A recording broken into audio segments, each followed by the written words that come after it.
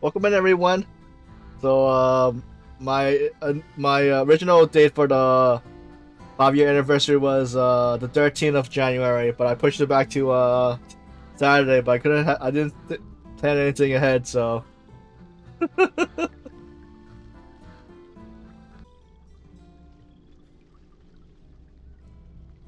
Right. So, before we start, we'll check out what the trailer looks like. So this is the trailer for the 3.2 update.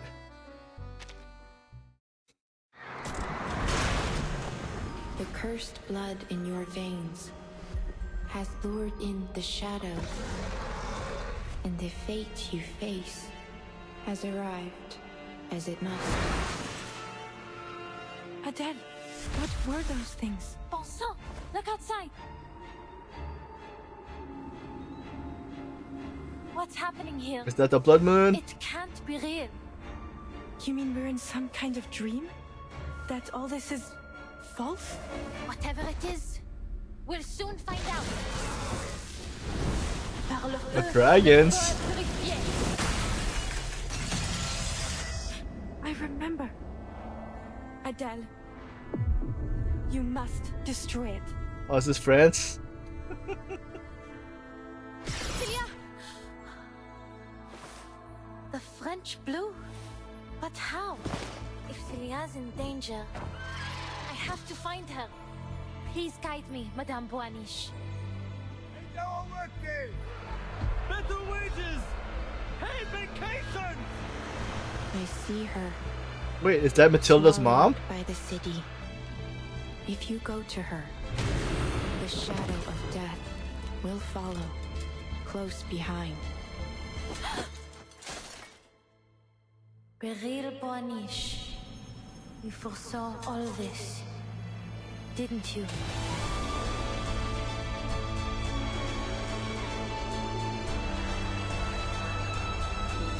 The river of fate is beyond our control. Yet, there are those who attempt to steer its course.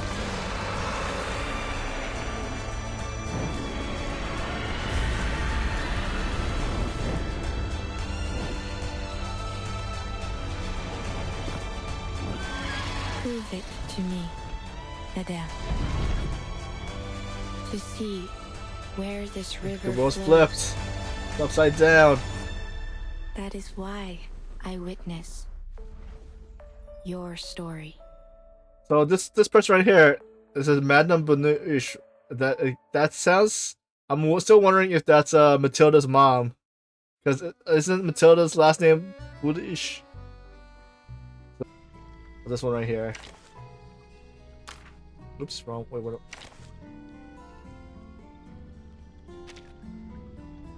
Yeah, I'm not sure. I think we're supposed to get like a discount thing for that, so hopefully this goes a little bit down.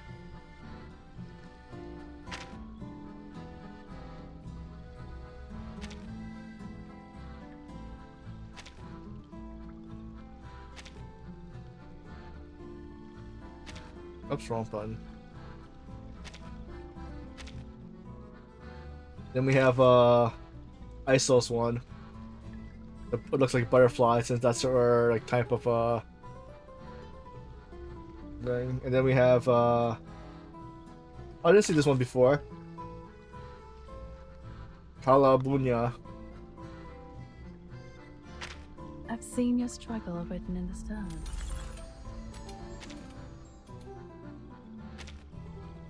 That's kind of cool.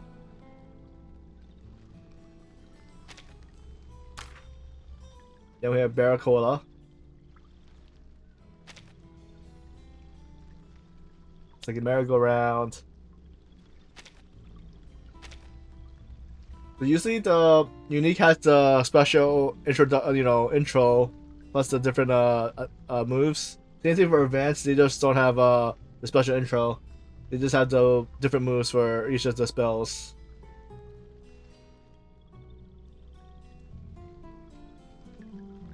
And I think these are. Wait, I'm not sure if Boko is the.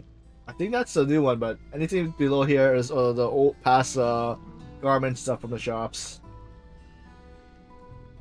So for the uniques already picked up Genuine Z 37. Lucy was one of them too. Then I have these other ones.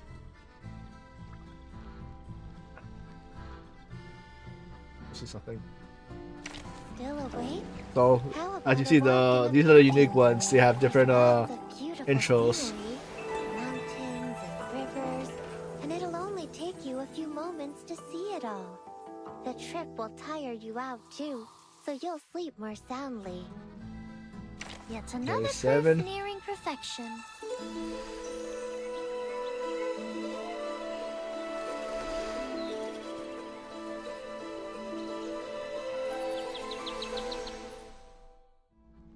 Not sure why it's not showing it for this one. I never wore flowers in my hair.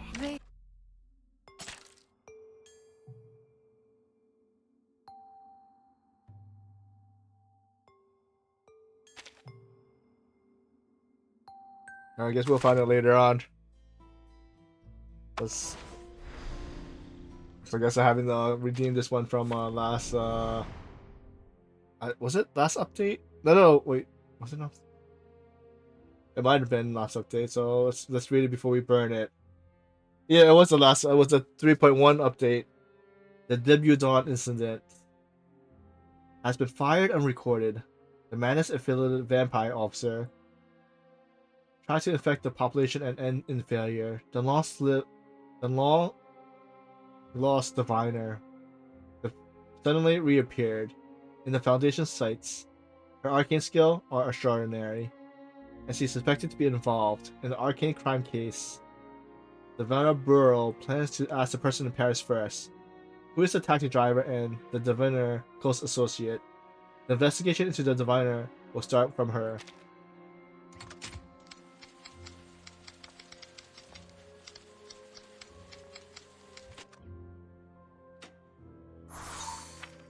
Wait, so when they mean burn it, they're burning into a disc? I thought it meant the burning like fire burning.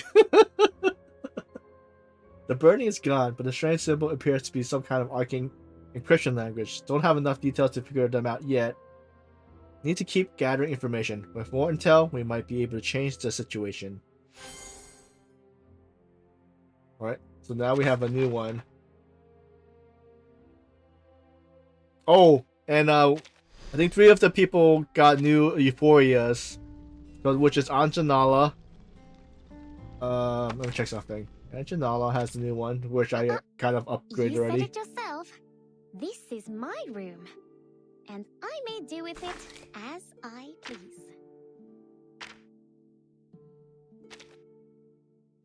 Alright, let's see. I'm thinking, who was the other one? Was it?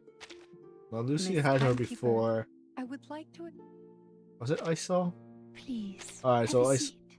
what is You will her always feel power at thing? ease in my room, no matter the time. Alright, so we're kind of low on materials, but I will see later on if I could at least learn some of them. I'm not sure who the third person is. Was it kind of? I could have been. Is it her or? Just the time I expected. Be my guest. It might be. I think so. Because I think it's based off the garments too. So I think she might have been one. All right, let's start the story. Enter. We're doing the Flowing Feast. It's the main event for this update.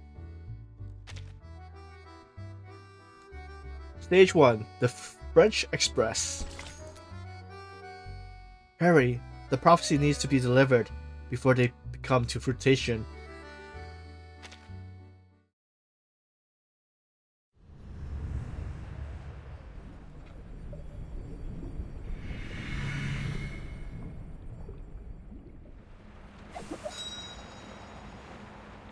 Part 1, the French Express. Must we really sit here, Adele? I have had quite enough. Strikes and traffic everywhere. Ah, bon oui. This isn't Versailles, madame. The streets in Le Marais are always a sight to see. Besides, we're almost there. I believe the salon should be right above us, in one of these buildings. The traffic might... The streets were never the problem, ma chère. Perhaps you prefer a client that lets you drive on the Boulevard de Saint-Germain-des-Prés instead? Now, did you bring what I asked?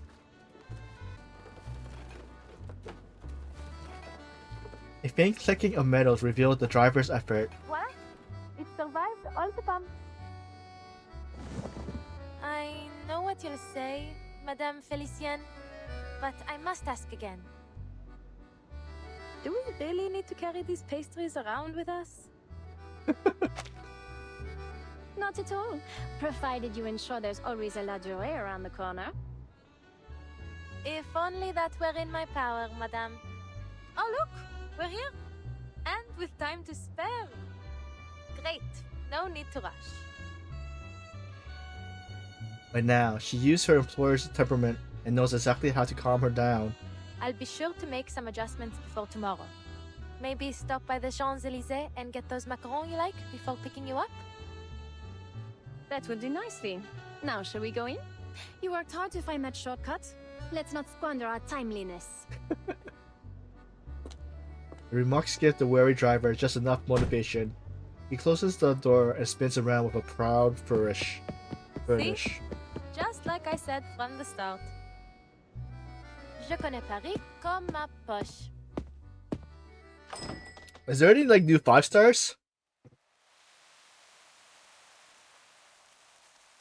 I wasn't sure if she's a 5-star. The kingdom and the power and the glory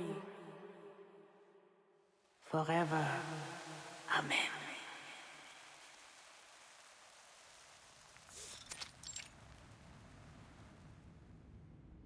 Soft smoke fills the chamber, tinged with fragrance, myrrh, and Irish root. Gathered onlookers hold their breaths in silence, all eyes fixed on the woman in the center. No new 5 stars in this update? Alright, thanks. So is that also for the second half too? I'm trying to think, was there any updates on the 3.1 update though? Let's see, Robuska.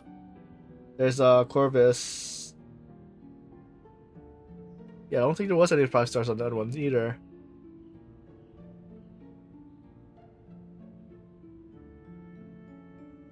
She murmurs under her breath as she produces a simple wand, half white and half black, tracing pentagrams in each cardinal direction as she throws open her arms.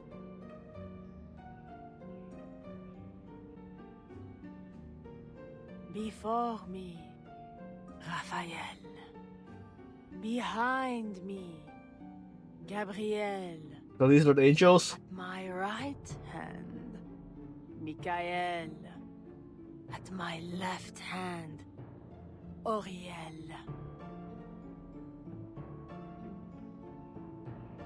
Wait, so is she like talking about the angels or something? Because all these sound like the angels. Before me flames the pentagram. Behind me shines the 6-rayed star. Her deep voice trails off, and the burning incense flare bright like a guiding star in the dim room. Shown to me, this I see. The whirlwind in the north, the giant cloud, and the blazing flames. Were there any characters that you were trying to get, or I know, I think, I'm not sure if that was like the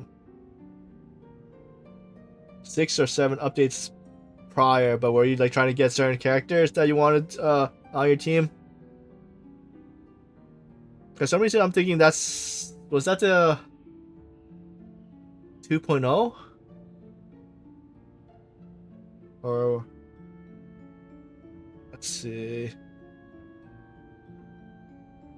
Yeah, I'm not familiar with but I can always check the stories later on my was it reflection thing to see.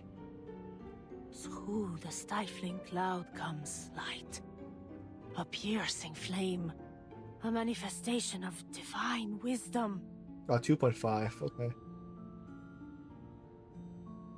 Because I know it was one of the 0.5 or like the either the 2.0 or 2.5 is one of those because it was a special event with the cassette things because I think or it's the special summons.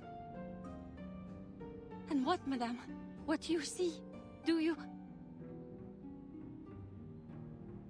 4 angels have answered, and 4 aids given, so that I may glimpse the secrets of the archive of imagery. Your husband is nowhere to be seen. Yet, his shadow lingers still in the house. So does that mean that her husband is dead and that she's seeing what happened to him in the afterlife? Yes, yes! How did you know that? Sometimes I feel his presence. I see him in that khaki coat. The woman rushed forward, gripping tightly at the edge of the divination table. Madame, s'il vous plaît, what's happened to him? How do I bring him home? Nice, you have a lot of... Wait, so you have almost like... Because for me, I'm missing... I think missing like 6 or 7 characters for me. But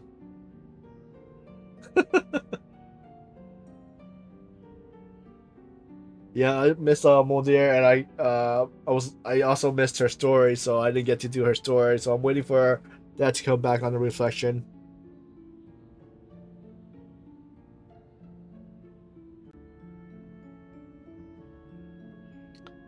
But I know, like, so was there any like any updates that's your favorite? Because I know from the reflection you can always replay it back to. I think they're kind of caught up with wait. I think they might have been caught up from the beginning now, because the last one was last day on in the world or something with Barracola and Fatu too. Let's see. Nice. Was there like one that was your favorite?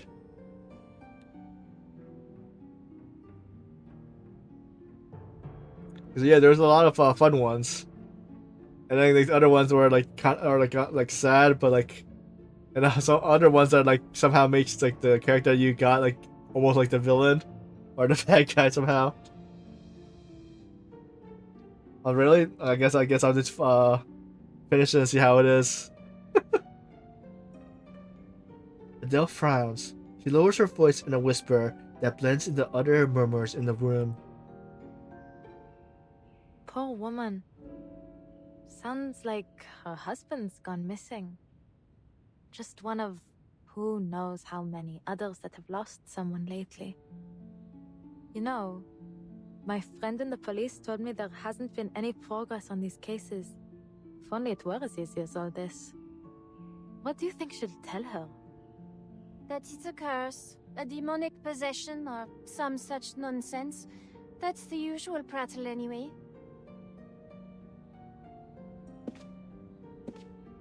The diviner gives a small nod to the pleading woman and turns to face her audience. Which one was chapter 7? Was that the numbers? The number island or something different? He is bound by a curse, held fast in the claws of a monstrosity.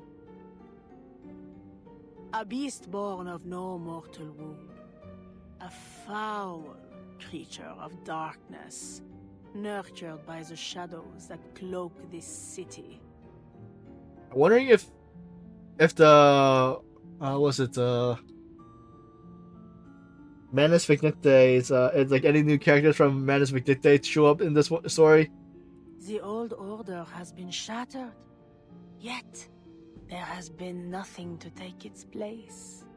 We are without shelter, and the beasts are circling, sniffing, coveting our troubled souls. They have awakened from their centuries-long slumber, bringing torment upon us. We have called them forth. We have set loose this horror. The beasts of Gévaudan!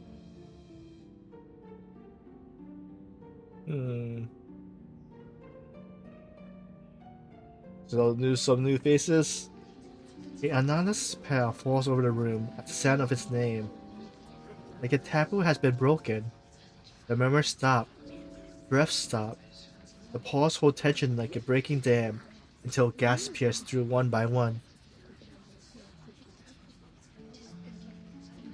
Oh, really? Then okay. It what? So, I guess I shouldn't say that, but I was like wondering if this barrel person is Matilda's mom or not. But I'll find that out later if it is or not. So that's what those rumblings were. The shadows have returned. Maybe that's what happened to my missing workers. Ah, bravo, madame. It's a curse, just as you said. The same old rubbish. If curses were half as powerful as people think, my family and I would have been snuffed out long ago. Spare me the morbid talk, would you? How would I ever get around without my driver? Throws out a remark, then turns a small, sharp glance to the diviners on stage. I cannot expel the beast. It is beyond my power. But I do have some means to sap its strength. Her apprentice steps up at once, holding out several small items. Just wondering how much chapters or parts it is in this one. Is it 22 or like a little bit more? Because I think the average for most of the different updates were around 22 to 26. Her apprentice steps up at once, holding out several small items. A crystal edge with a strange symbol, ink, white candles, and a strip of black silk. Our world mirrors the one above, bound in its reflection. All things find their place in the great chain of being. Oh, nice. Thank you. Sometimes, powers may be drawn from those higher along the chain. Have you already done the other story or in the antidote? From Saturn, I ask for knowledge and insight. And with its power, I offer you this pendulum. Keep it close, and your husband will find his way home. Merci. Merci, madame. There are no words.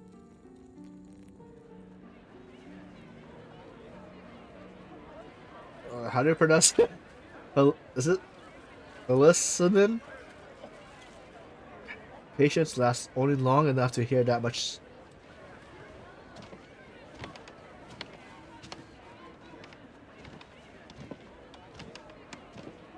I'm wondering. I know later on the Critter Crash will come back out again. I'm wondering if they'd added any new theme, because I know last one they added the volcano theme, or is it the?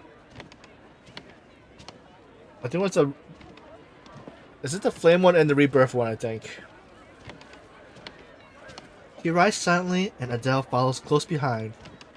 I was hoping to hear some insights on arcane study, or at least some decent gossip. Had I known it was just some poseur selling tired old charms, I wouldn't have bothered. There are still plenty of places in Paris worth a visit. If you're in the mood for fashion, there's the Galerie Lafayette Haussmann. Or for antiques and curiosities, we might try Le Marché aux Puces de Saint-Ouen. Something to take your mind off this, performance. Yeah, I think it's in the second half.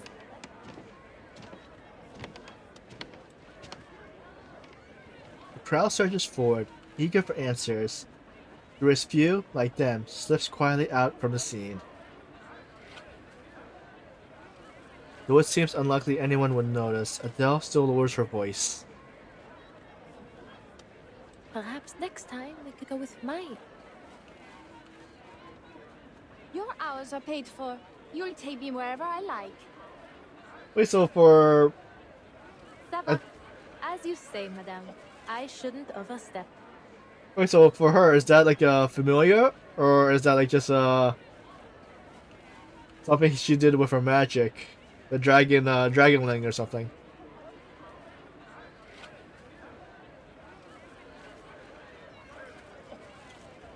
Her usual approach is anything but foolproof. Glistening stops midway, mid-step, giving her a half smile. These cheap stunts are just a harmless little diversion. Besides, I have to hear somebody. I have to hear one of the people say her name, so I could at least get close to what the pronunciation should be. I believe I'm not the only one who's taken an interest. How have you been finding Dogme et Rituel de la Haute Magie? Ah!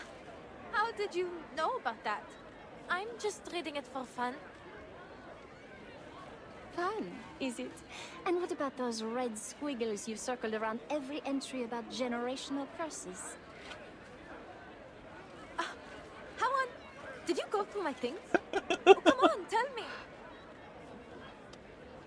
The small commotion draws just enough attention to catch the diviner's eye. Madame, please, stay just a moment longer. I see clouds and chains around you. The bonds of one led astray, shackled by fixation. I might offer some clarity. Come closer so that I may see you better.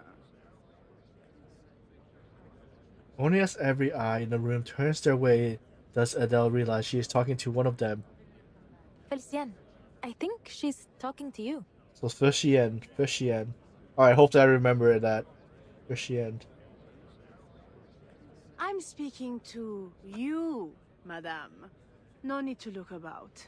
Please come forward. Me? She looks at Fushien, now who's quite suddenly intrigued by the scene, nudges her drivers forward. Yes, you, Adele. Well, don't just stand there. Go on. Show her what's what. Bien.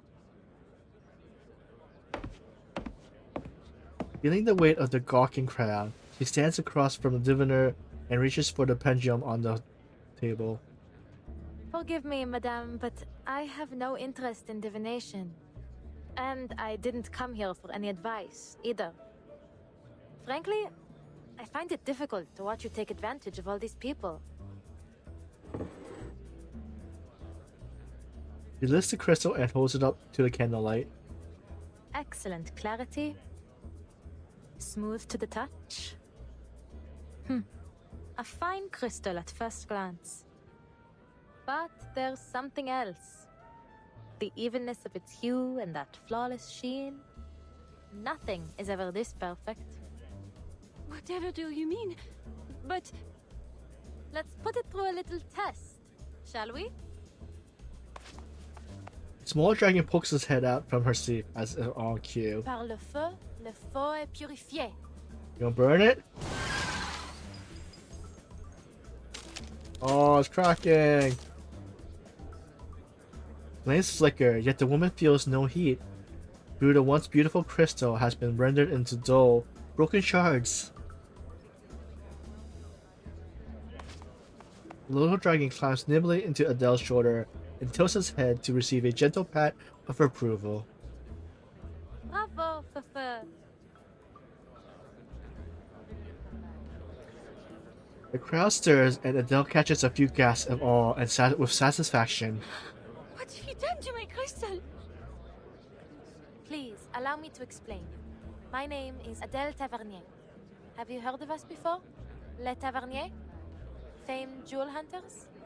The arcane skill I just used has been performed by my family for generations.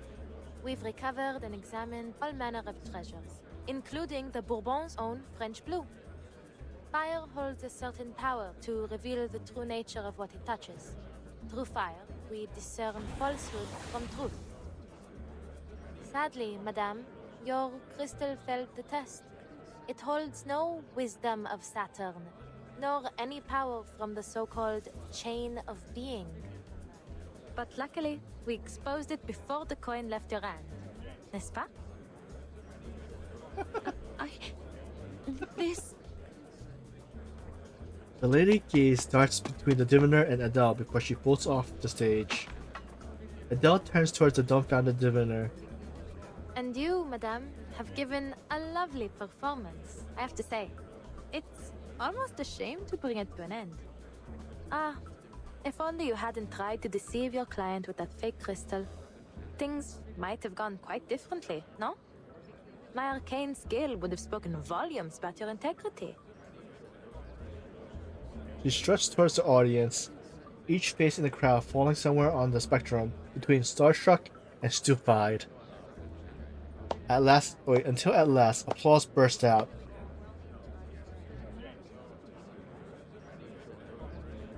Alright, I forgot to pronounce it again. Oh, Feshien claps eagerly along with them. Adele gives her a all-good gesture and smiles. Feshien replies with a brisk turn of her head. This is close enough. Close enough for me to clearly see the shadow upon you. Pardon? She looks towards the diviner and meets those unblinking eyes staring straight at her. A Tavernier girl, the youngest and brightest, brimming with vitality. The diviner leans forward. The space between them closes too fast. A chill runs down Adele's spine. The fated one has stepped onto her path. Twice will she collide with destiny. Once risen, once descended. For a fate left vacant now shall be fulfilled. You... The call must be answered. Walk with the wise, but beware their words. Beware the gaping abyss of death. What lies below shall reflect what lies above.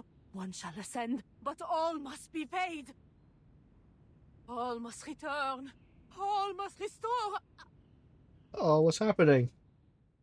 So he falls. Monster. Beast. Need help! Someone! Fetch a doctor! Madame, can you hear me? Why can't she breathe? Madame, are we in danger? Wait. Oh! Is Who's she? smiling? Wait, who is she? Oh, I mean, how did she appear?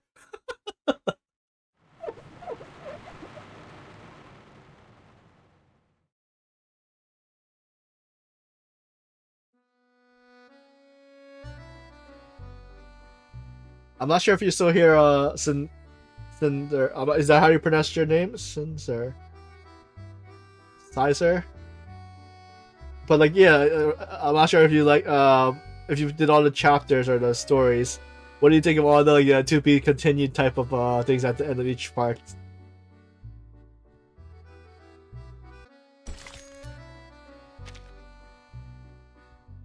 Right. It was 2 years ago.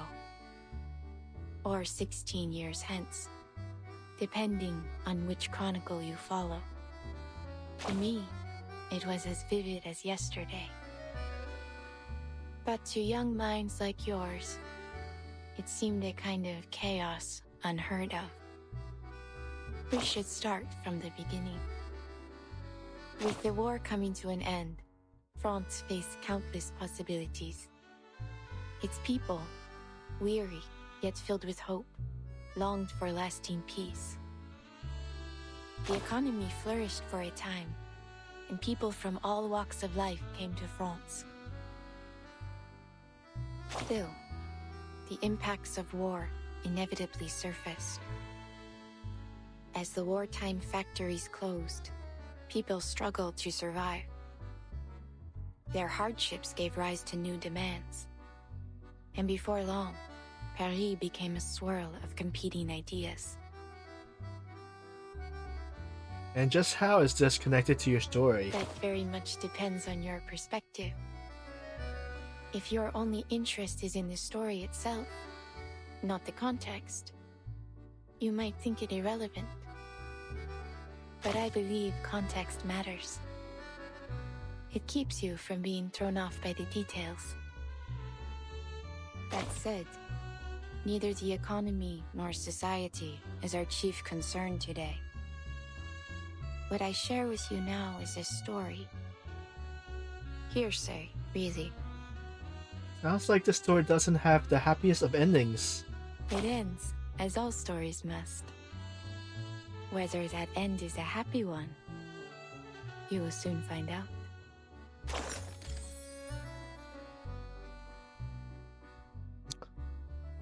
I'm not sure if it's me or not, but the part one seemed pretty long.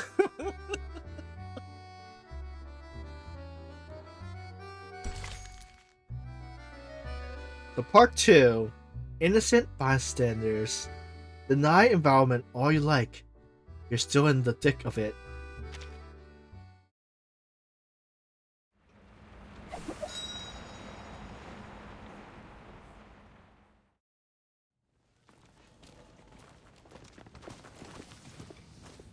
Please, follow the officer outside and leave your contact details before you go. Oh, so did something happen to the diviner? The shocked crowd files out like penned sheep, bleating and chattering with each step. I doubt I'll get any sleep tonight after that sight. I told you we shouldn't have come. Nothing good ever comes of fortune telling. What could explain all that? Hysteria? A disease, perhaps? It's possible. You know, Fabio and Franco told me their neighbors started ranting about fighting alongside Cardinal Richelieu. Next thing you know, the man's leapt out the window riding a broom. Still in the hospital, I hear. But remember what she said earlier? Maybe what she saw was her own killer. You mean the beasts of Givaudan? What beast of Givaudan? Fear and a trace of hidden excitement creeps onto every guest's face. The century-old legend casts its terrifying shadow once again. Monsieur Dom, we will begin our investigation immediately. In the meantime, we ask that you not spread any rumors. There's no cause for panic as of now.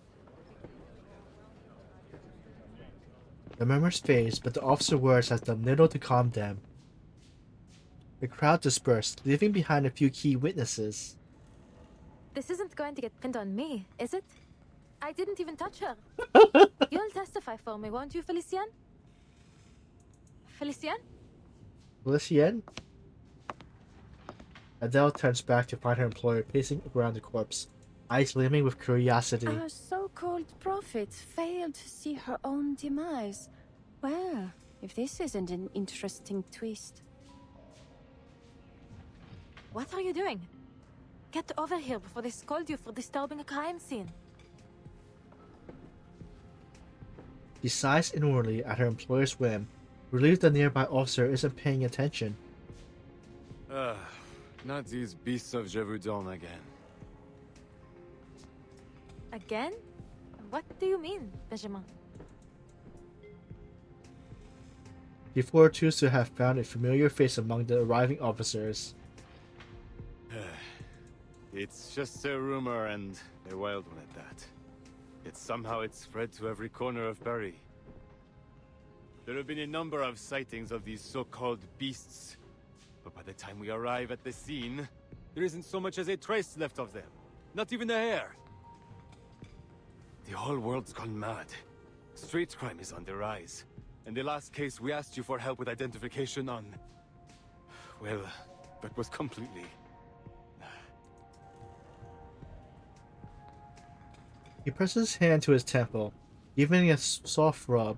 As if we don't have enough to deal with. Half the city's on strike, and every day there's some new trouble, whether from the factories or out on the streets. I envy you, Adele. How simple it must be to sit behind the wheel all day and show visitors around.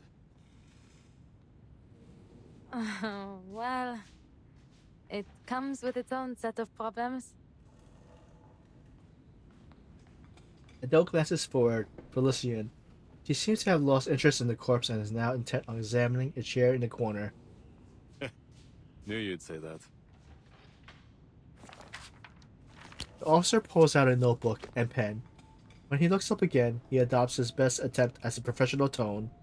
Allons-y. There are some questions we need you to answer. You know how these things go. I trust you know this is strictly procedure. You were the person closest to the victim at the time of death. So please, Adele, answer with care. Allez-y. Ask away, officer.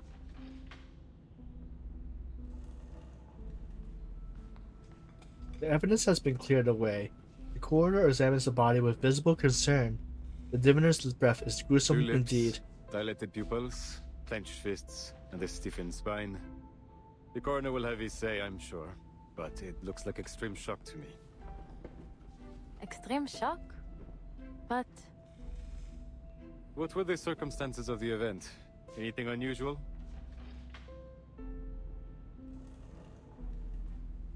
the madame offered to read my fate, but halfway through she started acting strange, staring at me and mumbling things. She said something about a beast and then collapsed to the floor. So she was reading your fortune, saw a beast of Gévaudan, and it... what? Scared her to death? It sounds ridiculous, I know, Benjamin. But it's what I saw. They exchange a glance. The officer's pen hesitates, weighing how much of the madness is worth writing down. Finally, he closes the notebook with a resigned look. D'accord. Thanks for your help, Adele. I suppose it's about time we tied all these cases concerning the beast together. But it's strange, no?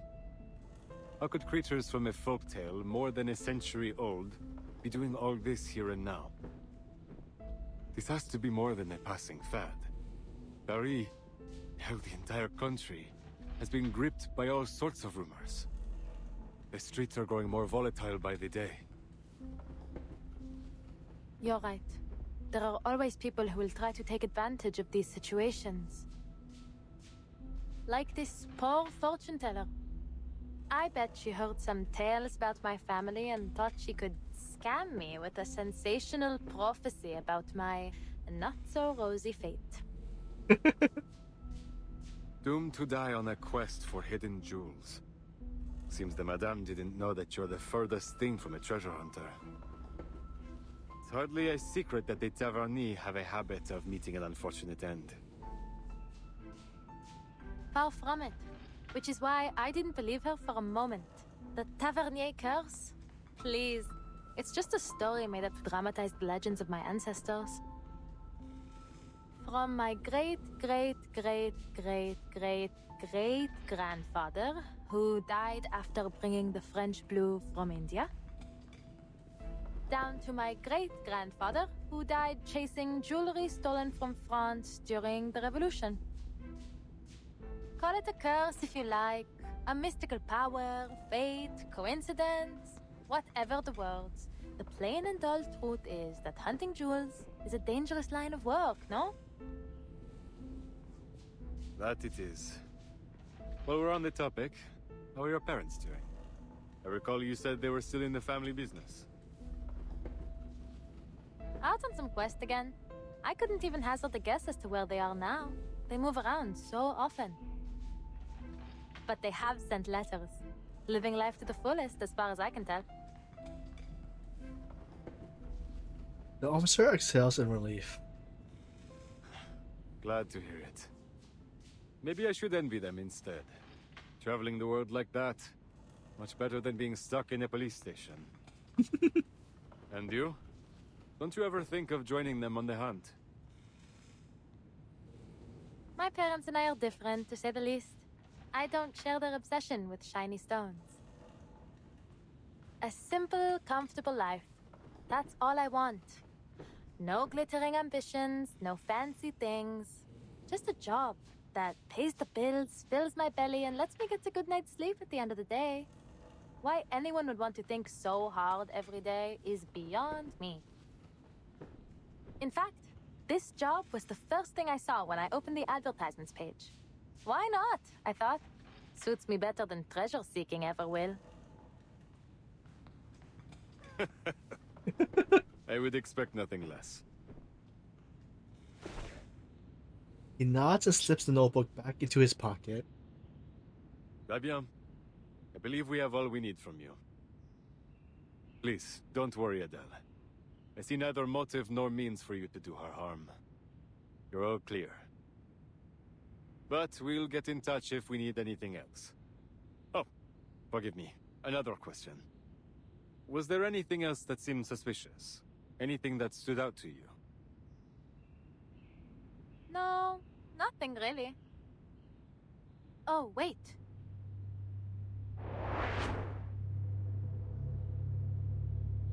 There was a woman. I don't know if she's involved, but there was something odd about her. It happened so fast, but still, while everyone else was too stunned to do anything, she sat there and smiled. She smiled. Do you recall what this woman looked like? Adele recounts the events as they happened. After hearing her out, the officer's professional demeanor cracks a little. That's Madame Beryl Boaniche. Couldn't be anyone else. On the Crystal Parlor on Rue de la Paix. She's a diviner too. She's the one who reported the case to us. Our officers have already spoken with her. She reported the case?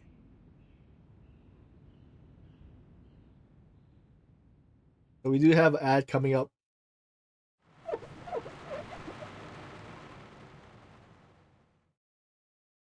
So that's kind of neat, doing the taxi window. So we're gonna do a quick break since ads coming up in like what, 10 seconds from now.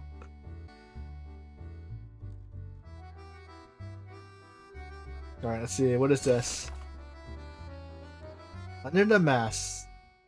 The Masquerade Ball is taking place in Montreal. It lacks a clear theme, but a mask is required for entry. So you pick one.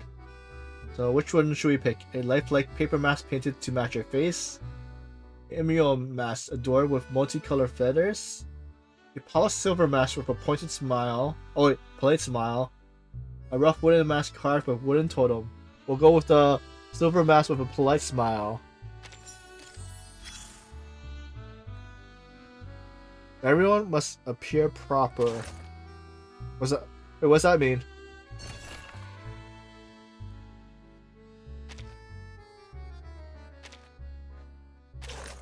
Okay.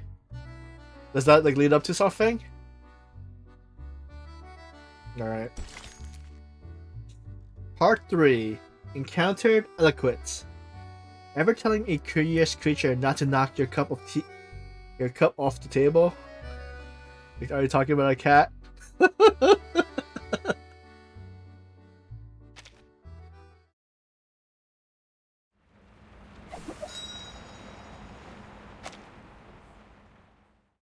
Like this kind of seems kind of neat with the looks like a taxi, like all the windows.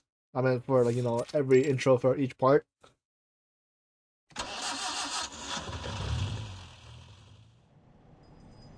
The engine starts, churning in the rhythm pattern as the black taxi moves forward. A chime sways in the taxi, a gift from her parents. Well, I suppose that's that. No mysterious murderer, just another diviner. Benjamin said they spoke to her already and cleared her of any suspicion. Cleared? I wouldn't be so quick to believe that. Beryl Boaniche, she hides herself well, that one. The passenger props a pastry in her mouth, chewing with a mix of irritated and thought. Do you know her, madame? Adele glances over in surprise. She never sees Phyllis look so This displeased. box is empty. Was that the last macaron? Of course not. I got another box, just for you. He obtains an absolute sense of professionalism while taking out a neatly wrapped box from behind the seat. Ah, it seems my expectations have been surpassed, low as they were. C'est tellement délicieux. I must say, You seem to really have a sweet tooth.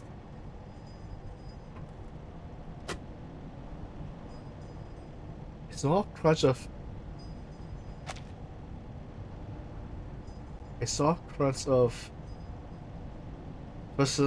Felicine bites into crazily make Adele strangely tense. She grips the wheel, forcing herself to focus on the road ahead. So, Beryl Buaniche, where is she now? Did your little policeman say anything? He said she's running a crystal parlor on Rue de la Paix. Turn around. I should like to pay her a visit. A familiar, commanding tone comes from the passenger seat. Unfortunately, by now, Adele has learned how to handle it. Now? I don't know, Felicien. It's nearly the end of the day. I'm meeting a friend tonight. I told you that. Then you can tell your friend to meet you at Rue de la Paix. Sharp glare follows the words, audible without even looking at her. I'll double your pay for the evening. Turn us around. Take whichever route you like. But... Ah, fine. Triple? No? 10 times then. 10 times? Adele struggles against the temptation, but weighs it against what you read in the pamphlets the Strickers has been passing around. Don't be swayed by money alone. Workers need rest. No, Felicien. I really can't. Celia's always busy these days. I barely get to see her. She's all wrapped up in this parapsychology thing. I haven't seen her in so long. I don't want to cancel on her. We'll go to Rue de la Paix tomorrow. I promise. You live a terribly tedious life, Adele Tavernier. Felicity narrows her eyes in acute displeasure, but before she can speak, she jerks forward from the passenger seat. Wait! Look! That's her! What? Who? Beryl Buaniche! Just there! Turn! Now! Let's go! I can turn the wheel my... Is there gonna be a crash?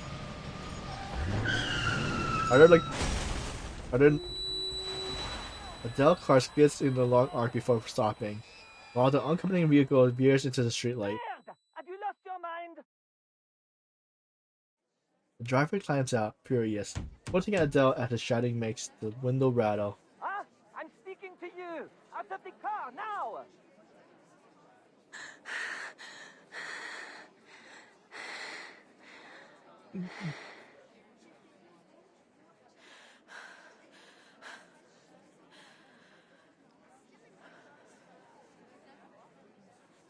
What are you staring at?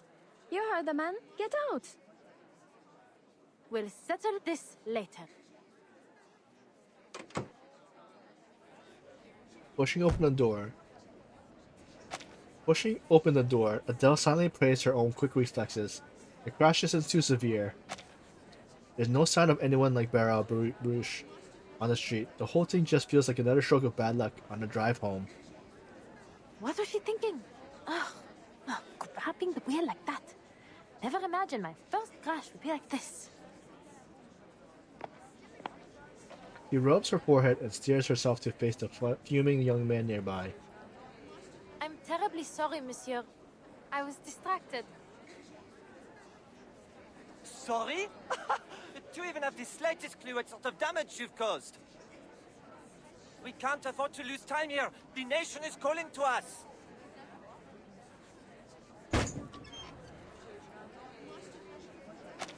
He slams his fist against his own car. The already dented trunk lets out a hollow, miserable groan as the crowd thickens. Huh?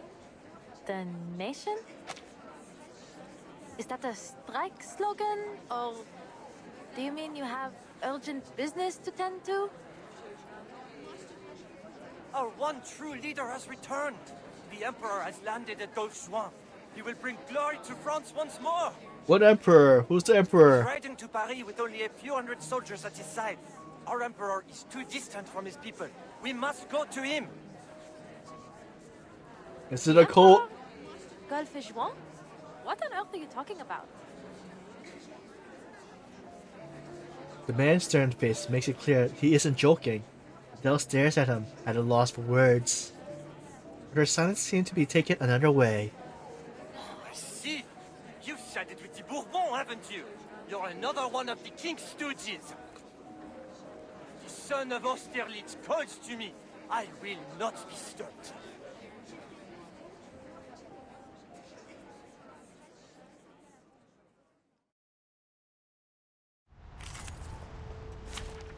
It's a fight!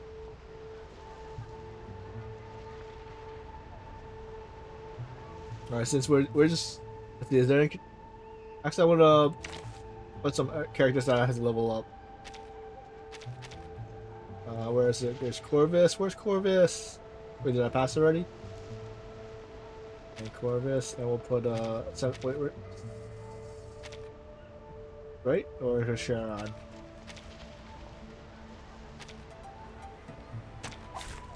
We begin with white. The knights, oh, they get strike first? That's the knight's new Euphoria. It's like a first strike. A minor incident. Let's continue the journey. What is this anyway?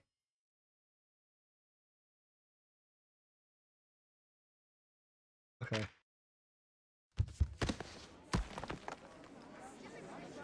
Let me be. I must go to the Emperor. Monsieur, calm yourself. Someone help me, please.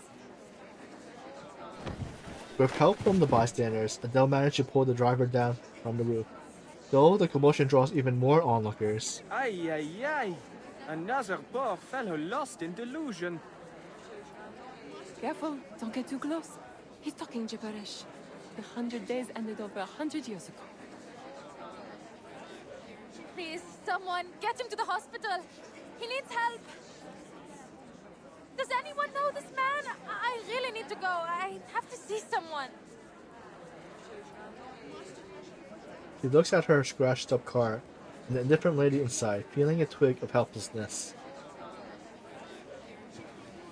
Just then, the crowd parts as several men in the scholarly attire pushes their way forward. Vincent, my God! I'm terribly sorry for all the trouble he's caused, mademoiselle. He's my student. Please, allow me to cover the damages. Even though it was her fault. Would you mind leaving me your address? I'll take care of the rest. A man in his 40s finally makes it through, wiping sweat from his brow with a handkerchief, his face full of apology. Several young people follow behind him. Students, led by a girl Adele immediately recognized. Celia! Well, hopefully she's not part of that group. Goodness, are you hurt? He rushes over, checking that Adele and the driver are safe before stepping back to introducing the others. This is Professor Roseau, the one I told you about. Professor, this is my friend Adele. She's who I was going to see this evening. Cecilia finished her introduction, patting her friend's shoulder in relief. Thank goodness you stopped him, Adele. Who knows what might have happened otherwise? Yes, yes, you acted both quickly and rightly, mademoiselle. Faced with unexpected thanks, Adele scratches her head, trying to shift the topic back to the still babbled driver. What's wrong with him? It's a long story. He's been acting strange for weeks. So, when he didn't turn up this morning, we went to his home to check on him. The door was open and it was a total mess. Poor boy. Such potential. But then, perhaps I pushed him too hard. I wonder what the iPod is for her other guy. The man cuts the sleeve off, shaking his head, guilt written all over his face. I shan't keep you, ladies. Celia, go with your friend. I'll deal with all this. But... Please, Celia, put this behind you and enjoy your evening. But be sure to join me for tomorrow's fieldwork. He glances at Adele, then accepts her teacher's offer. After helping the poor man away, the crowd gradually disperses as night falls over the street. How's your car? I know the professor said he'd cover it. Tamal, just a dent on the bumper. It was a bit of a fright, but I'm fine now. Ah, wait! Sorry, Celia, I need to...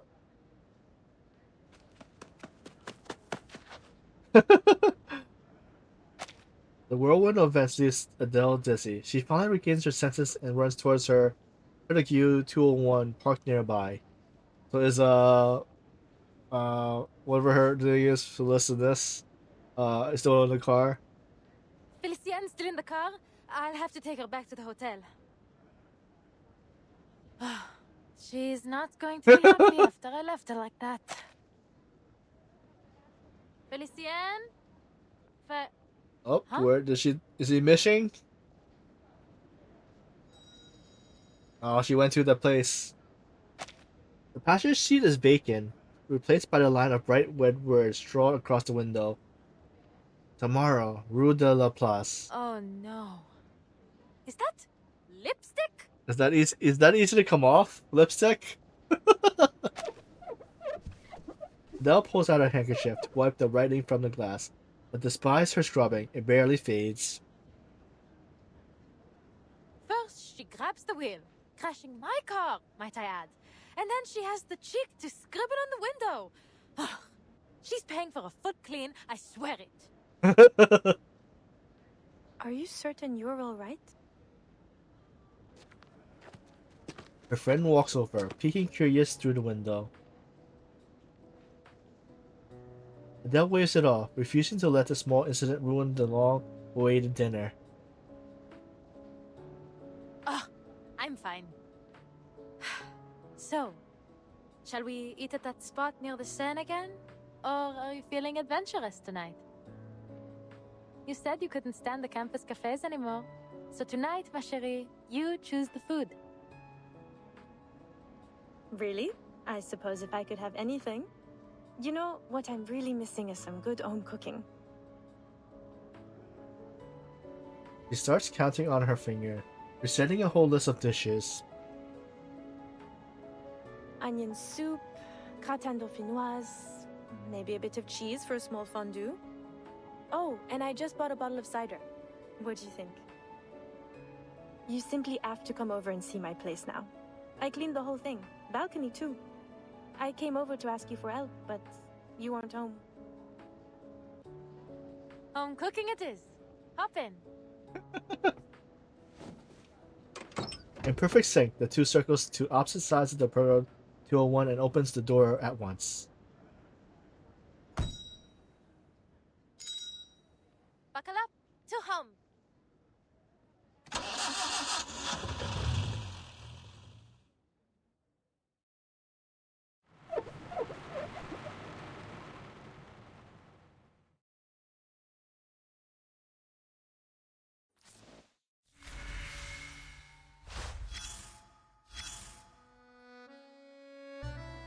Let's see.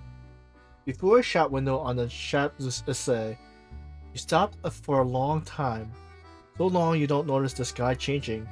What are you staring at? So let's see, what are we staring at? A astronomical clock with its hands reversed, a restored illustration of ancient critters, a smoking pipe cut clean in half, a clean blue ground flowing with black liquid.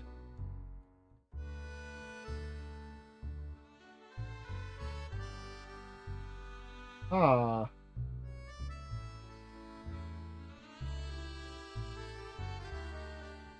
I'm thinking it was either these two, the clock or the blue gown.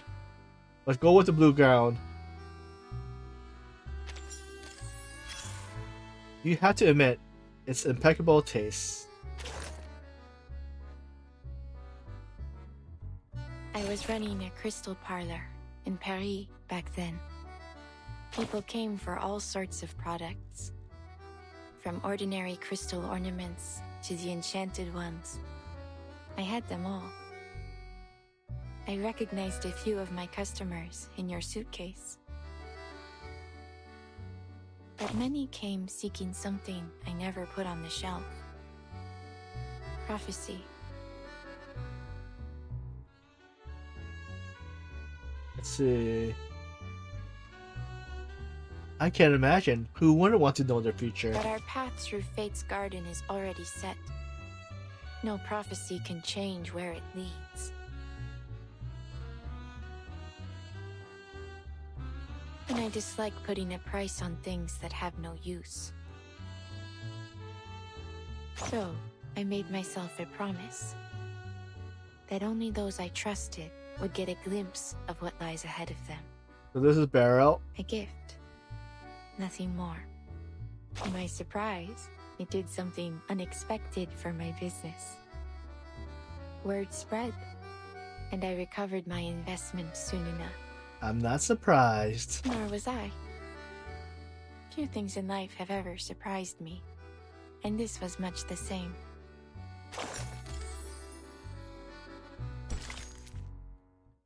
Part 4. Unconscious Hunting.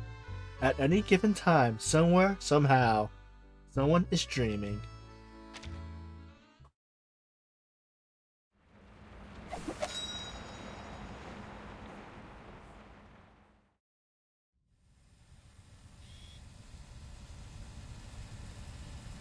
This is an interrogation room now? Oh, it is! The Tavernier Curse. Every member of your family is destined to hunt endlessly for treasure until they meet their end. Pass through blood relation, usually to the relative closest to them. You don't believe in this so-called curse, do you, Miss Tavernier? Or should I call you Broom? Also, that's who it is. The interview room is coolly silent except the faint whirl of a recording camera. Every word of a young woman's statue is captured by the microphone, preserved as a code signal on magnetic tape. Thank you for the hydrate. Thank you for the... Nice.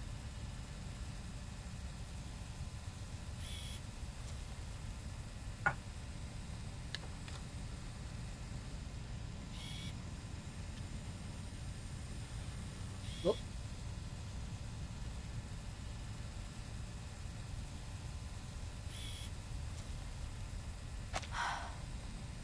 Given how things have turned out, it isn't as easy as a yes or no.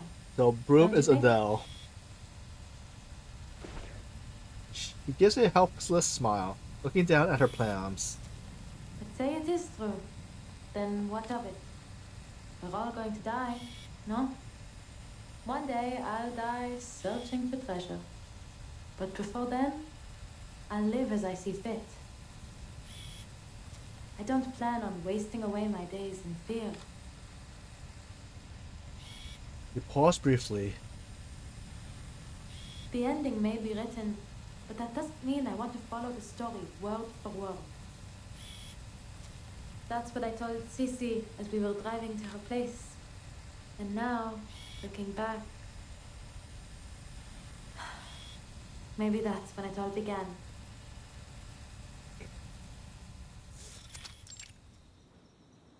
Look, what kind of meal are they getting? Oh, I forgot that you mentioned it already. So good. This gratin is the best.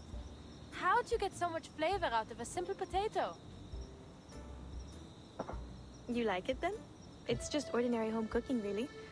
Maybe it's finally time you started doing it yourself. Well, Papa didn't exactly teach me much in the art. He'd just pop open a tin can and say, "Be grateful. When you're in the jungle, this is a luxury." But he never took me to the jungle. He never even let me leave Paris. I still haven't been anywhere. Cecilia smiles and shakes her head. He grabs the empty plate to scoop her friend another serving of potatoes. You can only blame yourself, Adele. You were the one adamant about not becoming a hunter.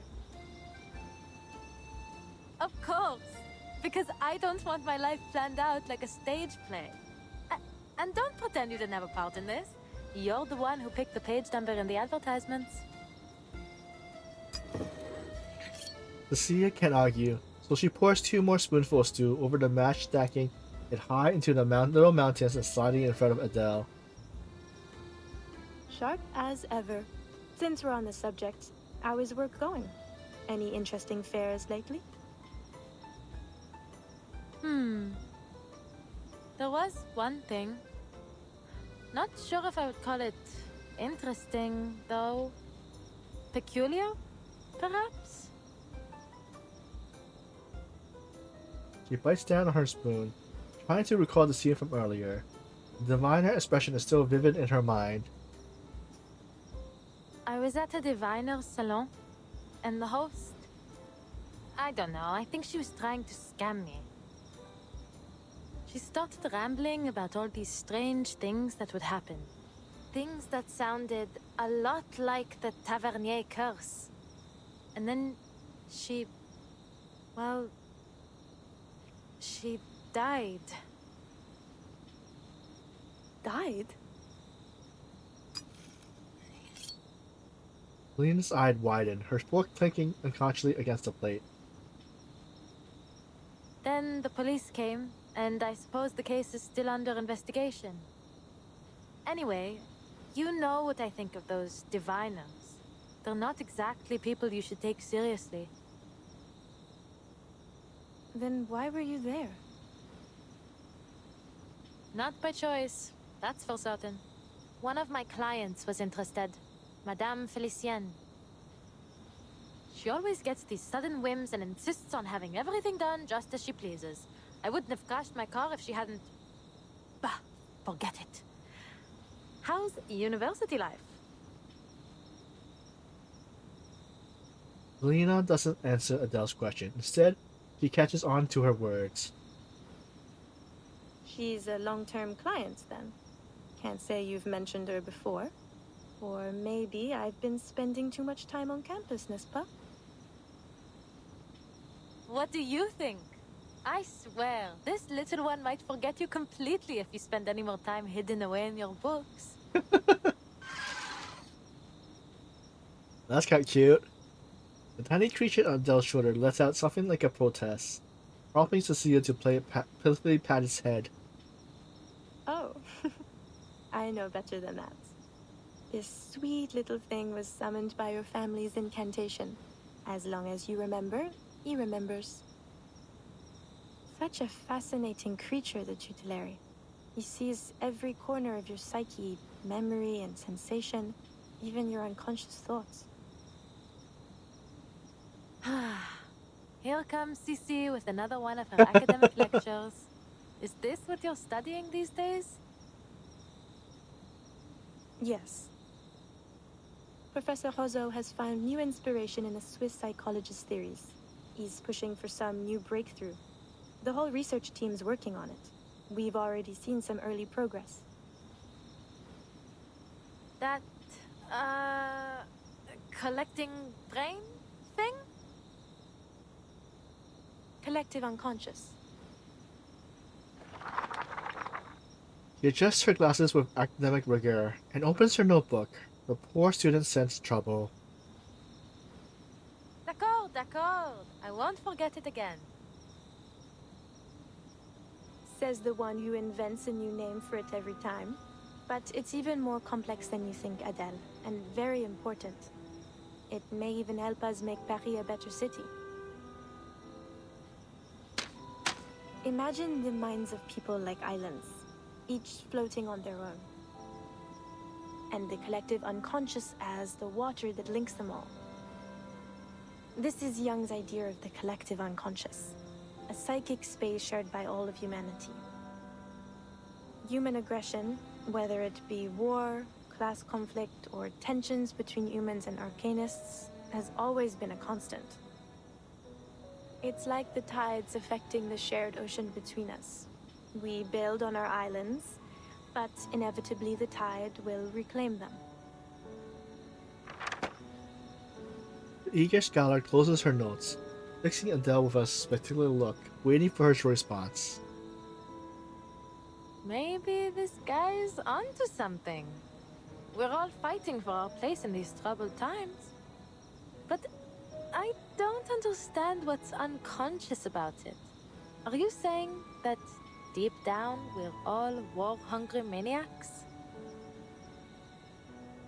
Certainly not. But we are all under the influence of this collective mind. That's why the same conflicts happen again and again. In all times, in all places, and to all people. We can't force back the tide. But what if we found a new way to change the ocean itself? Fill it with a new nature. One of peace and equality. Even one tiny drop of new thought could make a world of difference. What we're trying to do is find some way to practically influence the collective unconscious. To create real and lasting change for everyone. I believe, truly I believe, it could do more to save us than any law or reform ever could. Adele scratches her head. She has no such lofty addition. While not intent of changing anymore. So you want to control everyone's minds? What? No. We still want people to think for themselves. We just want to change how they think. If we can plant a more hopeful vision into the collective unconscious, we could sow the seeds for a better future for all. Like how Victor Hugo wrote his dreams into his books, and they reached every reader in France. Only we're doing it in a more controlled, systematic way than simply telling stories. What about Vincent? He seems the furthest thing from control. Loyalty to l'Empereur aside. Are you sure this research is safe? Truthfully, I wouldn't say it's entirely without risk. The collective unconscious is a sea of primordial images formed into cultural motifs and symbols. The more popular that symbol is, or the more often a theme occurs across cultures, the more powerful it's said to be in our collective unconscious. Take Napoleon, our conquering hero king and cultural symbol. Vincent? Well, he's always admired him, so perhaps that made him more susceptible. We're working in the mind, so it's understandable that there might be some unforeseen effects. I fear Vincent may not be the last to suffer like this until we find a safer way to proceed. Popular symbols, recurring themes, mental distress. Adele pauses as a thought strikes her.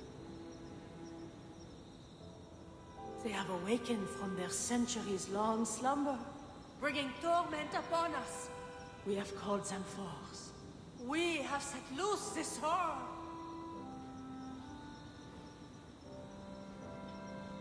Like the beasts of Gévaudan? He repeats what she heard back at the divination salon. That old legend. But why would the beasts of Gévaudan be... Wait, you might actually be onto something. As the rumors about the beasts have spread, it has gained a new identity in our collective unconsciousness, planting the seeds of terror inside just about everyone. Formidable! Her friends leap up from the table, dives for her notebook, and starts scribbling frantically. Merci, Adele. You truly are my very own academic muse. I must take another visit to the Danse Macabre mural. It may play a part in all of this. I'll buy you one of those good luck necklaces when I publish my paper. Then you'd better make sure it's chic. I'll want to wear it every day. When it comes to her research, her friend's enthusiasm is irreplaceable. Adele has long since grown used to it. So, what comes next? It's only a thought for now. One I must keep to myself. But you'll be the first to know when it's confirmed.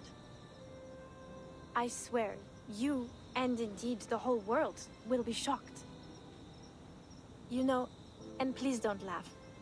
Sometimes I feel like an adventurer too, hunting for hidden treasures with my pen and paper. I suppose what I do isn't all too different from your parents after all.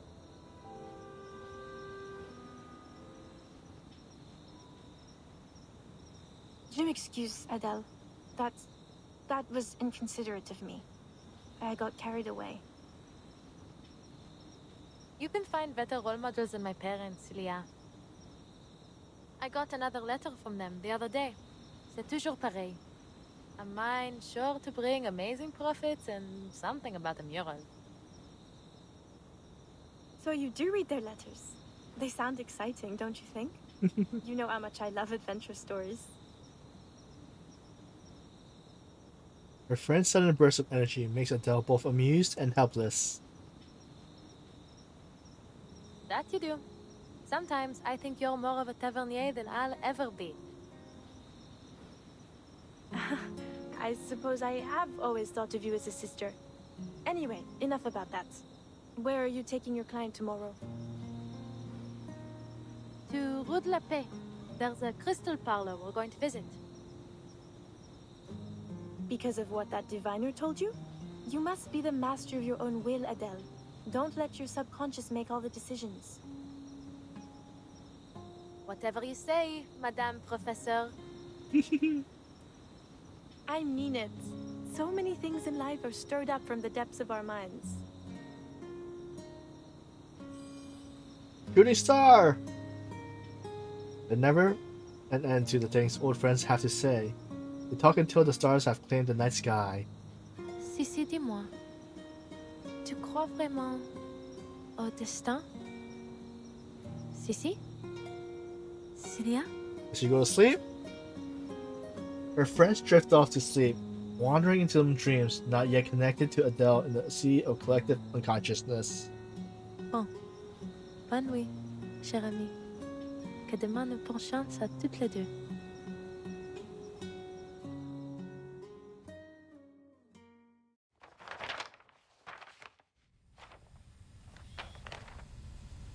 And it was on the following day that you paid a visit to Beryl Boaniche's Parlor of Crystals? Correct. And there, you have another, what did you call it? Unusual divination. Beryl Boaniche had foreseen my visit long before I arrived. Just as she had foreseen all that came afterward.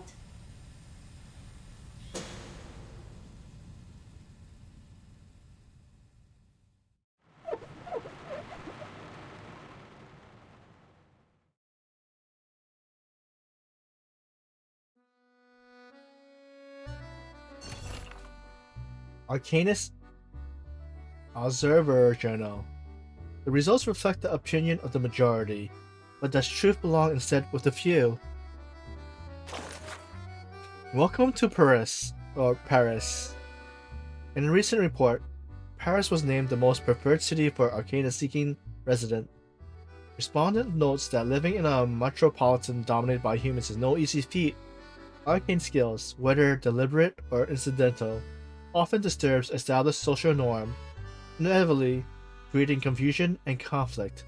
Yet Paris, long known for its maturity toward people of many diverse background and tradition, stands apart. Parisian salon have come to regard arcane skills as a kind of marvelous and romantic art, and arcanists are frequently welcomed as guests of honor. To humans, Paris is a creative art; to arcanists, a haven of creativity.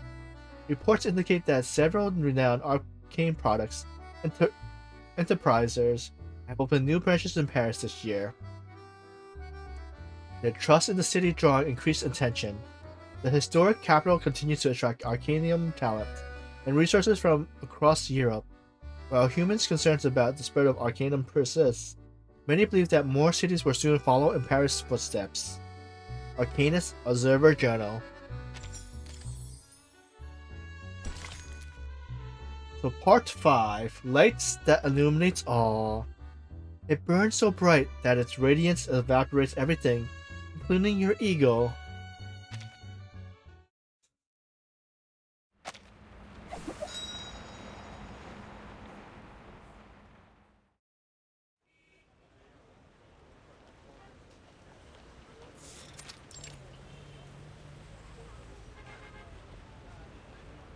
A dizzying crowd has filled Paris Place Vendôme, flowing in every direction.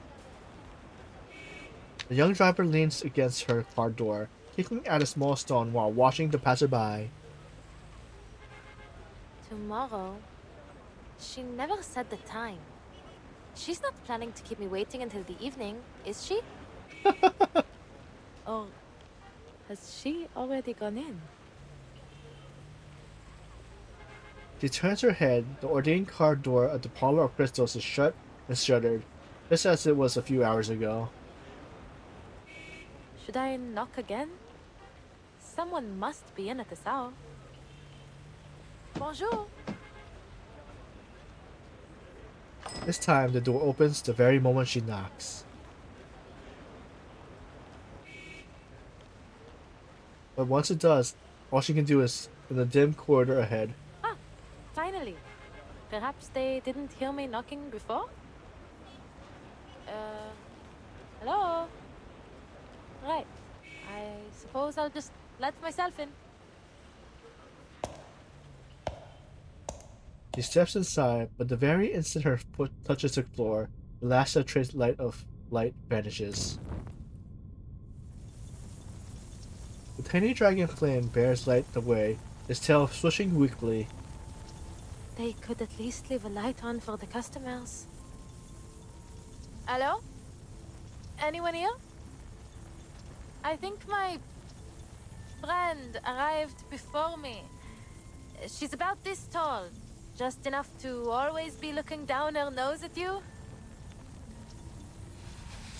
Adele reaches out along the walls, feeling her way forward from memory. What is it, Fufu? Following the dragon's upward gaze, she spots a few faint, translucent figures for pointed ears. Fairies? Spirits? Sprites. Oh, Of sprites! course. Where else would they be, if not in a diviner's parlor? Let me be clear. I don't care what kind of mischief you're up to in here. Just don't let it involve me.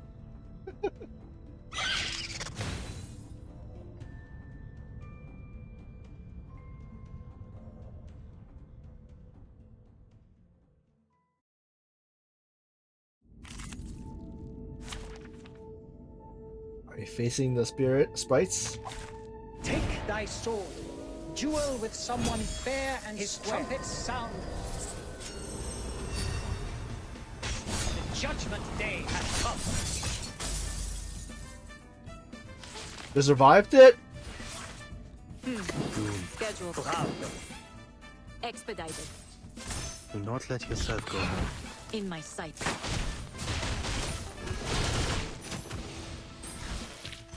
A minor incident. Let's continue the journey. The sprites shriek, batting at the harmless flame, licking their bodies. Even if they can't be burned, the fright is real enough. Oh. Huh. Not so funny when the joke's on you, huh? Now, lead on. Bring me to the owner of this place. Understood? Ignoring what sound like their tiny frustrated protests, she follows the sprite to the door, each one of them slipping aside ahead of her through those glowing cracks. She pushed it wide open. What's that? What's the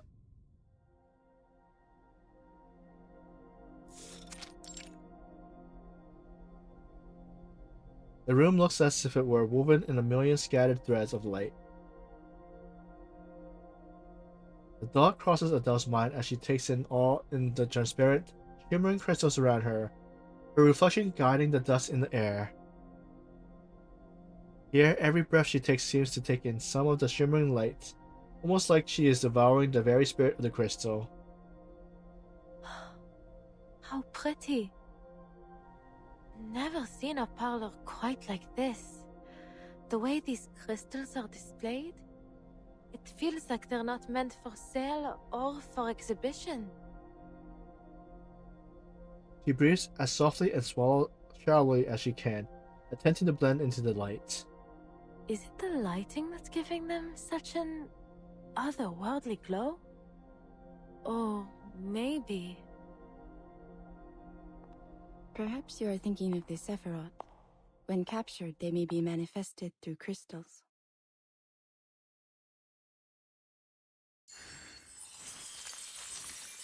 A voice echoes from afar, bright, clear, like the sound of gentle tapping on a glass pane. Some believe it is through these Sephiroth that the Creator formed our world.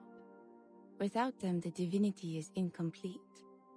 The 10 Sephiroth, the astral light, the flames of the fire which burned in the bush, the glowing stream which flows from the tree of life, the numerals, spheres, Enos, and all aspects of reality. Ah, then you must be...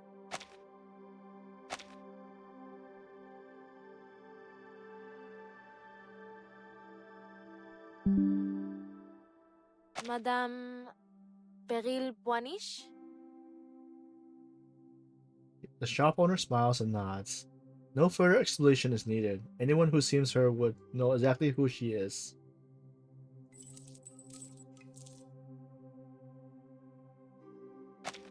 She extends her hand, brushing a softly glowing pendulum with her fingertips. Through certain objects and rituals, or by gnosis gifted at birth, we may catch a glimpse of a splendor that is not of this world. These crystals are one such object. In their reflection, we are shown the hidden secrets of the archive of imagery. Her voice soothes Adele's nerves, though it comes out so softly that she struggles to register the meaning. Madame, did you... I am pleased that you have made your way here, Madame Tavernier. That door was left open just for you. Is that a dragonfly hair clip or hairpin? And also her outfit, is that like real crystals woven in her dress?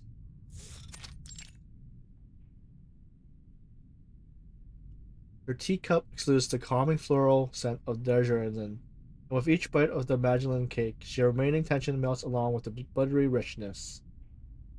So, I'm the first one here. I see. And you were at Madame Raymond's salon the other day to retrieve your crystals? Indeed, I was. I have been occupied in business overseas and neglected the security of this parlor. Someone has been taking my defective crystals and pawning them off to other diviners. Few are able to detect their flaws, but, minute as they are, they render them hazardous for ritual use. I must act before any further harm is done. She looks towards Adele, her expression softer still, sweeter still, despite her words of caution. For that, I owe you my thanks, Madame Tavernier. You showed courage that day, in your words and actions. Just Adele will do. And there's really no need to thank me. Truth be told, I probably wouldn't have interfered if the diviner hadn't tried to make a fool of me. Ah, those words still bother you, do they not? No, not at all. I don't take things like that seriously, you know? After all, fate, it's just a matter of belief, isn't it? You do not believe, yet you cannot seem to put it out of mind. Is that so? Ha! Please, madame. You aren't about to start with the prophecies like all the others, are you? She raises her cup again and reclines against the chair. Forgive me. It's not that I think all diviners are liars. It's just that it's hard to believe that fate is shaped by any kind of higher power. It seems just as likely to me that most divinations are simply self-fulfilling prophecies. And whether they be from a higher power or a crystal ball, I won't let prophecies dictate my life. If I have a fate, some road I'm destined to travel, then I will first go as far as I can down every other road until it's the only option I have left. There's still so much I want to do. But the woman only laughs, not with mocking laughter, but with something like genuine delight at her words. Fate, dear, is a universal law, the cause and effect of all events. Just as the path of light through a crystal may be predicted to find its refraction, one road inevitably leads to another. While some believe our paths to be unpredictable, others see them as written, from beginning to end. But there is little use in searching for meaning in such a thing as fate. My reading foresaw your coming today, and here you are. The light passes through the crystal and falls as it must, as it ever was to be. You knew I'd come? Then, what about my friend? Oops, I was checking something first. What? The screen? How's it locked? Oh. Oh.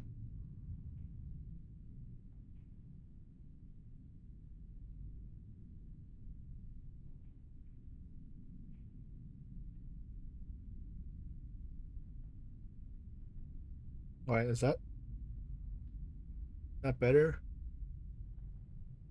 Alright, so yeah, some reason the window was lowered for that one. Let's lock that again.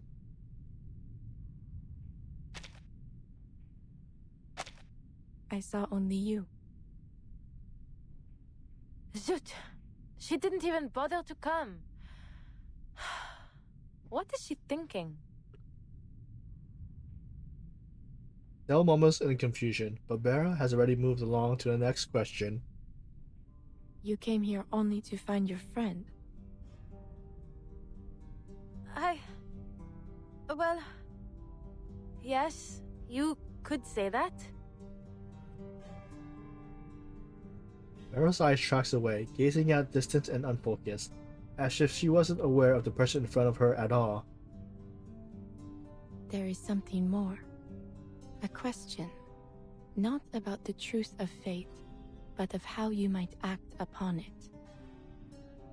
The curse in your family, or as some may call it, the path of the Tavernier. You wonder whether it is your time to walk it, do you not?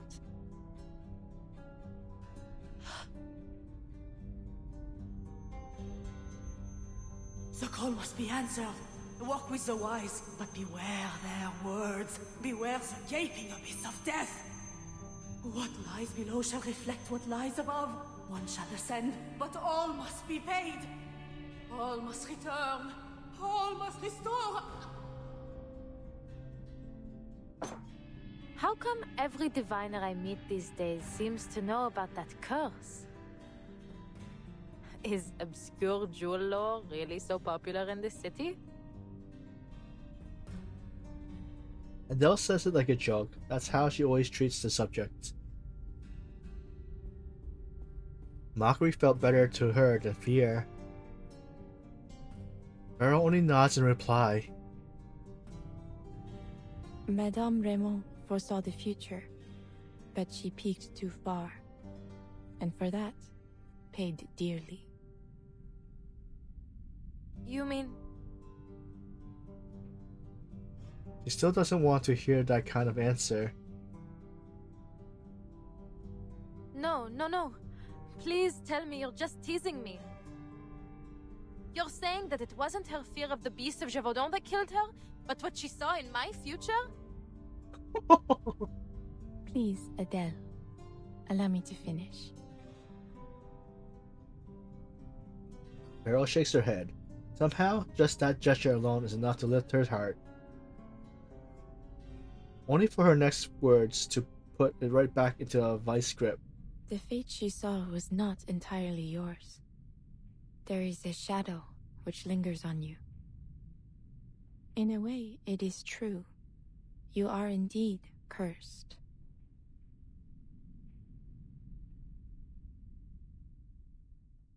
Alright, so we got... Alright, nice timing. So we do have an ad coming up.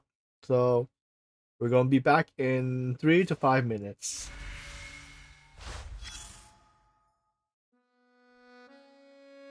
Alright, so we're back from the ads. Alright, let's check. I saw doubt on Mademoiselle Broom's face. As a diviner, you encounter that look more often than people think. Some have called me a schemer, a fraud, as the Vigile Bureau did.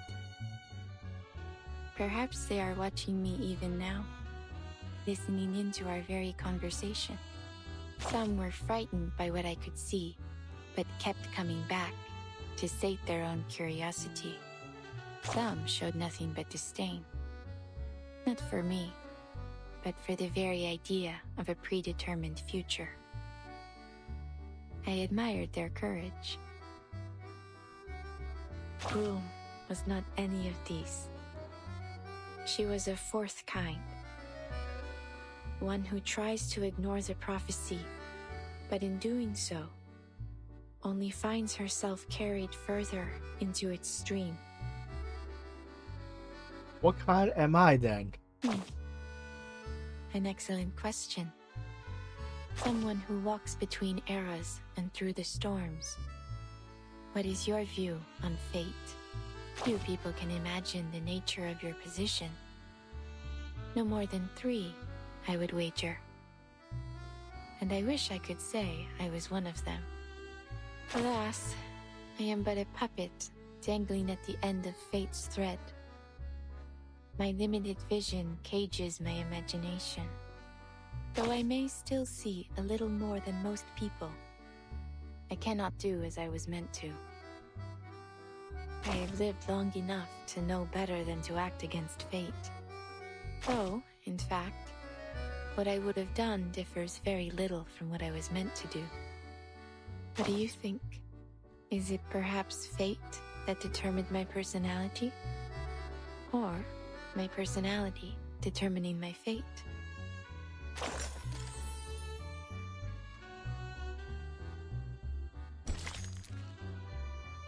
Part 6, Midnight Cafe. Only open to those who haunt the hidden edge of night.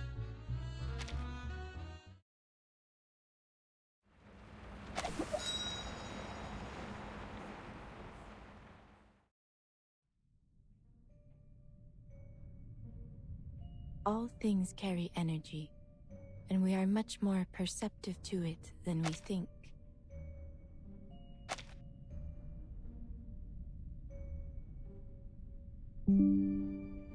Now, I would ask that you concentrate on the subtle changes around you. You will sense it. You simply need to feel. Bien sûr, I'll try. Tell me, Adele, which of these crystals draws you the most?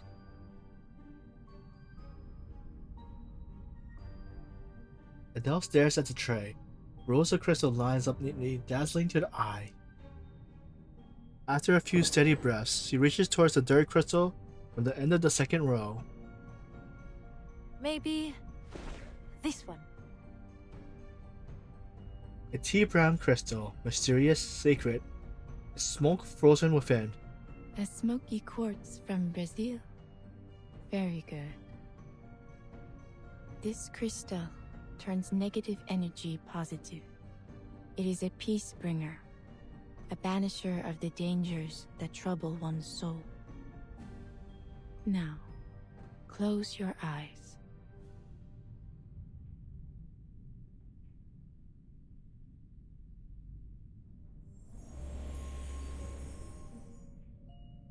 Sept doubles, 7 portes, 7 en tout révèlent les séphirotes.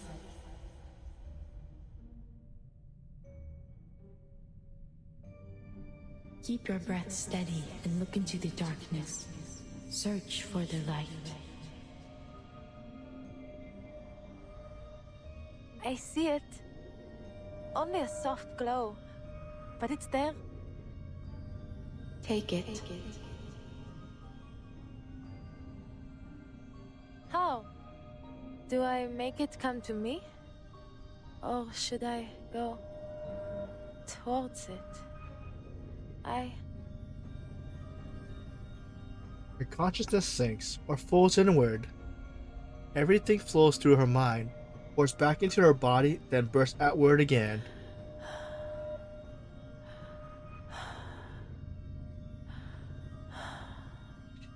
Thanks, Panzer. How's everything? Adele, come on, wake up!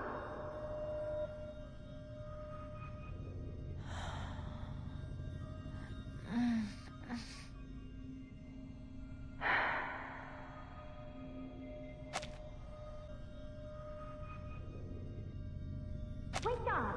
Good heavens, how do you live like this?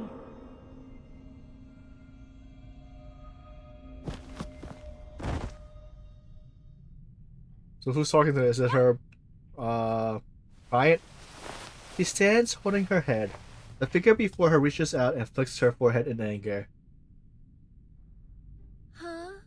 Good morning, I think you meant to say. I've been looking all over for you, and here you are napping like a pampered cat. You certainly know how to enjoy yourself, don't you? Abandoning me to take a doze in this cushy parlor. Felicien? Where were you? I was waiting in the street for hours. You never turned up, so I had to... Where's Madame Boiniche?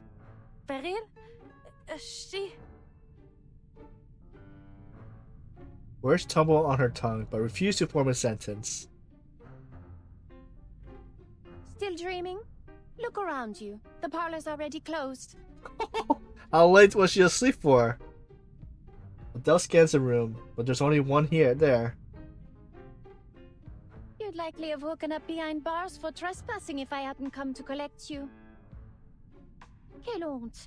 This place seems more tedious than I thought. Come on, get up. We still have time to look elsewhere. Oh. Of course. I'll fetch the car. Wait, so how did she get in if it was closed? No, not the car. I'd rather not get into that death trap for a while. That she caused. Felicien walks straight through the corridor, pushes open the main door, and takes Adele back into the streets. The night is pitch black and silent. The whole square and ever-lively riverbank are strangely deserted. The street's totally empty. Where is everyone? Is there a curfew that I didn't know of? The street lamps are off. Huh. I don't even see lights on in any windows. Wait, is she dreaming maybe now? What is wrong with you? Heaven's sake, it's a good thing I didn't let you behind the wheel. Look, is that not a light right over there? A bright cafe glows amidst the empty darkness. Clustered of flowers hanging from its name, so thick that almost swallowed the sign. Is that Café de Flore? Do they really stay open so late? I suppose I've never checked. I'm starving. Go see if they have any food. I'll wait outside. She nudges Adele forward. The glass door swings open, and bright light spills out into the streets.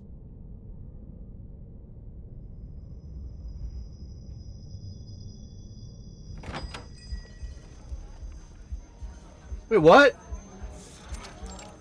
It has to be a dream then. Even this late, the cafe is near to bursting with life. Adele walks towards the counter, wondering who the patron might be. Some left blank art group or theater folks fresh from a rehearsal. As I was saying, Georges Bataille is looking for executioners for his secret society. Executioners, that's right. Every one of the members would rather be sacrificed in the rituals than be the one to swing the axe. Who would have thought? The norm breakers can't even bring themselves to commit violence. Is it a mercy or just selfish martyrdom? Did you see the last performance at the Théâtre de Ganguinel? Jack Chauvin has been the worst director I've ever seen. He ruined all the gory scenes with his so-called theatrics. What is self-absorbed man? It's hardly a theater anymore, more like a circus. I wanted to gasp at the sight of shattered bones and slit throats, not from sheer disappointment. Honestly, I miss the Apollo Maxa. Every death she brought to the stage was impeccable. Mademoiselle, I must confess I'm confused. You're saying that something could just pop into existence if everyone believes it exists? There's CC! In a manner of speaking, yes. According to the studies we've been conducting, the answer may be hidden in our collective imagination. Celia! The name cuts through the air like a blade, slicing the anime canvas around them apart. Every sound in the hall vanishes, leaving only the shape of her heel retreating against the floor. Oh, is everybody looking at her now? All the customers turn towards her in unison, motionless, eyes locked on the intruder. Adele, what a surprise! I thought you had no interest in my studies. Wait, what? Her friends flick over to her. Adele holds his dumbfounded stare, completely unsure of what she's saying.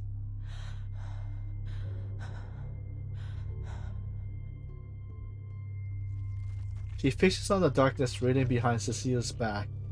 The outlines of the customer melts away, replaced by fangs and fur.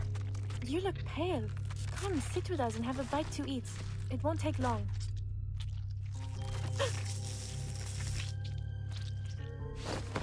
Adele grabs her friend's wrist, yanking her close as they sprint to the glass door behind them.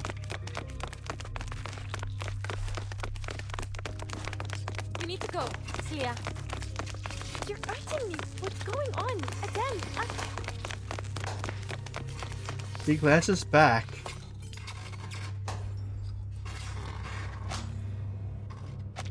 Their faces are no longer recognizable. Now the dark flesh melts into a filthy, oozing sludge that drips into the surrounding dark. What's left of their human parts peels away,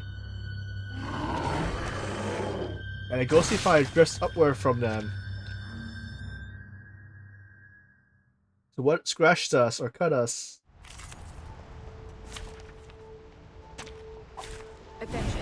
Foreign objects on the rails. His trumpets sound. The judgment day has come.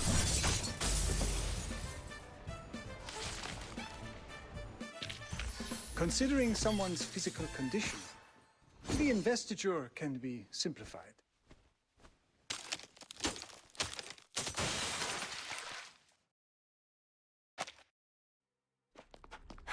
Merde. The car. It's still in the alley. Celia, stay close. Felicienne, run! When she bursts through the door, the streets are empty. Adele finds herself actually hoping that Felicity is stuck to her stubborn ways and she has already long gone.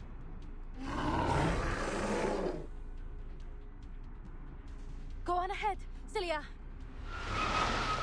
She tries to turn, intending to buy Cecilia a few more seconds to escape, but the roar of the engine drowns out even the beast's howl. Wait, is that the same guy? You... Wait, shouldn't you be in the hospital? You can explain later. Celia, get in the car. She yanks the car door open, shoves the dazed Cecilia inside, then jumps into the back seat. Go, go, hit the gas.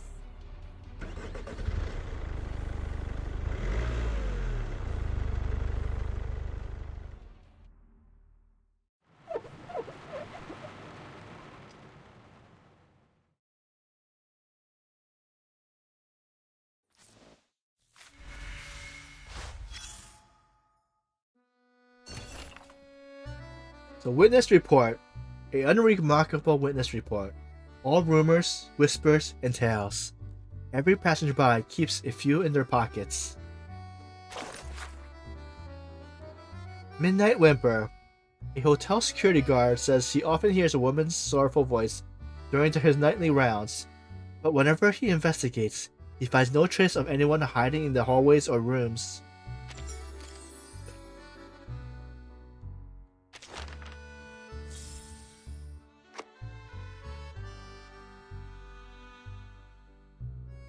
Okay. Also, wonder what the intel folder is gonna be. So wait, what's this? Okay. Wait, so is that what our? So what are the subconscious tests? Is that like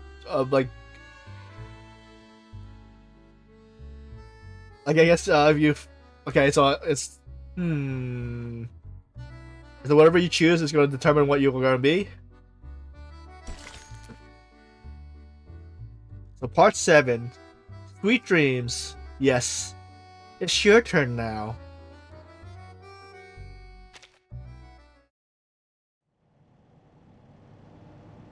Oh, this is a trailer one. Her friend nods, catching her breath, but Adele cannot help but notice how pale she is. Far too pale, beneath the yellow glow of the street lamps. Good. I knew you were tougher than that. Adele exhales, leaning towards the window to see the shadow fades behind them into the night. Ah, even with twice the legs, they still couldn't outrun us. Monsieur Vincent, yes? We bumped into each other yesterday, remember? I appreciate the help. You came just in time. But shouldn't you still be in a hospital bed? Hopefully it's him, but not like Impossible n'est pas français. I was back on my feet in no time. The driver lets out 2 short, rough laps and stands on the accelerator again. Bravo, monsieur. Glad to see you're doing well. Adele.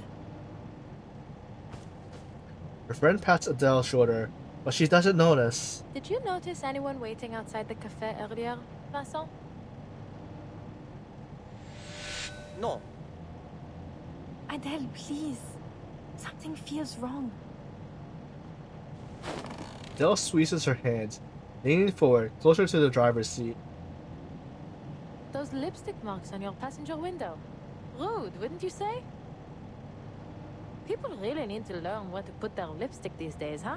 Wait, is that a hint from Felicity? Same message, in the same spot, with the same smudges. But I wiped it off yesterday. And how did it get here? Where did you get this car? Or is this even real? Am I in a dream? You're speaking nonsense, Adele. How could this not be real? Have you been sleeping all right? Enough, Sissy. You're just a part of this nightmare like everything else.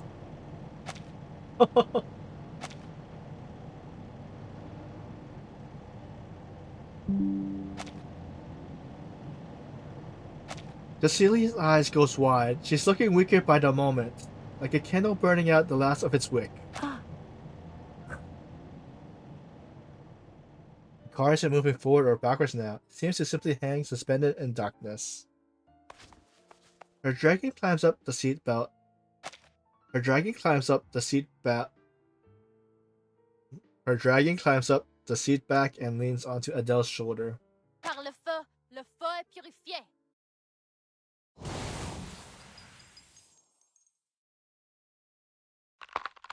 Under the flame glare, the beast fang rips through the mana human shell.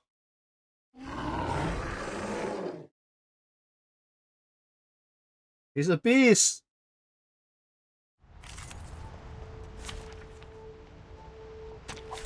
Attention. Foreign objects on the rails. Nice move. His trumpets sound. The judgment day has come.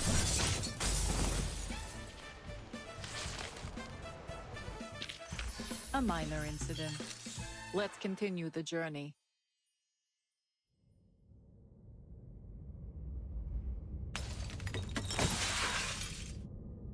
The beast that once was Vincent leaps out the window, his twisted form swallows up by the abyssal night.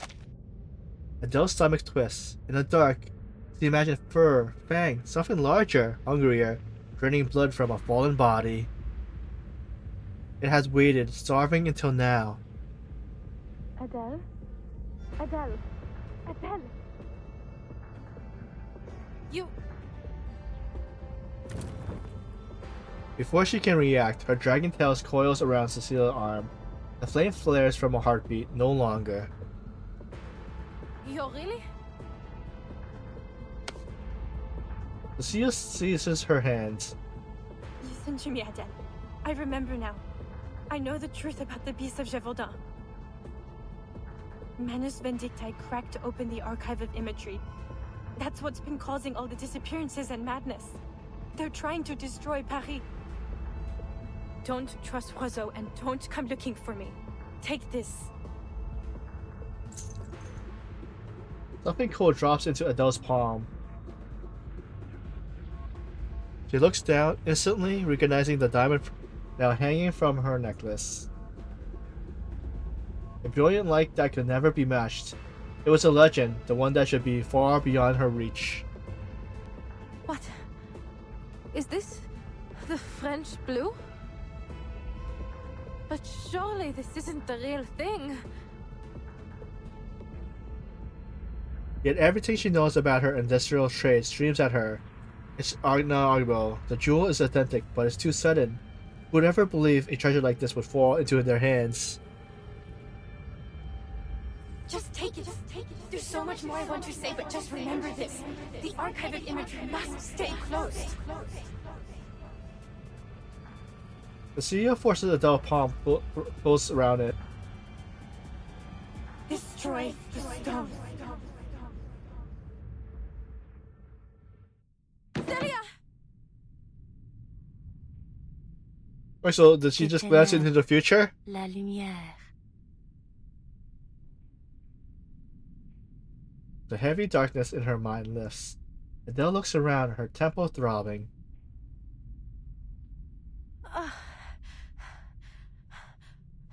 Where am I? Take a deep breath. Soft couch, bright crystal lamps, gentle scent of incense. A diamond in her hands, everything exactly as it was before the cleansing ritual. Even Beryl, sitting opposite, looks down at her from the very same pose she had been in before Adele closes her eyes. Was that? Was I dreaming? Not quite. You plunged into the depths of your mind and uncovered the shadow lurking within. I saw them. The beasts of Gévaudan. At the Café de Flore. So, did we cast the beasts out of my mind then? She freezes. The diamond in her hands has been a smoky quartz, but now... Zut! This isn't the crystal I chose. This is the one Celia gave me. In the dream. The French blue. But how is this possible? Am I still asleep? Is this part of the dream too? She hears her own voice trembling. Instinctively, she looks towards Beryl, the only one left who might be able to help her. But a glimmer of genuine confusion passes over Beryl's face. You must be confused. There was no other crystal. Wait, what? That gem was already in your hand when you came in. Wait, what?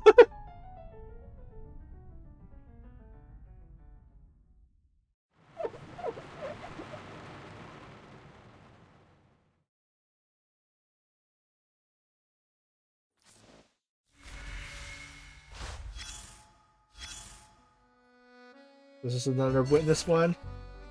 A voice in debate. You were just about to join your Mont Blanc, and a rich cup of coffee when an argument at the next table gets louder.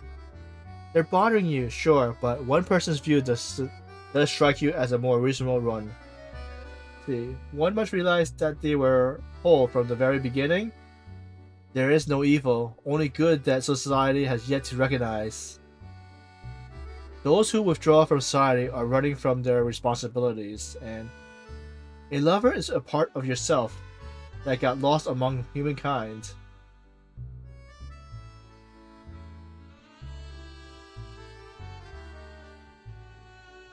Hmm.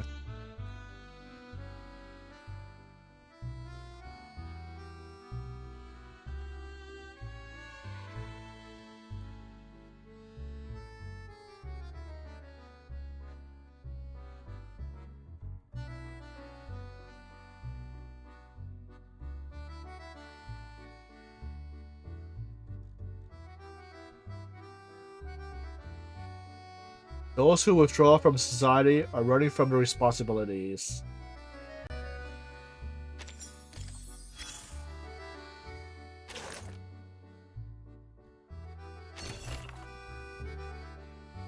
A unremarkable witness report. All rumors and whispers and tales. Every passerby keeps a few in their pocket. Exotic mask. A homeless man claims he saw someone in a blind alley wearing a crab mask. The person appears well dressed, not like something living on the streets. The animated expression on the mask can change, as though the shell itself were the person's real face.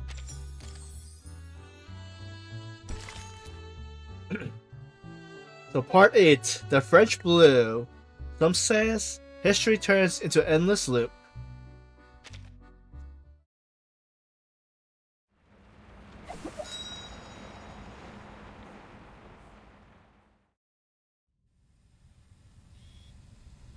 What did you know about Manus Vindictae at that time?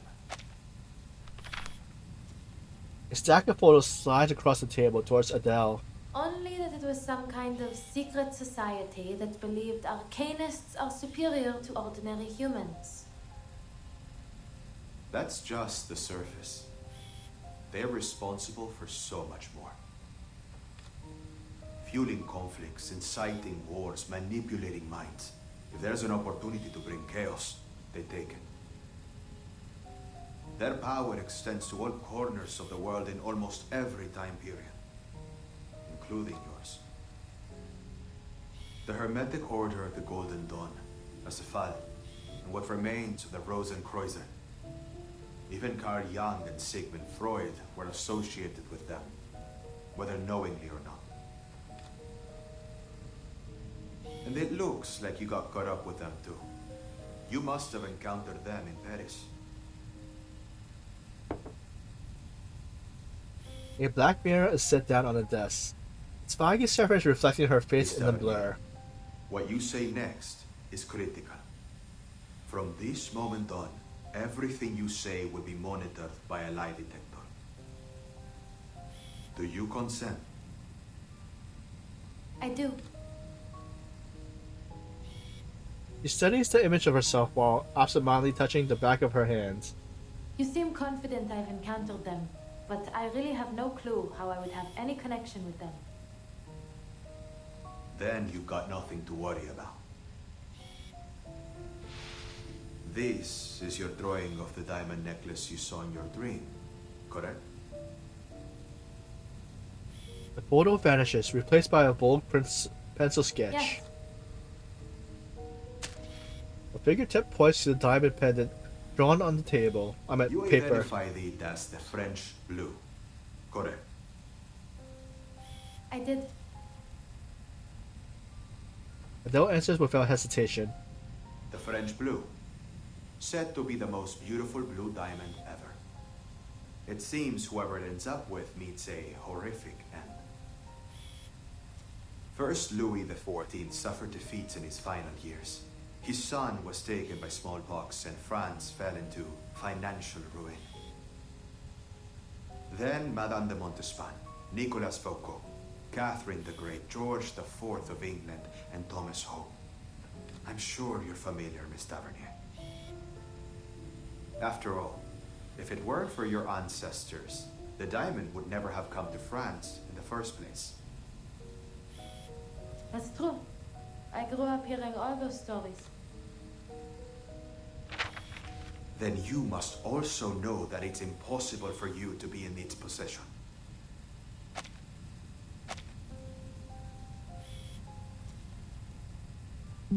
Of course, monsieur.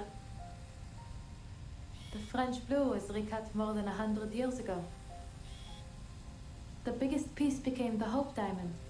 I doubt it retains even half its former glamour. But believe me, at that moment, it was the only conclusion I could reach. She faces the questioner from her side of the table. The mirror holds still, untouched by any lies. In my hand could only be the French blue.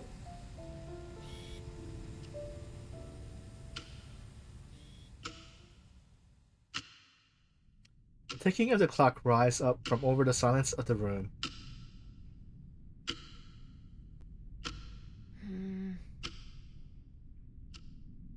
You have spent 3 hours studying that diamond, Adele. The jewel expert feels frozen in place, her head tilted, the diamond in her hands lying forlorn. She is more statured than the woman. It's real. Whatever do you mean? No sign of forgery. Weighs around 60, 70, let's say 67 carats. And it matches the picture in my family's archives. But how? Is the Hope Diamond a fake? Has the true French blue always been in the hands of the Taverniers? C'est impossible. None of it makes any sense. None at all. He firmly sets it down, her composure breaking as he questions the diviner. Madame Boaniche, what is the meaning of this? Are you playing tricks on me? Am I seeing illusions because of that cleansing ritual? If you insist I arrived with it, then I'm taking it back home. Adele, I run a crystal parlor. I neither sell nor possess any such diamonds. I am just as certain as you that I am not its owner. This diamond, this French blue, it doesn't exist. It cannot exist. And yet here it is before you. It has passed every test. The discussion circles back to where it began. Faced with the proof before her, the jewel expert is left speechless. I don't understand. Celia gave this to me in my dream. How could it be here, in reality?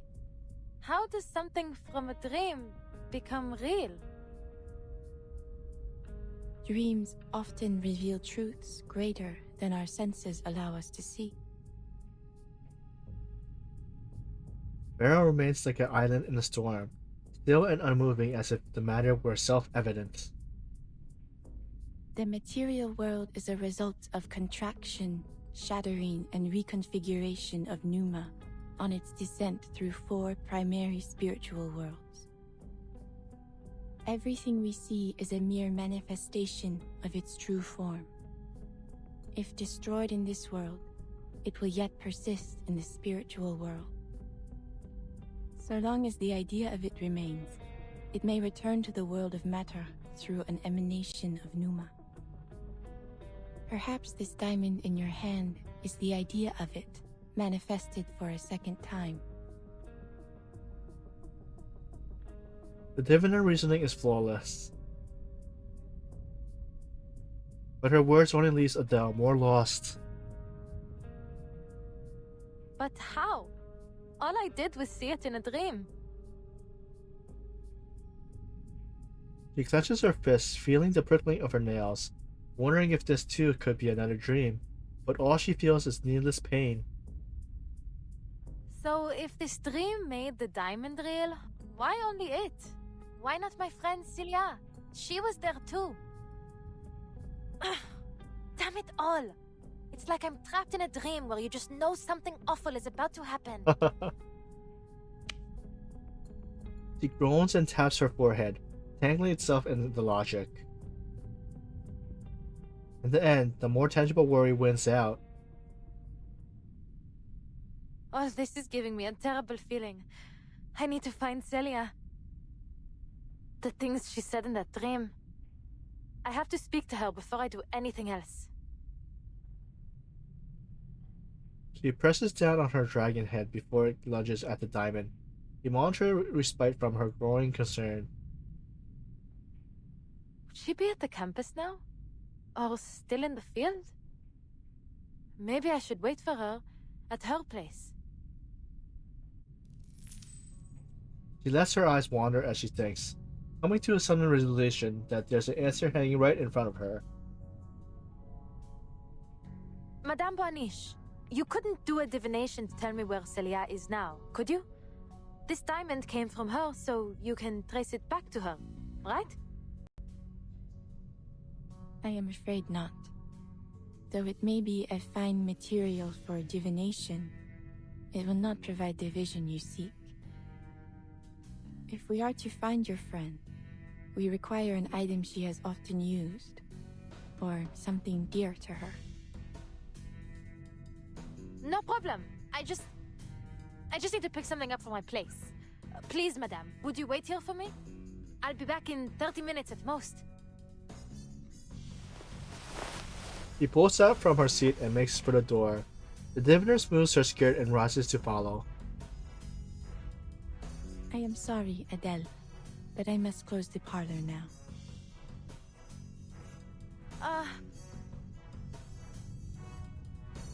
Her urgency scatters into the air, leaving her with an open mouth searching for the words to fill it. Then But I am willing to take a little detour on my way home. If I can be of help. It takes Adele a moment to process, then she begins springing to her feet to hold the door open for the diviner. An even better plan, she reasoned. Thank you. Sorry for taking up your evening. Yes, how much do I owe you for the divination? Think nothing of it. As I said, the door was opened just for you. Fate will see to the payment when the time is right. Wait, so Fate is the one paying you? Not the client? So what, you work for Fate? I work for Fate? The driver is startled to see her offhand remark made by Beryl pause to think. I have never heard anyone put it quite like that. She offers a polite smile as she locks the parlor entrance behind her. Allons-y. Let us see what your friend and my employer has in store for us.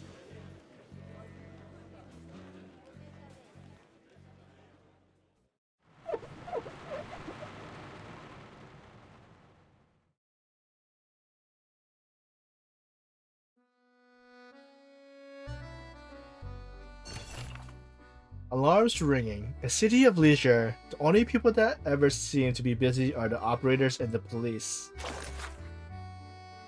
A missing person report. Hello, yes. I need to report a missing person. My Aunt Mary. She's the youngest among the elders in our family. She's a quiet person. She's always reading poetry we don't really get. She doesn't drink, and she bakes the best cakes for the kids. But now, she disappeared. We can't find her anywhere. All her belongings are gone too. Her clothes, her books, her baking supplies. We'll take all that with them. What does she look like? Oh, sure. She's small and thin, with neat, short brown hair. And she has a birthmark on her right arm. No. We don't have a photo of her. Yes. We checked every album. I think it's strange too. But there isn't a single picture of her anywhere. She's part of our family, so I don't know why she's not in any of our group photos. Wait, what do you mean you can't help? Too many missing people with no proof they exist? What does that even mean?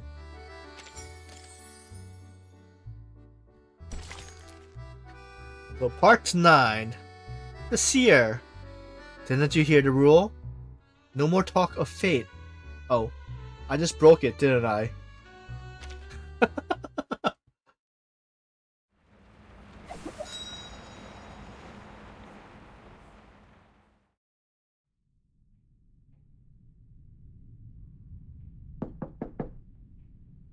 Celia? It's Adele. Are you home? I thought not. Adele turns to the next door, pulling a key from her pocket. I live right across the hall. There must be something of hers in there.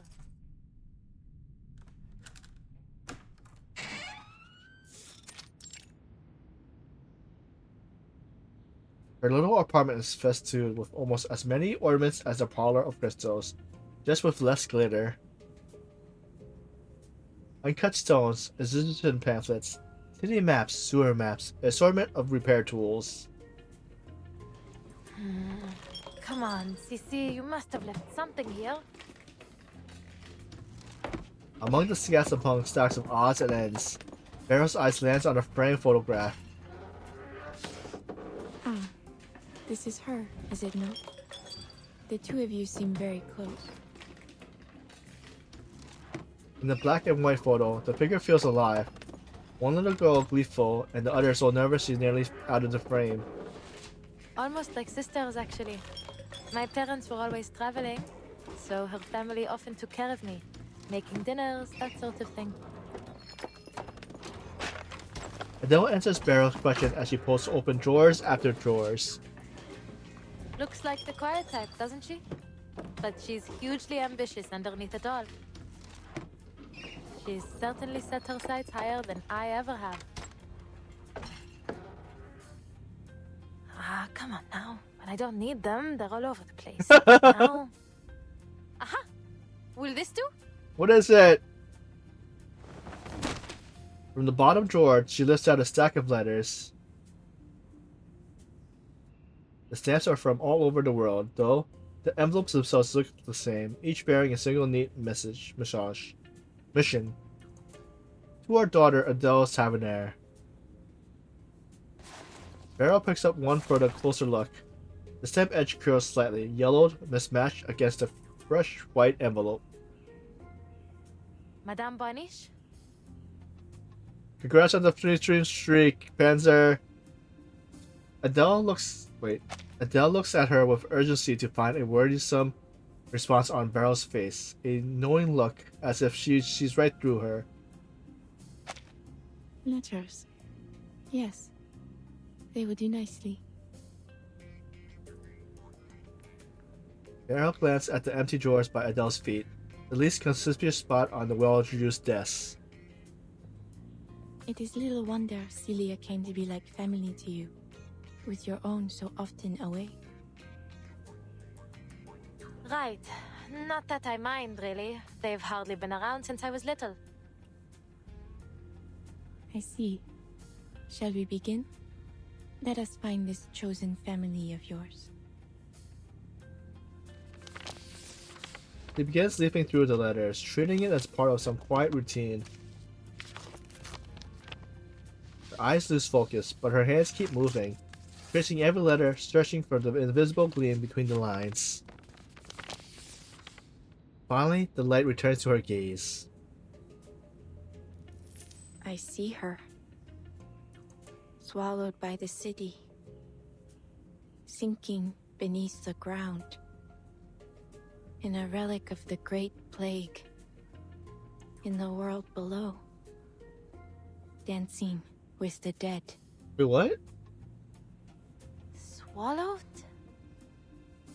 Beneath the ground? He frowns, first with concern and then curiosity, until she suddenly brightens. Could it be the catacombs? Oh, of course! The Danse Macabre she talked about. It's there! She must have gone to see the mural. Ah, Celia, you never pick the easy places, do you? You had me worried, madame, the way you said it. It sounded almost like she'd passed on to the other side. Now certain of her goal, she jolts up and heads to the apartment door, but Barry raises her hands. I see you there too, Adele.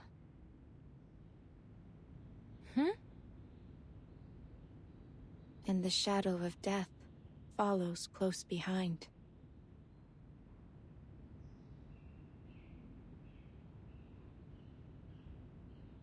The words don't feel like a warning, they're a statement. The diviner looks on past the confine of her room, as if seeing something afar from a distance. Yet Adele cannot help but laugh. Ha! It's hardly the first time I've been warned about the shadow of death, is it? There's no way I'm leaving Celia there by herself after what you've said. Your vision may be right, but still, I'll make my own decision. Vera watches her from behind her calm, translucent eyes. Eyes that never fix on the moment, always beyond, always. Moments pass and then she speaks.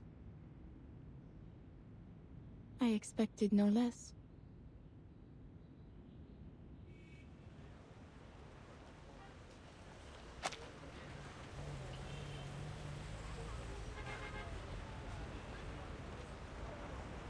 Hey, Monster Mai, how's everything?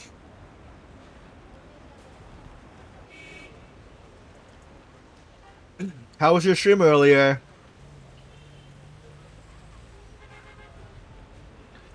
The two of them return to the streets below, but as she walks, Adele shows her steps towards the car, as if moving slower would stretch time itself. Though she may have some idea where her friend is, he's only grown more confused. Madame Boniche, if you'll pardon my asking, can dreams be controlled? Think first of matter as the lower form of spirit, and spirit as the refined form of matter. When we dream, we tread in the spiritual world above, and thus we may shape it, just as we do our material world. Then, is it possible for a diviner such as yourself to decide what I dream?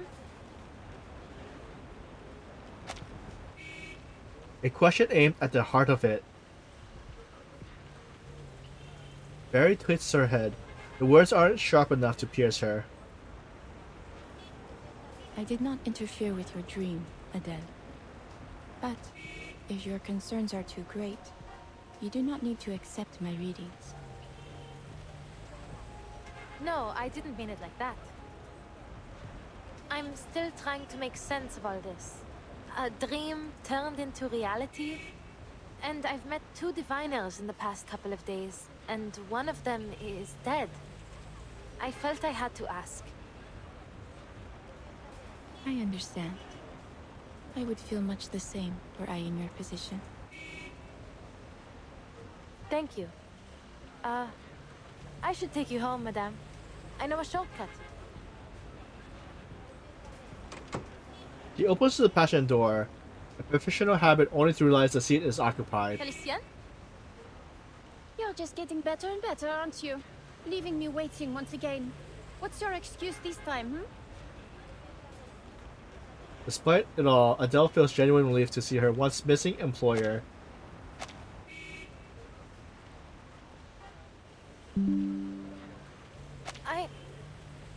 Where have you been? There are strikes going on all over the place, Felicien. You've got to stop sneaking off and roaming around by yourself. Oh, hold on. Where did you get that necklace? Pardonnez-moi. Who are you to lecture me? You're the one who left me alone in this car. The refined woman picks up a macaron, by genuinely grace, but she doesn't take a bite, her lips preoccupied instead of launching her signature razor-sharp critiques. That necklace? Celia gave it to me. How did you get it? Adele reaches into her pocket, but it's empty. Felicia puts down the sweet and lifts the necklace at her chest. Celia gave it to you, did she? Are you mad? This is a priceless national treasure, ma chère. Not a friendship bracelet. I say this to you for the last time, and I shall not repeat it again. This is mine, and always has been mine. The finest of all treasures I collected on my many adventures. It's a relic of a more beautiful era. Shattered and distorted, along with the vision of the Baron family. My family. This jewel is mine. Do you hear? Mine, mine, mine. So if it was in her hands, how did it get teleported?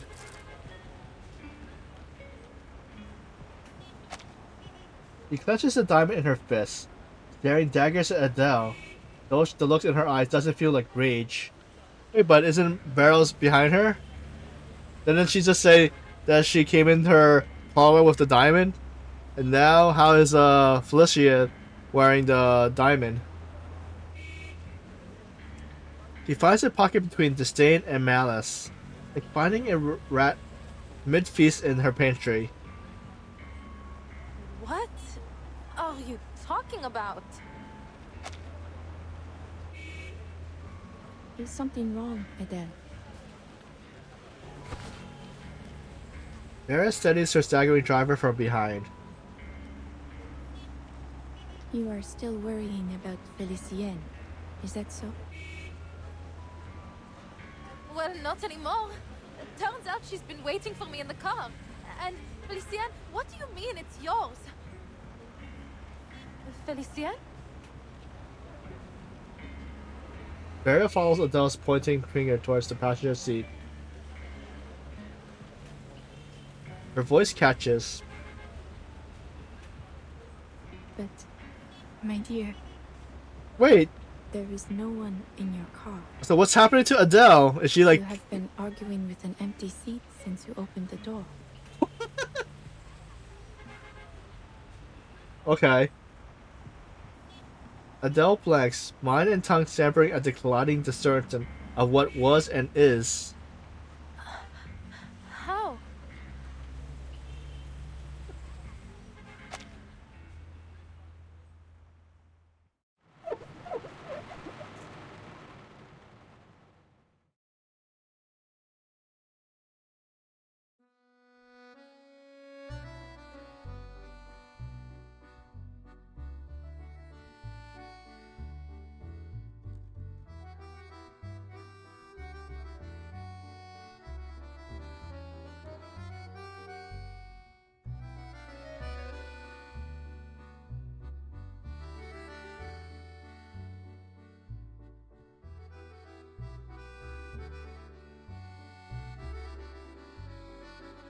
Really getting...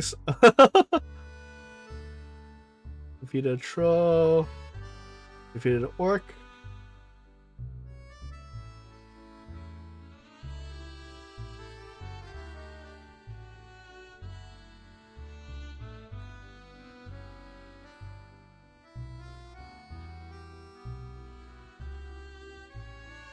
I think I have a pirate hat already. Good metal armor. Common jet armor. Dungeon raid completed.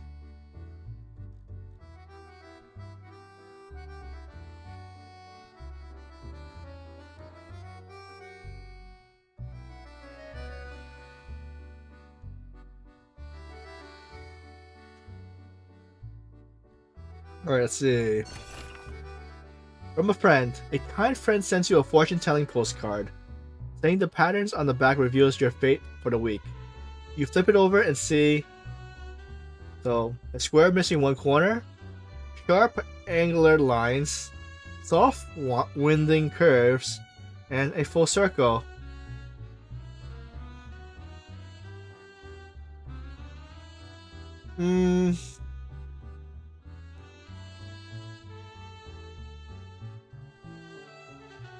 We'll do soft curling winding curves. Turning around every solitude nail. And there she was, glowering at the empty passenger seat, yelling as if quite alarmed by someone inside. I believe she called her Félicie? No, Félicienne. Félicienne. Yes, that was her name. Indeed, I once knew a Félicienne as well. Do you believe it's the same person? Well, it is far from a common name. That much is certain. But then such a coincidence would border on theatrical, no? I should like to think that fate has more elegant ways of crossing my path with brooms. Though, of course, it is possible that fate favors the comedy of the absurd. That said, the Félicienne I knew would not take well to being mistaken for just any Félicienne. Before the Second Industrial Revolution, the blood in her veins was more prized than liquid gold. She's a noble birth, isn't she? Or she's a...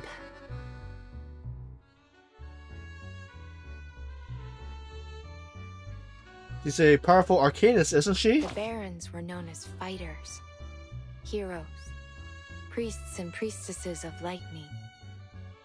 That legacy was passed down through generations. Even a century after the last aluminum furnace bearing their name went cold, she still remembers the heat of fame, of success, of envy. So she comes from the time before the storm. Precisely. When she was born, this storm had not yet begun. Not that it matters much, you see. In times like these, those born before the storm often still cross paths with those of another era. Just like you and your friends. And myself and Brune. She's been reversed? Yes. The Félicienne I knew disappeared long ago. Absent a miracle, I doubt anyone will ever see her again.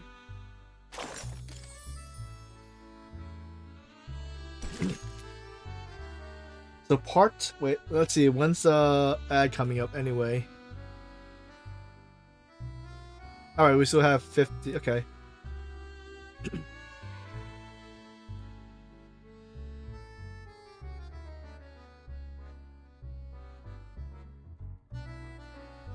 So part 10, Paris in Hysteria. No remedies exist to cure this mania, not even the warmth of a dreamy summer afternoon.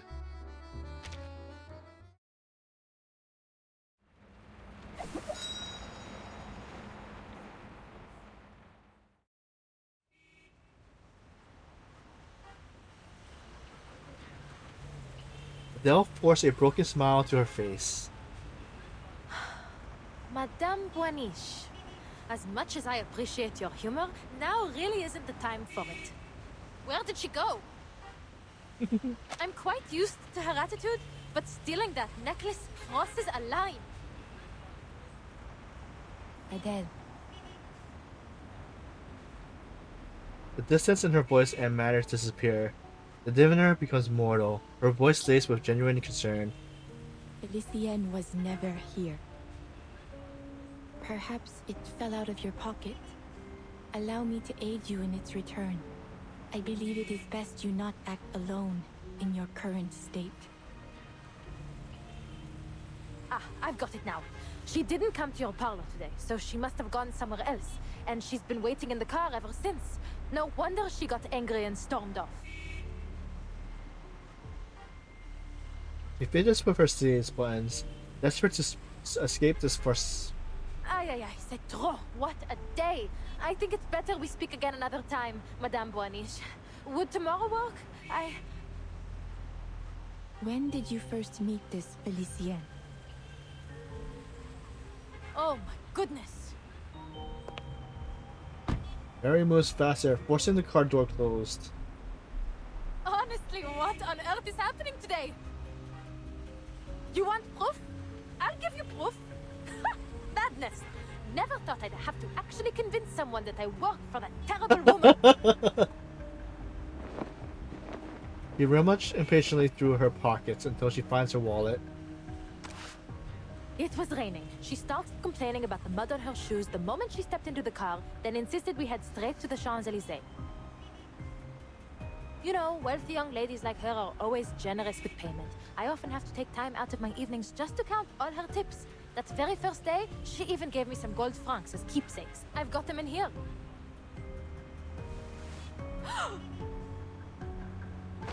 Her face twists in disbelief as she flips it open and closes it again. Not a single coin or bill. Oh. I must have put them somewhere else. Give me a moment to check the car. I've got other proof too.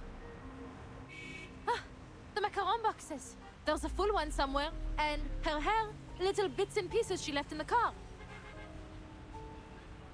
For a brief moment, she accepts the absurd conclusion. Felicien never existed. I remember that day. Her every recollection of Felicien takes a strange blur as if she were viewing from beyond a fogged up windshield. I must be tired. It's been a long day. It'll come to me soon. Myrtle strokes the back of her hand, gently urging her to let go of the empty wallet. But there is nothing to remember.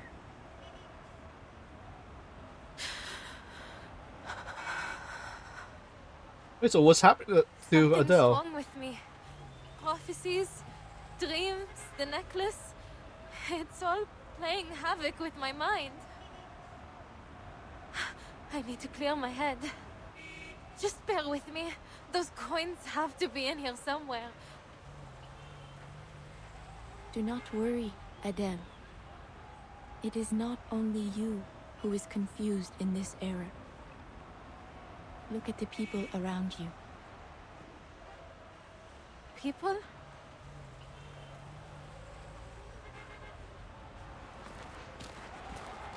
Sam crashes back in. He rubs her temple, fighting the dizziness. No more oppression! Liberté! Égalité! Stand with Paris! Stand with the people! Pour the commune! For France! Excuse me, monsieur. The barrel calls out to the nearest worker, a man waving a bright red Belgian cap. Where are you going? We are following the Garde Nationale to fight the Royalists! Yes! And then I'm going straight to the pawnbroker to get my mistress back. You do that, sister. Brighter days lie just ahead if we fight as one for our city. It is no easy feat, but your voices today may echo further than you know. You will triumph in time. Merci, madame. Pour the Commune de Paris! The man turns and disappears into the crowd. Well, everyone's fighting to survive these days. Looks like another protest. But did he just say Commune de Paris? He did. In their minds, this is the burning summer of 1871. Those almost transparent eyes again. People's thoughts pass through like light through crystal. Barrow reads them, but never bends to them. Unconscious thoughts, countless in number, are converging upon this city. This is a volatile time indeed. Some worry for their missing family and friends. Some are terrified by ghosts and spirits. Some obsess over a long-dead emperor. And others are shaken by the phantom attacks of a beast of legend. The edifice of reality is shaking. Chaos has been invited into its foundation. Whispered fears, murmured madnesses. A sickness is sweeping the city, and the beasts of Gévaudan have multiplied. He watches the flow of the moving crowd. Those who invited this chaos did not comprehend that the flaws of reality are not the fault of a single person, nor group of people. This is not the way to mend, Harry. Everyone, everything has an identity, whether it be individual or collective. To attempt to unify them all so recklessly will not create order, but chaos. Chaos is what turned those people into beasts. You mean the sightings of the beasts of Gévaudan were all people? That the citizens of Paris have been turning into monsters? Then are they the ones who killed Madame Raymond? Who cursed me, took Celia, and trapped all these protesters in this delusion? And Félicien too?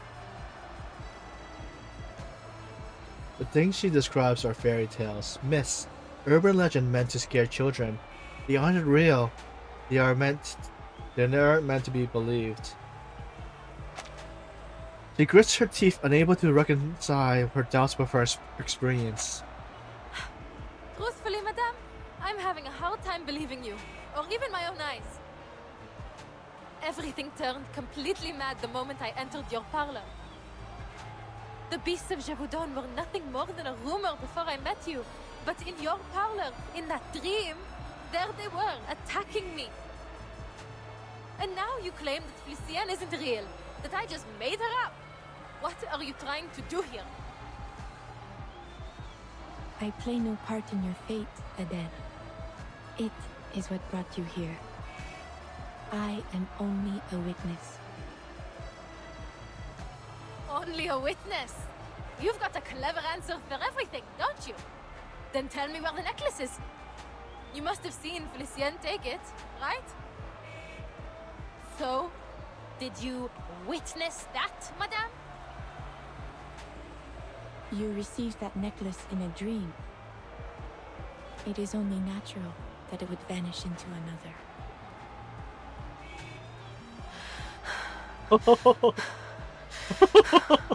You getting mad? The reasoning is as solid as it is absurd. That necklace proves the truth of my words. The spirit world is as real to us as the physical world. I will happily read Félicien's fate. That is, if you still believe she is real. I don't need you to read anything. I need space to get away from all this madness and think for myself. Meryl steps back from the car door, unconsciously giving way, allowing Adele to lunge forward and seize the handle. Adele. The ringing in her ears return, and the street noise rushes in all at once. But she made up her mind. If she can just get in, start the engine. Adele, behind you. The damp, metallic breath brushes her neck.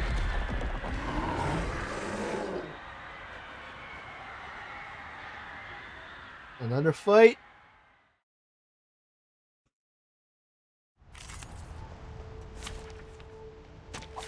We begin with white. His trumpets sound. The judgment day has come.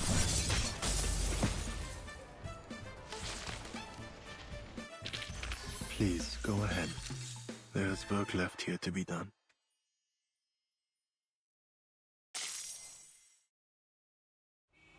Stay close to me. So there, what, stuff attacking her now?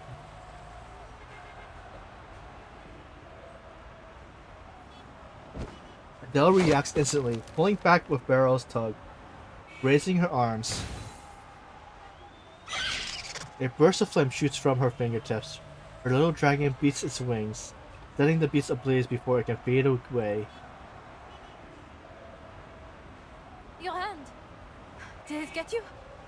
Bon sang. This is no dream. How did they get here? Just rise from the nearby crowd. Adele grasps, scanning the streets, seeing no second monster, she finally exhales. Is that what you meant earlier? The diviner nods faintly, blood running down her now paler skin. If they'd been a moment slower, Beryl's arms would have been the only one bleeding. Adele doesn't believe she's worth that kind of sacrifice. Maybe you do have a point.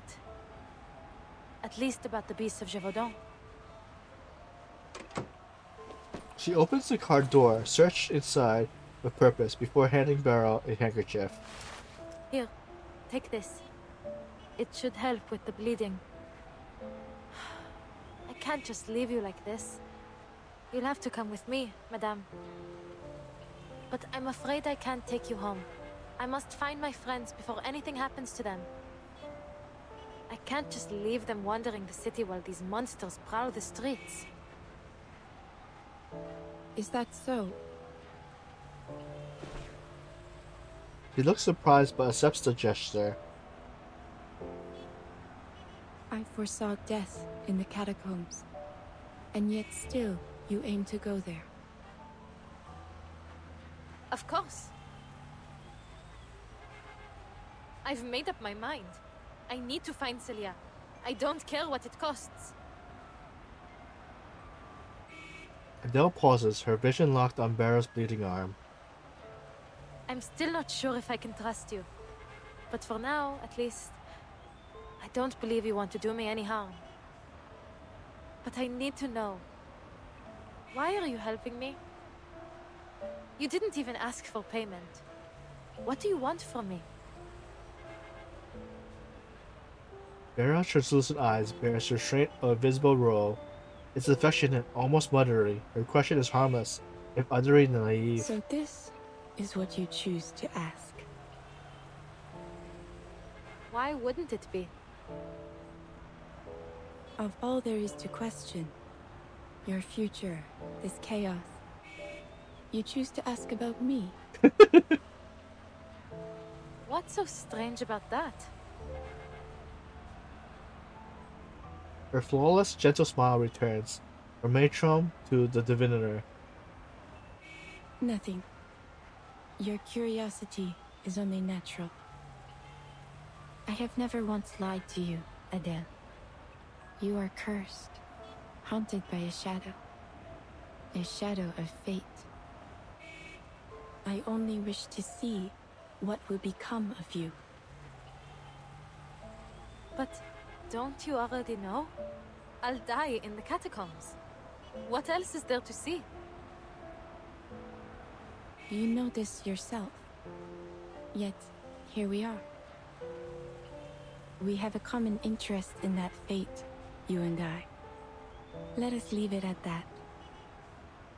Go to the catacombs, Adele, with me by your side. You will need my help once you enter.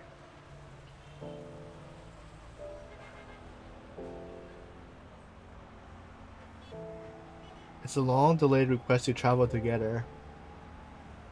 Adele can't read much from Beryl's expression, but there's no time left. After a brief thought, she opens the car door again. Please, get in. Careful. Let me open the door. Merci beaucoup.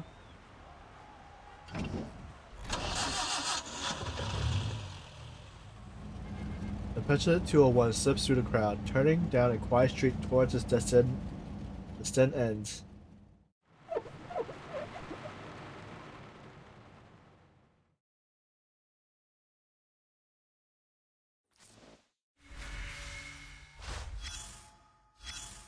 Alright, let's see what this one is. Voice of Anger. Chants from marches and protests echoes through the streets. You begin thinking about the roots of this era's unrest. The surge of fear, anxiety, and anger. Perhaps they come from a breakdown of connection and distance between people, a crisis of civilian and primal aggression, a world out of order and the universe out of balance, and the collapse of morals and the decay of your human heart.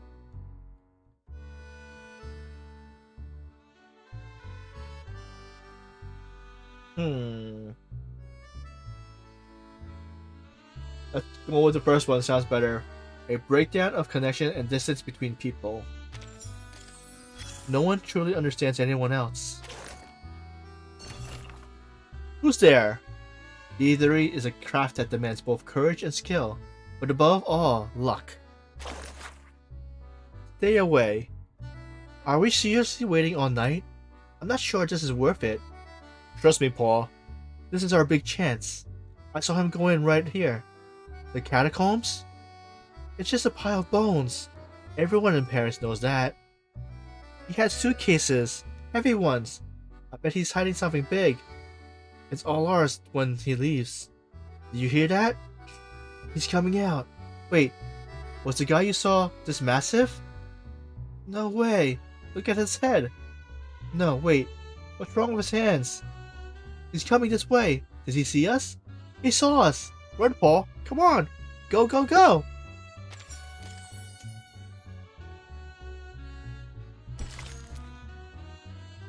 To part 11. From the silent kingdom of the dead, a sliver of light escapes.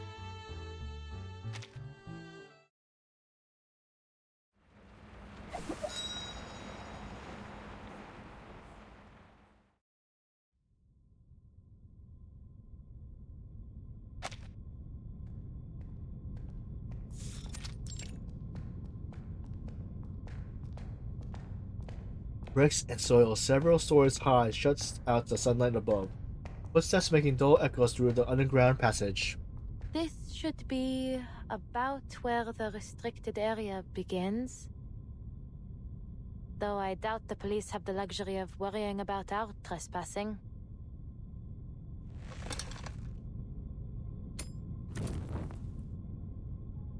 The carvings inside the lampshade emits a steady faint light, bathing the tunnel in a soft glow. Dust long settled on the rough stone floor, raising it into the air as if the space were rushing up to meet its rare visitors. I've always wanted to explore the catacombs. It's almost eerie to think they've been lying beneath our feet for centuries. And it only got spookier once they started stuffing the dead away down here. A vast labyrinth lined with skeletons. But despite the spookiness, I still feel it has a special charm.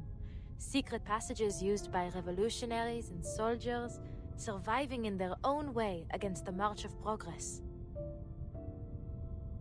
The catacombs have a rich history, indeed.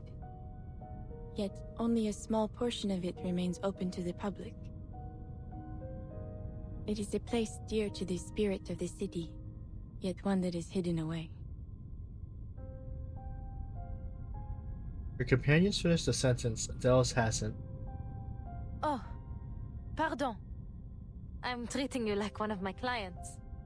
I'm sure you don't need a guide to tell you these things. En plus, we aren't here for sightseeing. I need to find Celia and get her to safety as soon as possible. They come to a confluence of paths. Adele's heart tugs at her purpose meets yet another frustration.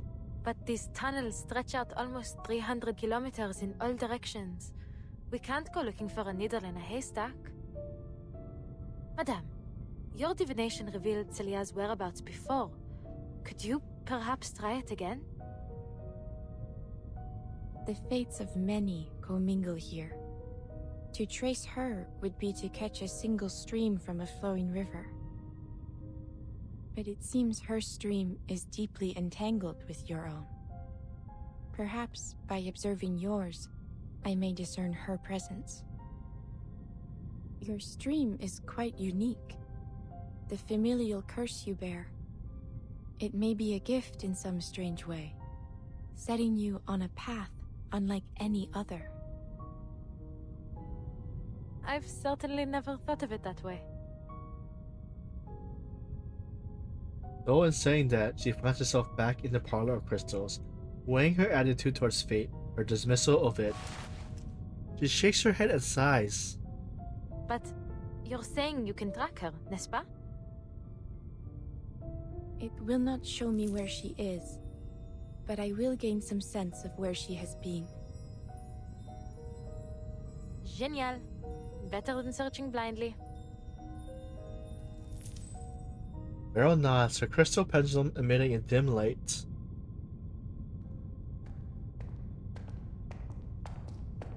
To the left. D'accord. Then we go left.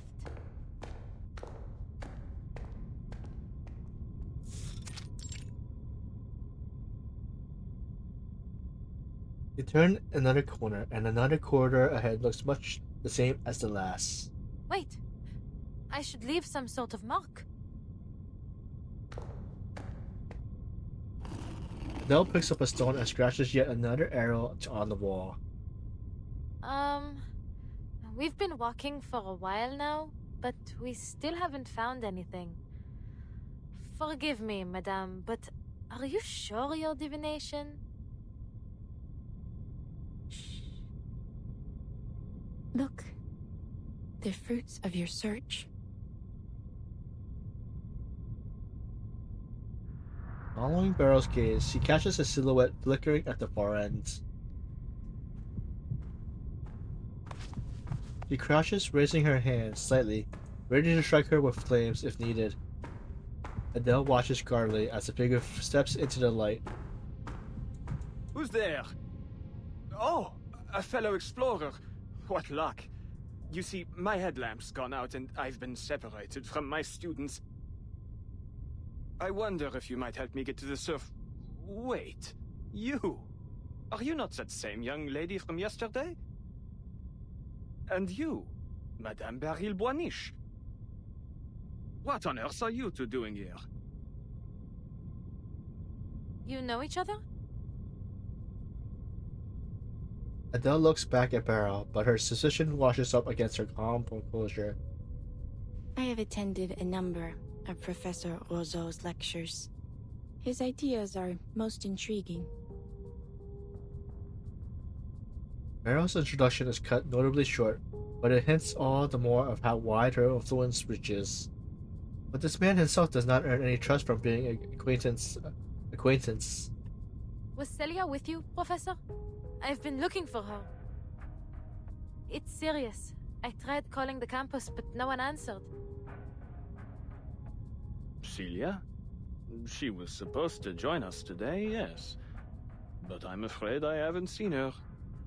Most unlike her to do such a thing, but perhaps she had a change of plans. Adele studies the man's bewildered face. A thought crosses her mind.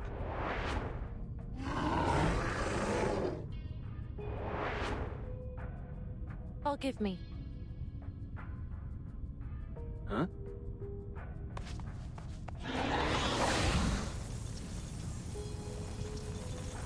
Hugo launches at the professor's wrists, sending fire crawling up his fingers. The flame flickers, fading quickly, leaving only a trace of warmth. The fire accepts him. Mademoiselle Tavernier, what are you doing? No need to be alarmed. It's just my arcane skill. It's a relief to know you're as real as you appear. But you have heard about the reappearance of the beasts of Gévaudan, no? To say nothing of the critters that surely nest down here. Monsters wearing human skin could be lurking nearby. We can't be too cautious. I appreciate the warning. He brushes away imaginary ashes from his sleeve and resumes the prior conversation. Knowing Celia, it may very well be that she lost track of time organizing her research materials. Are you quite certain she's not at home? That does sound like her. But I went to her place. No one was there. In all likelihood, she's in some cafe with her nose buried in a book. But mademoiselle, why is it that you are so concerned with finding her? It's as if you're certain she's in some kind of danger. He cannot help but notice he moved one hand behind his back. A guarded stance. She may well be. Madame Boiniche has had a premonition. They go over a brief account of the prophecy, the nightmares, and the necklace that serves as proof. When she finishes, the professor exhales softly before bursting into laughter. Madame Boiniche, forgive my bluntness, but you've been indulging this mademoiselle far too much. Scurrying about down here? What this young lady needs is a good rest. It is her will that brought us here. He turns to Adele, pretending bending with Petronil in a single toxic facade, as if she has only been babbling child pointing at a monster beneath her bed. Mademoiselle, I know you're a dear friend of Celia's and worried about her safety. But you mustn't let yourself become paranoid, especially with all of this hysteria spreading through the city as of late. Are you saying I'm making things up? That this is just some kind of mania? It isn't! Absolutely not! How else could you explain the necklace? There may be many explanations. Many, indeed. Though I fear, in the worst case, that you've been under the spell of this mania for much longer than you realize. Think, mademoiselle, this necklace you were given in this dream of yours. Where did it go? Where is it now? It was Felicienne. She... Adele hesitates mid-step. Bringing up her vanishing employer would only make the situation worse. I remember. I saw it. She wrings her memory like a dry sponge. At the end of the tomb's darkness, she spies the same fur that has haunted her dreams. Watch out!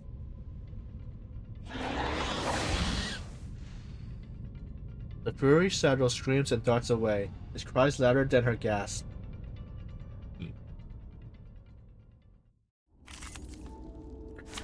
Wait, so we're doing the fight, so hopefully Barrett and the professor sees this. Attention, foreign objects on the rails. It's not like she's like fighting an invisible enemy, right? The judgment day has come.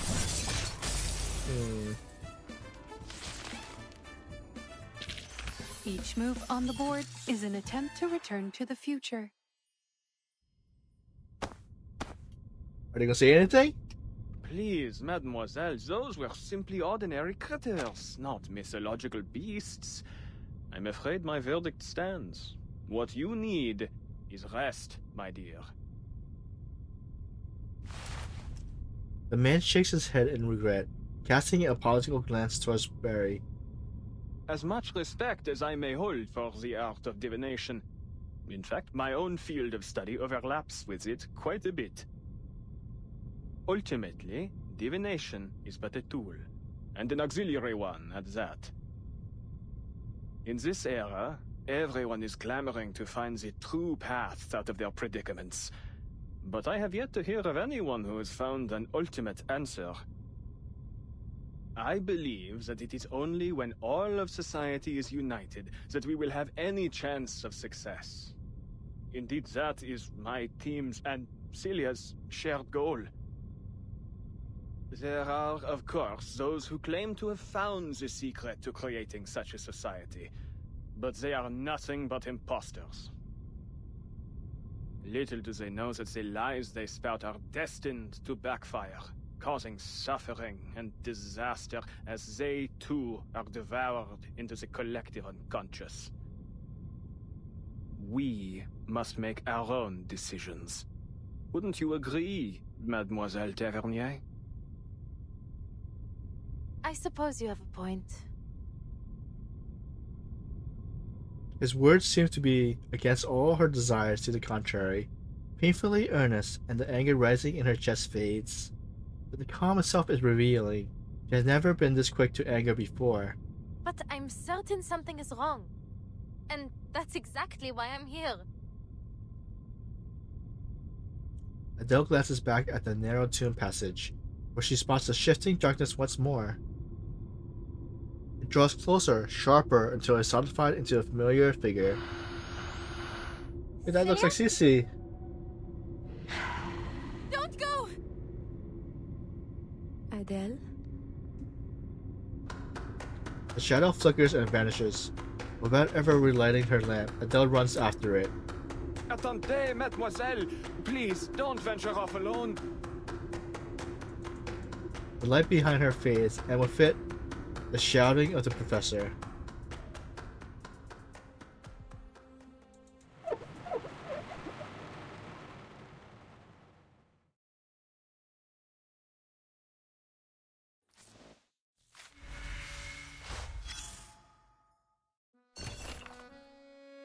A unremarkable witness reports all rumors. Okay, so let's see what the thing is. Riverbank lights.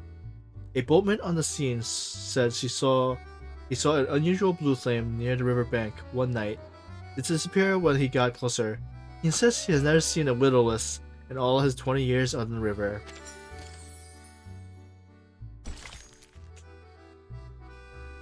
So part 12. A ladder to heaven.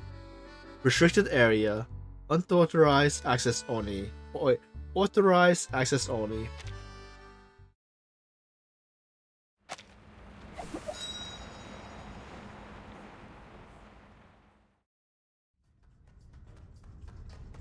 Celia, wait! Why are you running from me?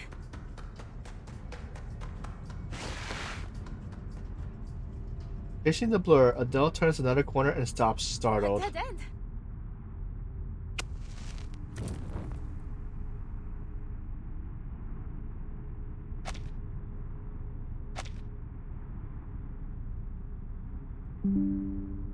Her relit lamp reveals nothing ahead of her but tightly packed bricks.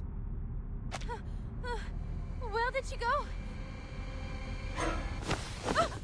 Who grabbed her? Why are you with them?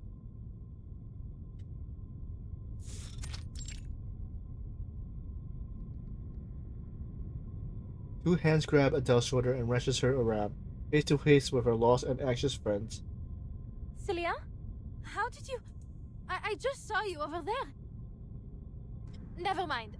Are you alright? What happened to you? I've been worried sick. The grip tightens, concern turning into panic mid-sentence. Answer me. Why are you with them? Them? Who do you mean?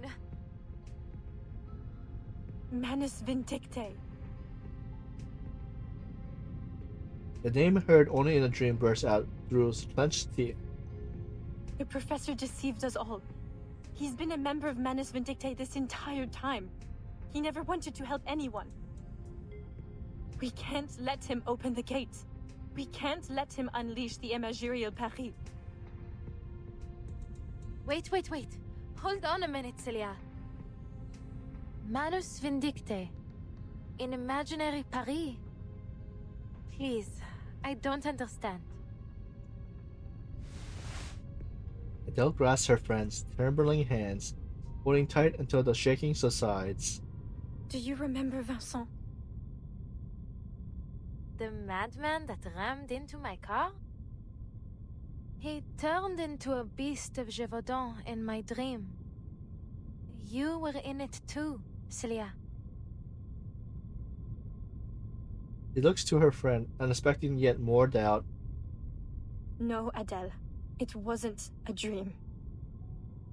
Yesterday morning, I went to the hospital to check in on him. That would be around the time I visited Madame Boaniche's parlor. Leah nods. She puts on a calm face, but the slightest quiver in her lips shows through. But when I arrived, I was told that he'd been taken to his hometown by his family. I truly didn't think much of it at the time, although I was remiss to have lost my chance to say goodbye.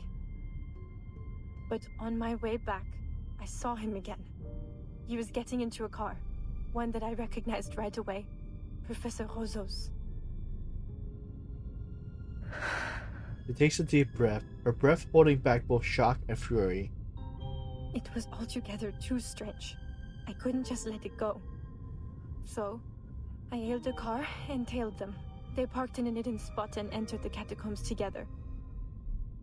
They kept going deeper, and I followed. I don't know how long we walked. It felt like we were descending into hell itself. Then, I saw the room.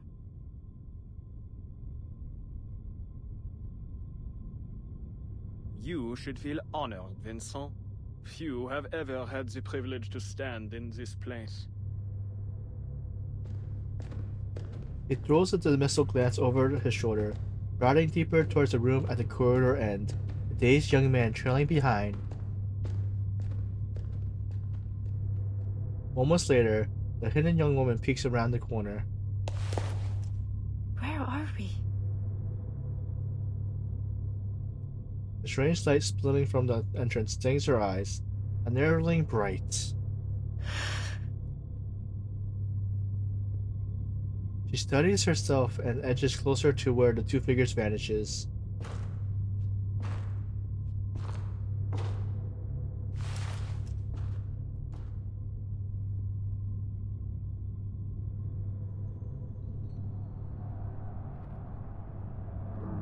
The center of the room is dominated by a strange circular pit, as if here was fitted with a ladder of unknown make. A ladder? I thought we were already in the deepest part of the catacombs. Never mind my mumbling, Your Majesty. Only, could I ask, where does this ladder lead? As above, so below.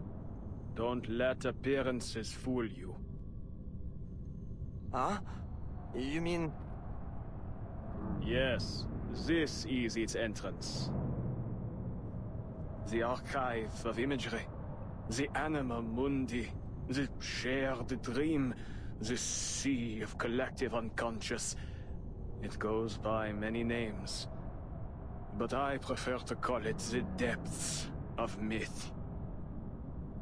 And it exists in a more tangible form than you may think, my dear boy. In fact, it is right in front of you. My god! This is beyond my wildest imagination. For now, it is but a small crack in the veil, nowhere near enough. We must open the gateway.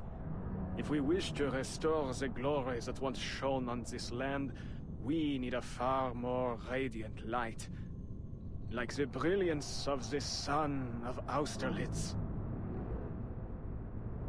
He stares downward, his eyes reflecting the brilliant, flickering light up below. As I told you, there is risk here. The maelstrom of imagery will devour any who dive into it, reshaping their body and soul into something else entirely. But I have faith in you, my boy. You remember what I taught you, don't you? Of course! I'm ready! It would be my greatest honor! The young man doesn't hesitate for even a moment. He descends the ladder, his movement deft and sure, as he vanishes into the deep. You must find the key. The French blue, a pivotal discovery by one of our most venerable pioneers.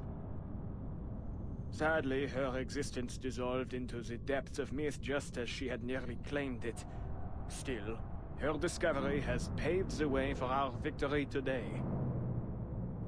Together we will build a bridge between the material and spiritual realms, one that will guide us toward a more perfect world. Have you found it, Vincent?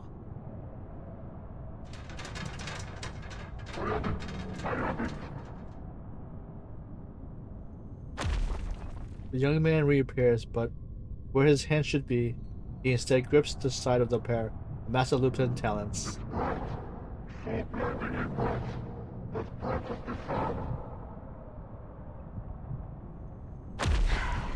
twisted head follows, jaws glinting with a vivid blue ichor dripping from its fangs. An inhumane, monstrous face. Magnifique! That's it! Bring it to me! Bring it to me! But in the next instant, the blue scatters into a drifting light and fades away. The rapture on the man's face freezes only to melt away to nothing. What a shame, dear boy. It seems you weren't worthy after all. The beast lets out a mournful cry, but the professor ignores it as he turns towards the entrance. Perhaps then the final experiment must fall to you, Celia, my brightest student. Uh-oh.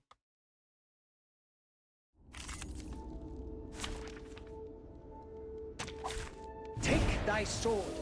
Duel with someone fair and his trumpets sound. The judgment day has come.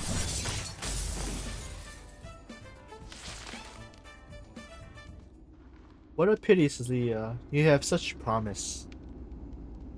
You truly are my finest pupil. Must I treat you as I did Vincent to make you see? This will be a tragic loss for my academic legacy. Please, go ahead. There is work left here to be done.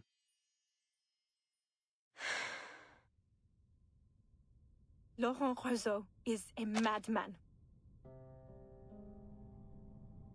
Rage and sorrow twist her friend's once studious and gentle face. I thought he genuinely wanted to make the world better through parapsychology.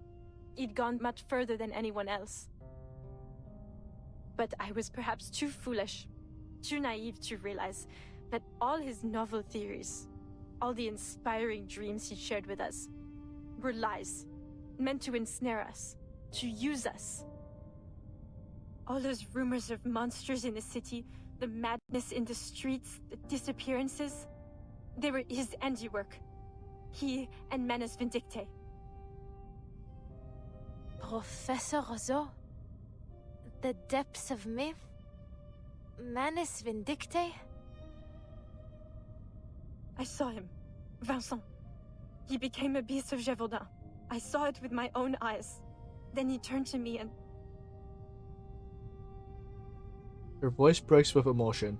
Countless questions crowds forward, but in the end, they all yield to one.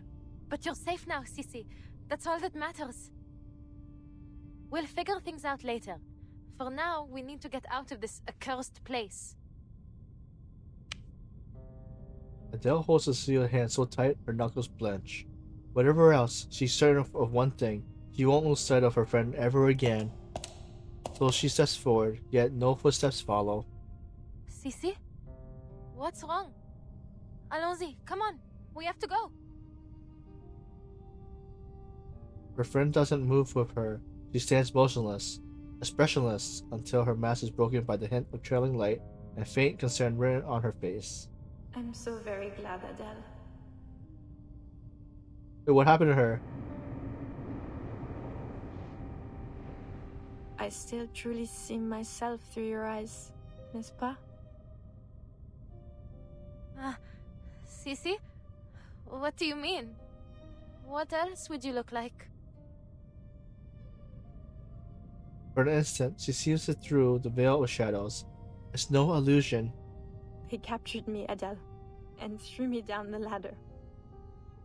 So many voices flooded my head, an endless number, until I couldn't feel my own body anymore.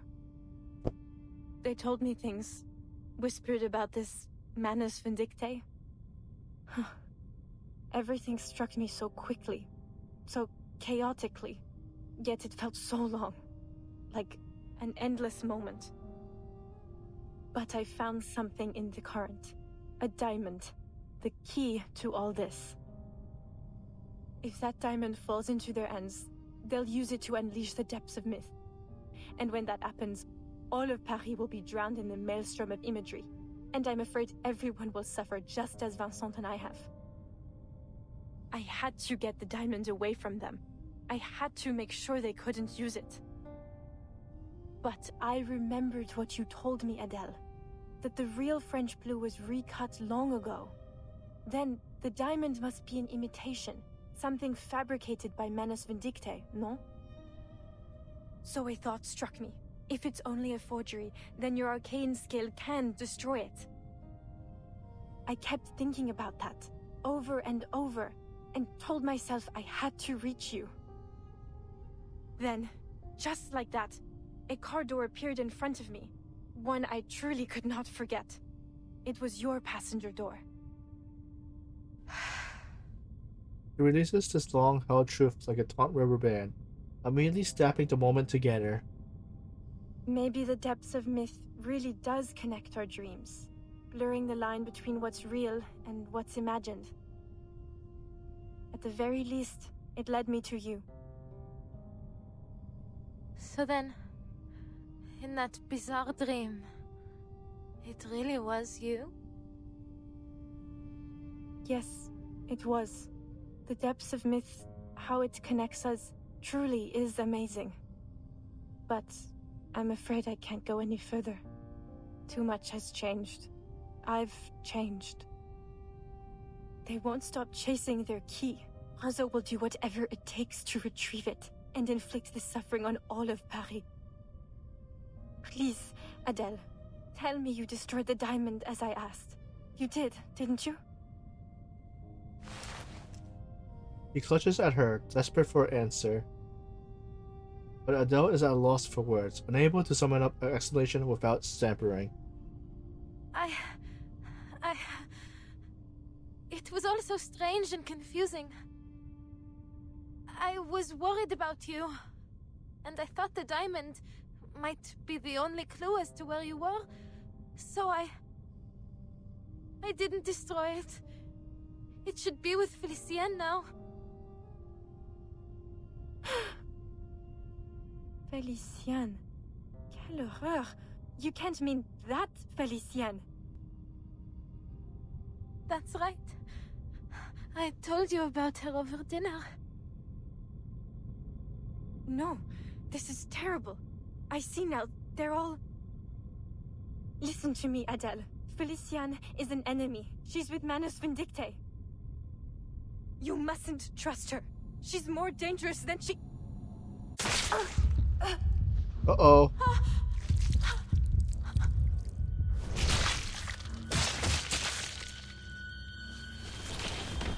How rude. You really ought to reflect on your choice of friends, ma chérie. I've no patience for personal slander. You just killed her friend in front of her.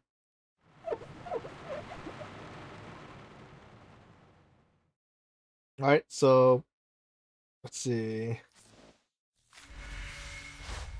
Alright, so we do have an ad coming up in 30 seconds, so we'll take a quick break. I'll just refill my tea for... Alright, so we're back from break.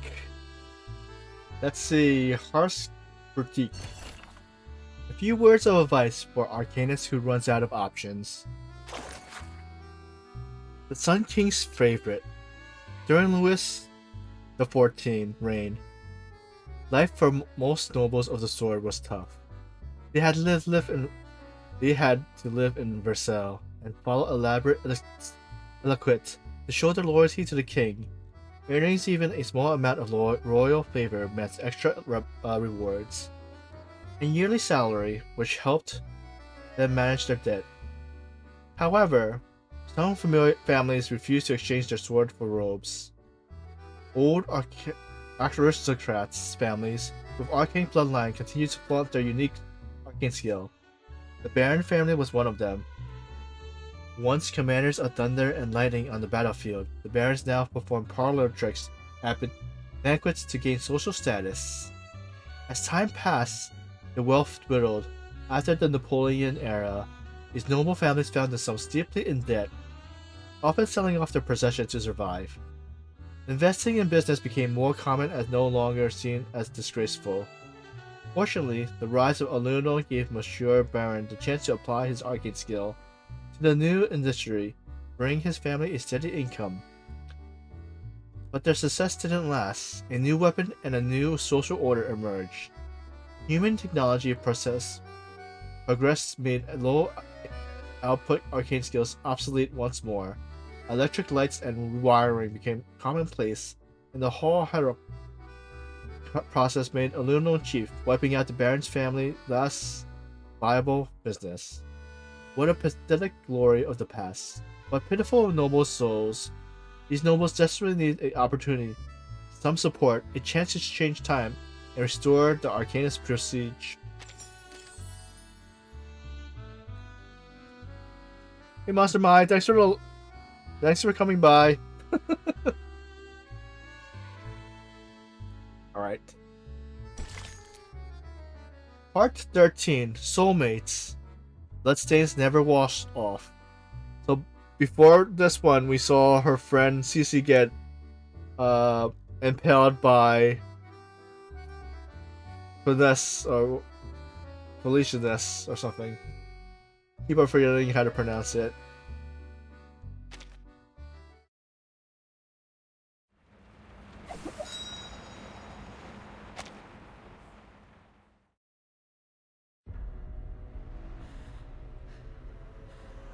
No, no, Celia. She falls to her knees beside her friend's body, the blood cooling around her as the whisper slithers into her mind, growing louder and louder.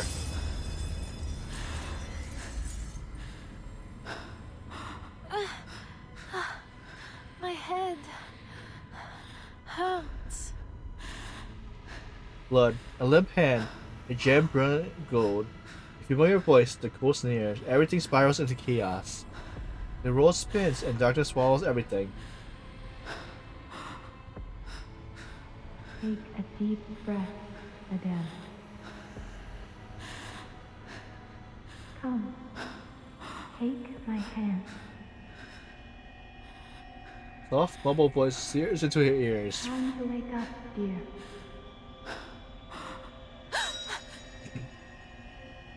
So where is she now?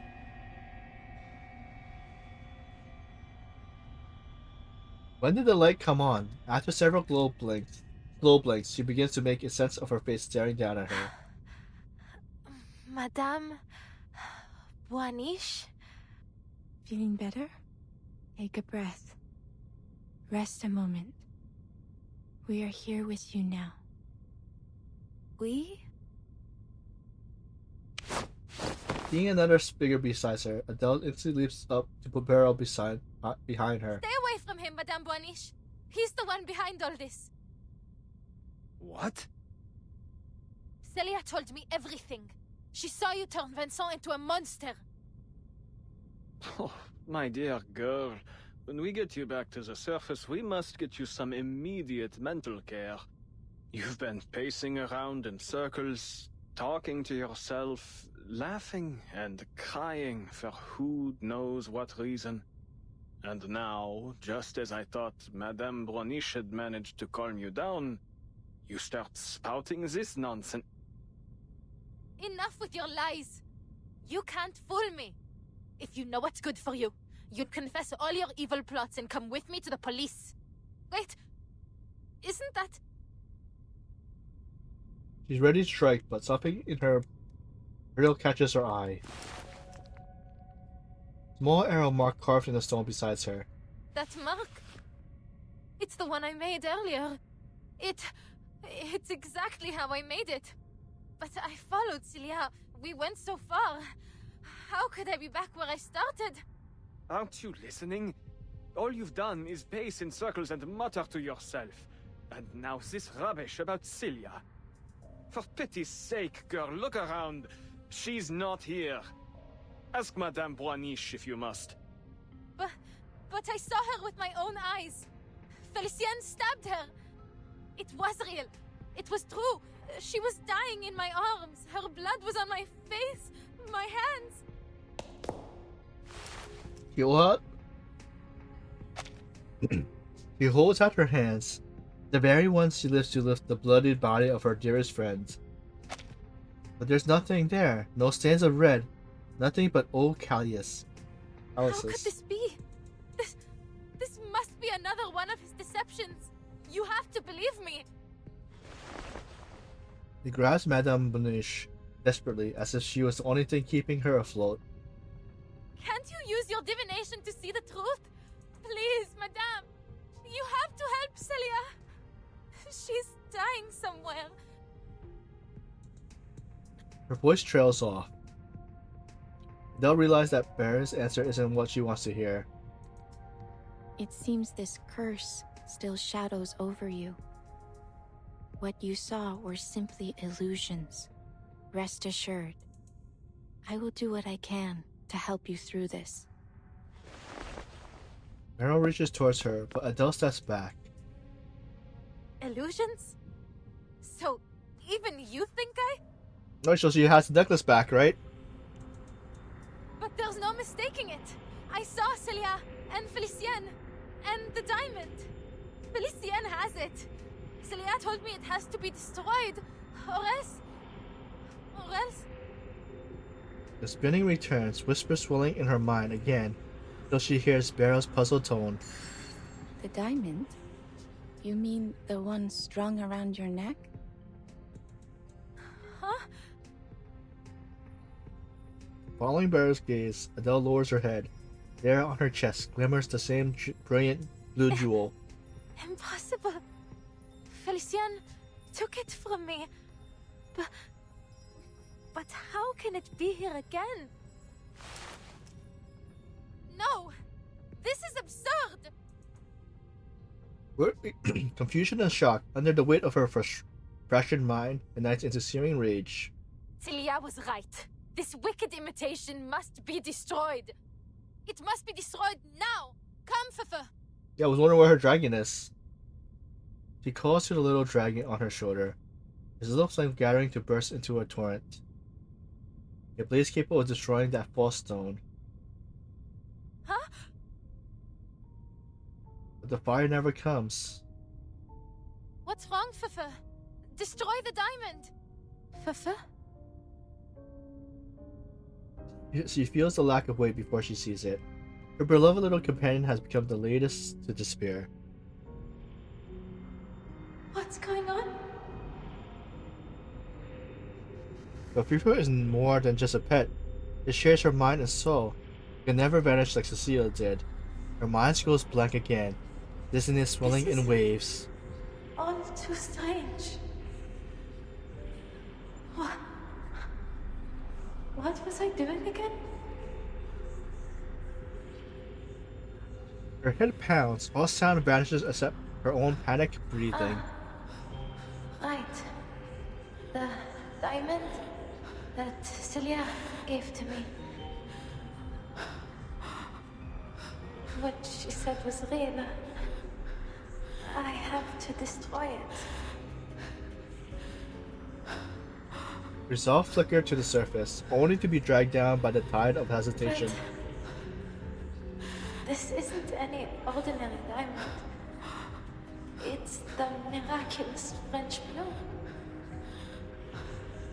Do I really have the right to destroy a national treasure? Inhale, exhale. Even the simple act stretches her mental state. Who was it who asked me to destroy it anyway? Oh, it must have been Celia. But Celia, she gave the diamond to me. It's mine!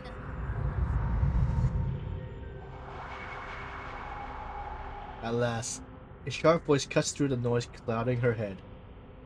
Her breathing steadies, the stabbing pain resides.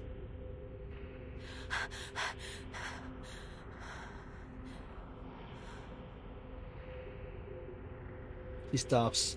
A drowsy calm spreads through her. Every worry, every doubt slips away in a warm abyss. Please, mademoiselle, you seem to have been through a lot. You need some rest. Perhaps some fresh air might ease your symptoms. Come, I'll lead the way back to the surface. My colleagues and I have a reservation at a restaurant nearby. Please, join us for dinner. A firm hand falls on her shoulder, and at last she finds herself unable to resist it. I think you're right, Professor. I need some fresh air. Adele hears herself agreeing softly, meekly. The necklace, heavy with its vile blue diamond, hangs against her skin, intangible, real, as if it always been there.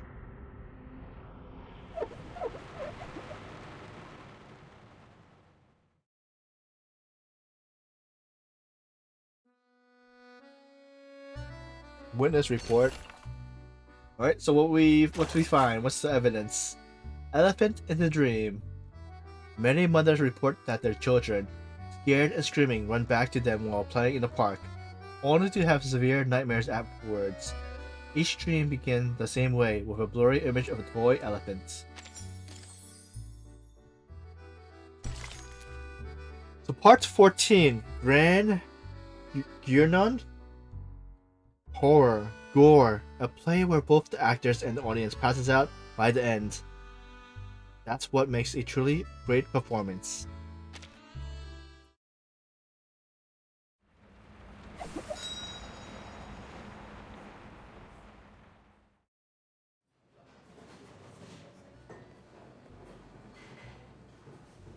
A fine restaurant that requires reservation may not be an ideal spot for dinner after an adventure.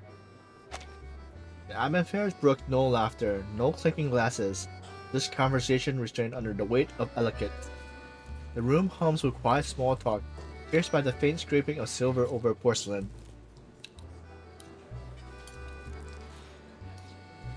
You cannot cut steak with a necklace in your hand, Adele. Why not put it down? Just for a while.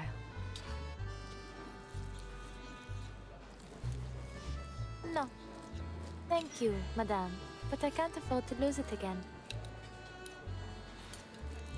She saw through her steak mechanically. At the rim of it. Okay. She saw through her steak mechanically. Originally lost in the undercooked thought. The song becomes a chore. The song becomes like a chore. She pushes through muscles and sinew until she's all but sawing the plate in half. Shit! This is practically a tire, not a steak. Allow me. No. Thank you. During the idle conversation, a diner from the next table steps forward. Oh, Madame Blanche. It's been a long time. I'm glad to see that you're still in Paris. And you? Still in search of your lost fate?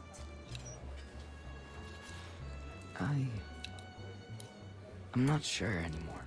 Is he a painter? What you said may have been right. Fate is a kind of erratic stream. To search for meaning in it or impose meaning upon it is pointless. Even so, some part of me still longs to try. Perhaps it will one day be in reach. But I wouldn't want us to dwell on my insignificant problems. I understand that Professor Rousseau has made some interesting breakthroughs in the resurrection of the dead. So first, perhaps you'd introduce the Senora here? She is the one I spoke of before. The girl who stands at the confluence of streams. Adele, this is a regular of mine. We call him Hummingbird. A pleasure, I'm sure. Ah, yes. I see what she means. You look a little pensive, Senora. I wonder, have you found yourself seeing otherworldly figures and hearing elusive voices? Are you still yourself? What are you talking about? The young man noticed Adele's behavior. A moment later, he returns with a new dish, a bowl of mashed potatoes and a plate of macarons. I'd say you'd prefer these over steak.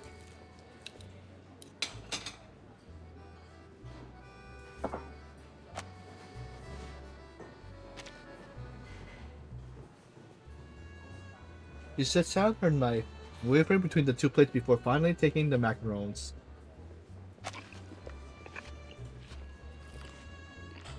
They're passable. Though nowhere near as good as La Durée, I must say. Her words weren't meant as praise, yet she can't help but return the plate for the other. The professor is about to give his speech. If you don't mind, Madame Blanche, might we continue our chat later?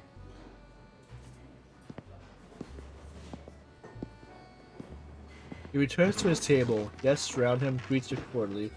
giving the whole event a sense of What ritual on earth familiarity. is Rosa up to? He has an announcement to make, one that defines his life's work. Ah, it seems he's made himself presentable for the occasion.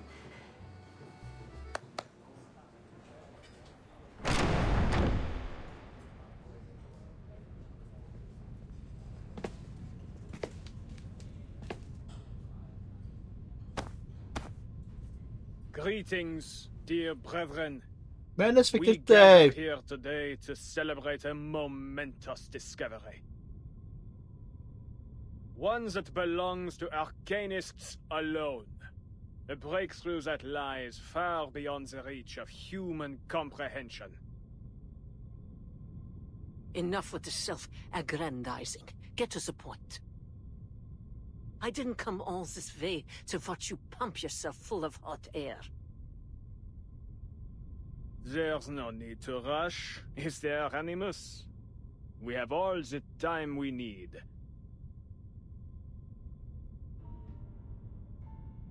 Since the year 1999, our search for the Promised Land has never ceased. Following the will of the Guiding One, we have unraveled countless mysteries of this storm. For this great cause, many of our noble comrades paid the greatest sacrifice. Their souls sowing the seeds of our coming harvest. Our endeavor was never expected to be easy. But tell me, has it ever crossed your minds whether this storm is the sole path to the Promised Land we have collectively sought to bring about? Further still, do all of us here, myself included, share in the same vision of that world? We are nothing like the Foundation's numb, obedient lapdogs, incapable of independent thought. Wouldn't you agree?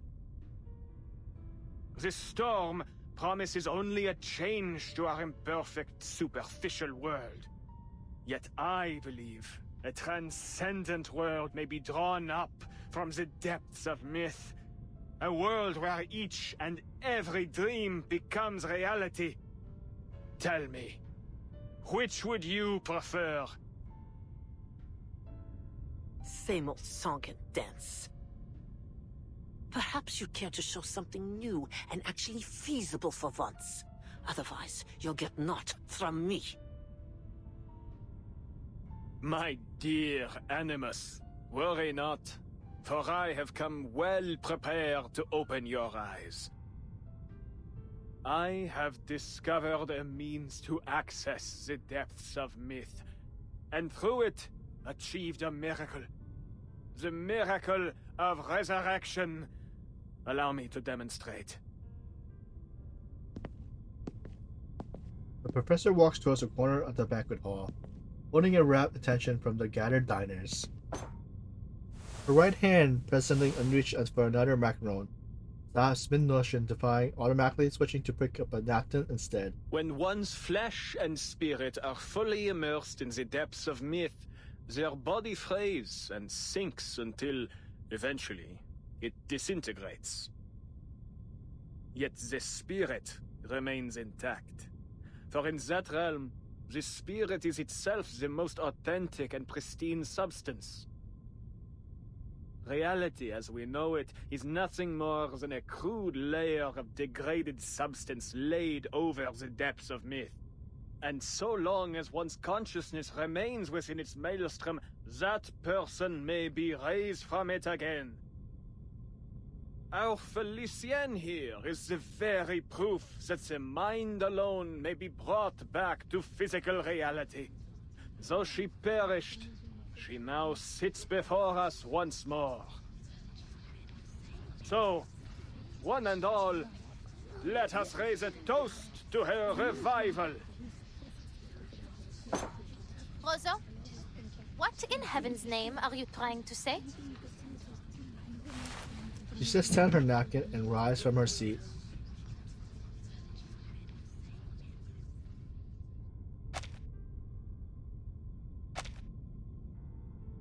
Ah, Felicienne. You fully rejoined us now, haven't you?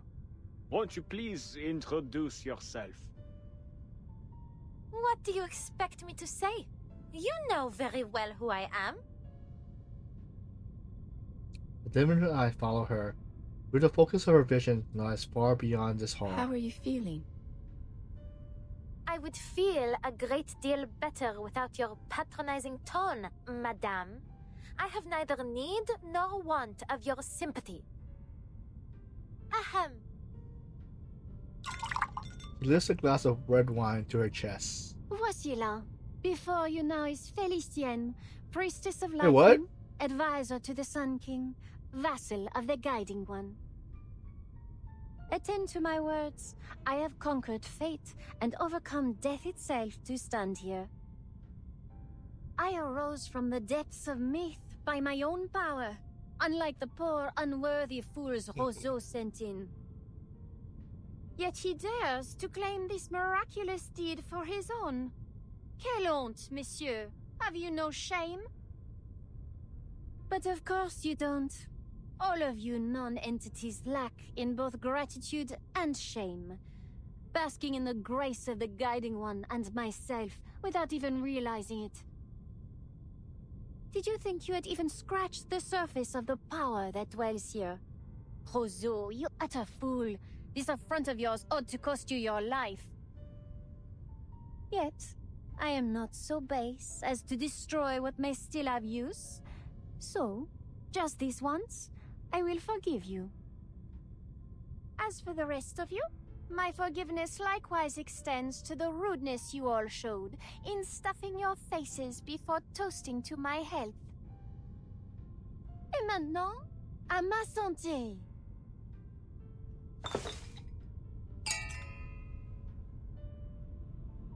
This is a miracle.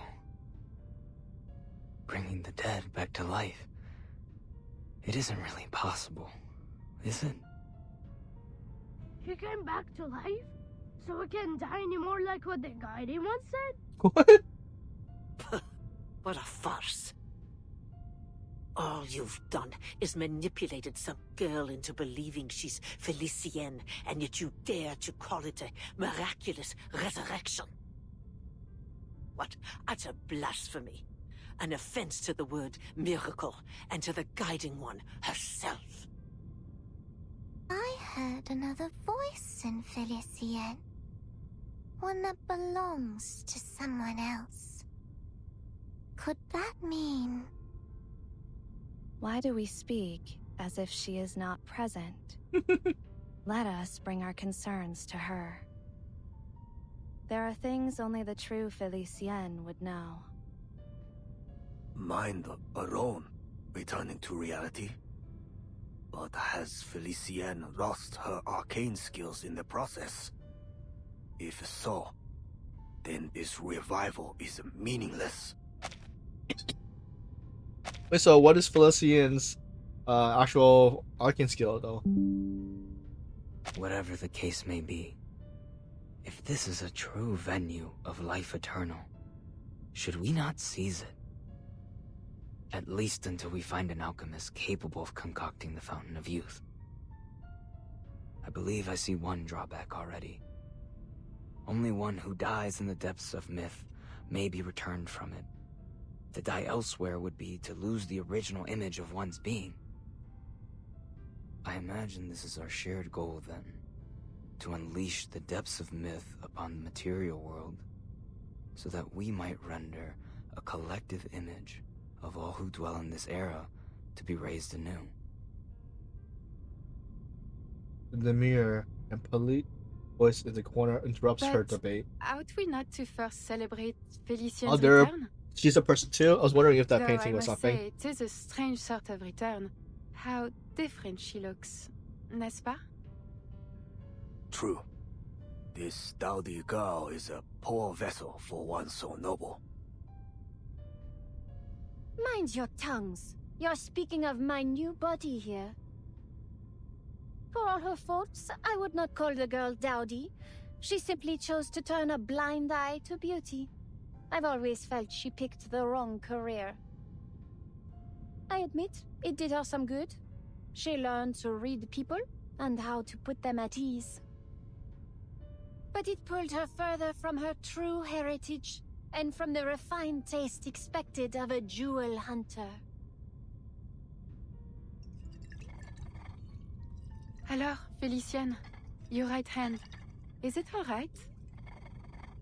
What do you mean? Do you not feel it trembling? Oh, shoot. Is something wrong? Her right hand moves on its own, splashing the wine across her face before she can stop it. Oh, Adele, you insolent!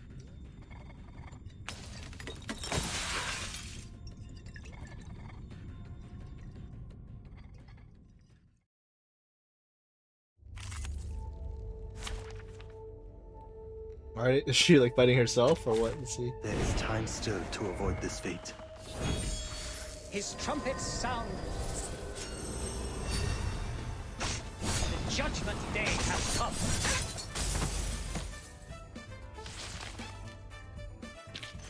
Each move on the board is an attempt to return to the future. Let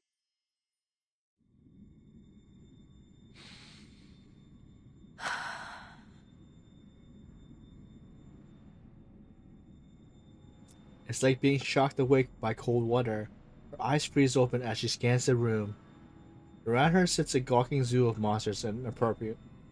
And she is a bit. You!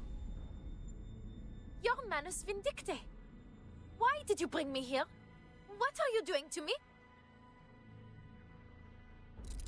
Realization hits. Panic tightens in her chest. She clutches the diamond in her hands, trickled by blood and wine seeping through her fingers. Arrête! I will not accept any damage to my body, Ustrina. Nor from you, Lyra. One move, and I'll burn you to a crisp, inside and out. What's happened, Felicienne? It is only us. We're still here at the banquet thrown in your honor. Stop your prattling, you rubbish dump. Another word and I'll rip that canvas to shreds.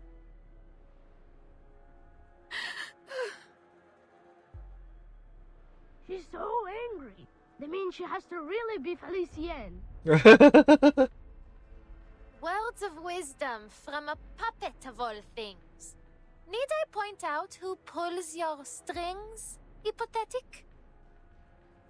You cowards, ganging up on a poor innocent woman. Each and every one of you is a monster. I won't play whatever game you have in store for me.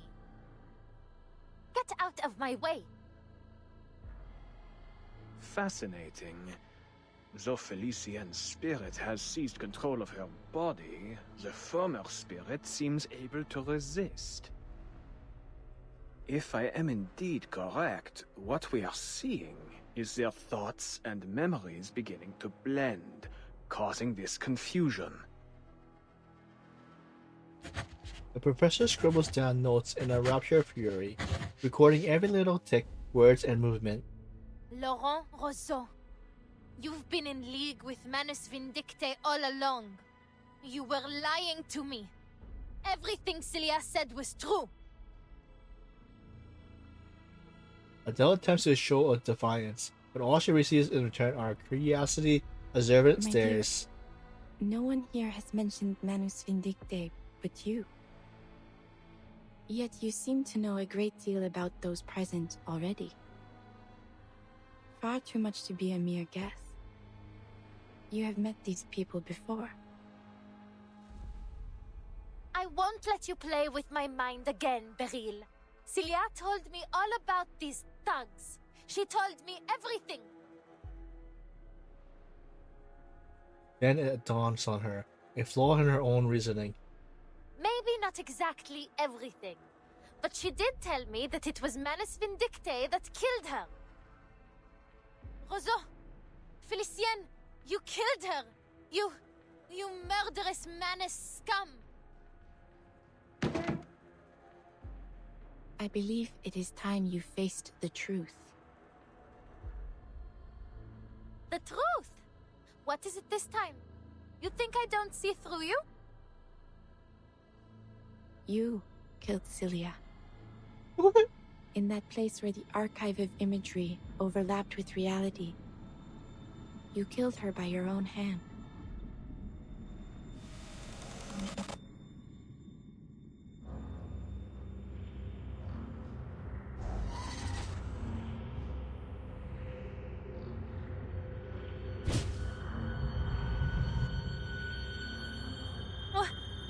What?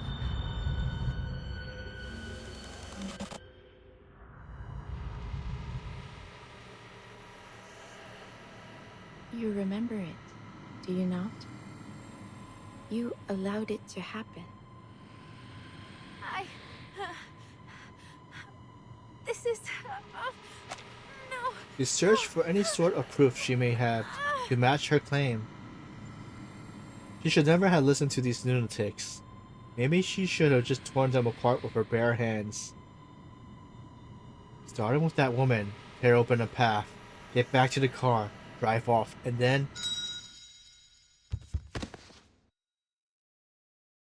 Are they still in the parlor shop? Nope.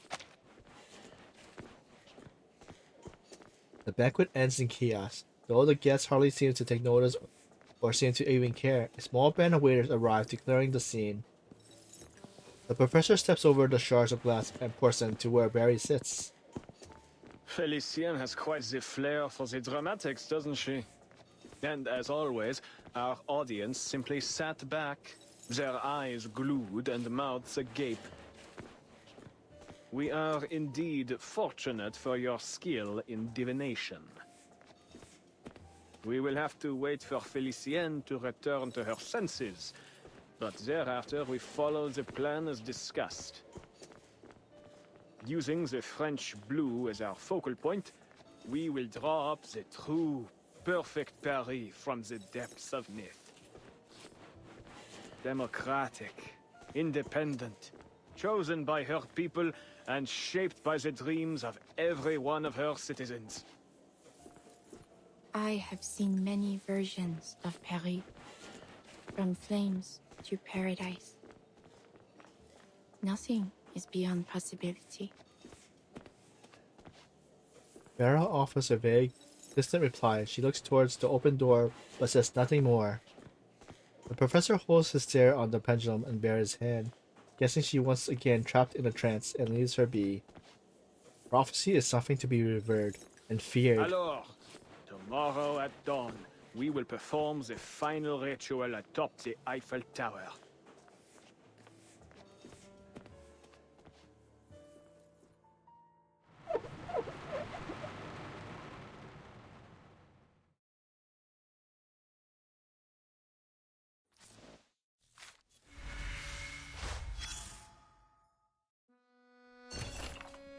Depths of Mist. A round of applause for the latest research breakthrough. Don't forget to raise a toast. A record. Everything is unfolding right now.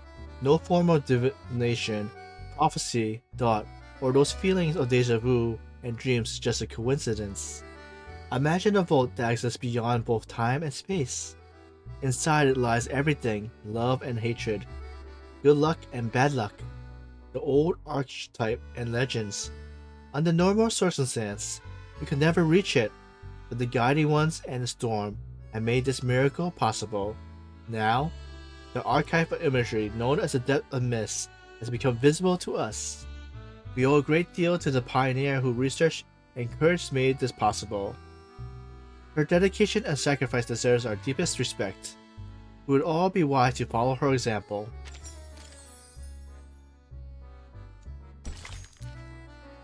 Part 15. Paris Out of Reach.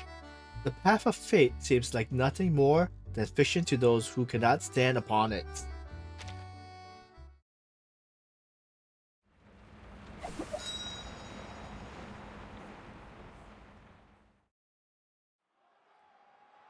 Liberté! Égalité! Fraternité! Deliver what was promised! Hear our voice! Respect our demands! Eat our work days! Better wages! Paid vacations! No more hunger! We will not let the Bastille frighten us! Let the king and queen answer! Give power to the people!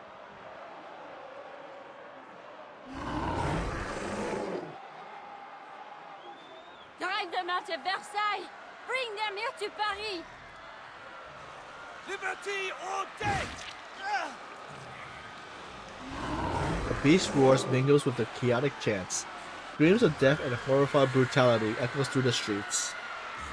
But as long as one person stands still, the critique corridor of protest will not end. Liberty or death! Hysteria has spread across Paris, twisting the city of lights into a bedlam, into utter chaos. 3 people pass through the turmoil, bombarded by the screams around them.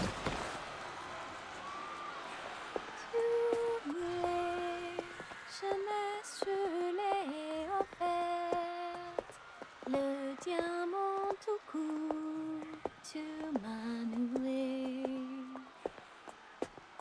Mots de miel, faux langage, m'ont jeté dans la cage.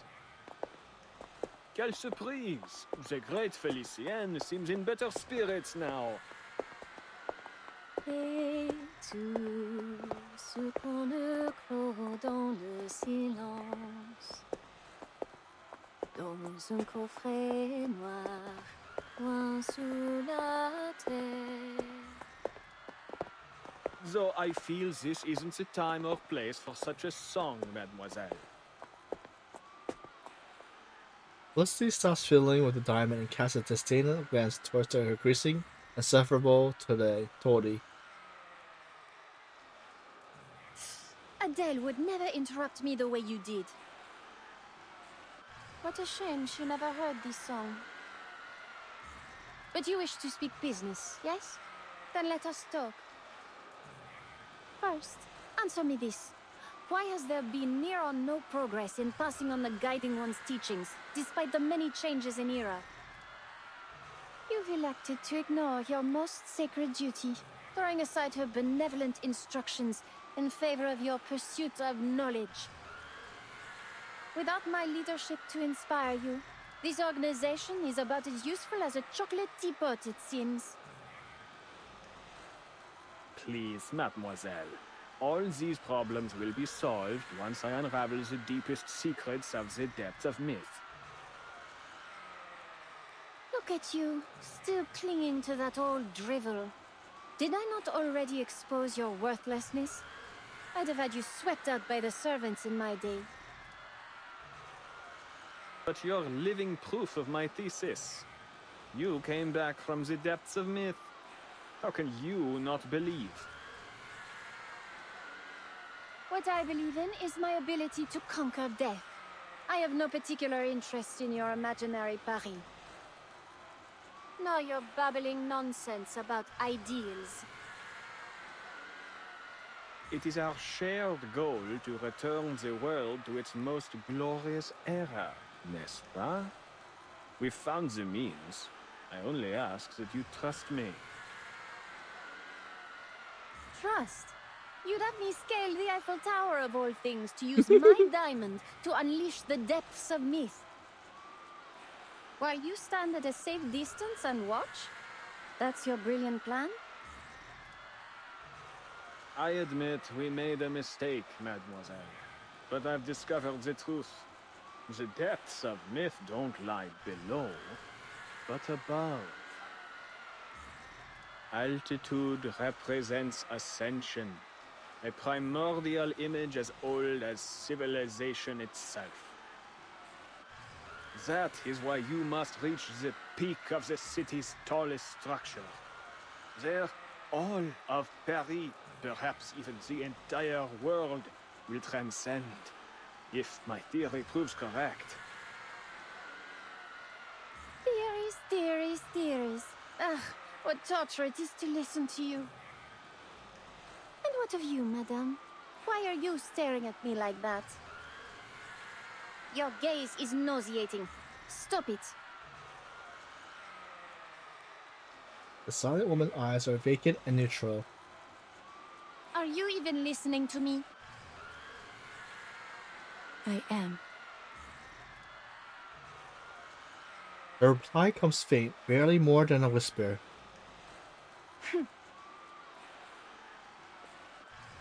The three weaves past the protesters, heading towards the Champ Lemars. Not a single passerby seems to take notice of the glow coming from Barrow's pendulum.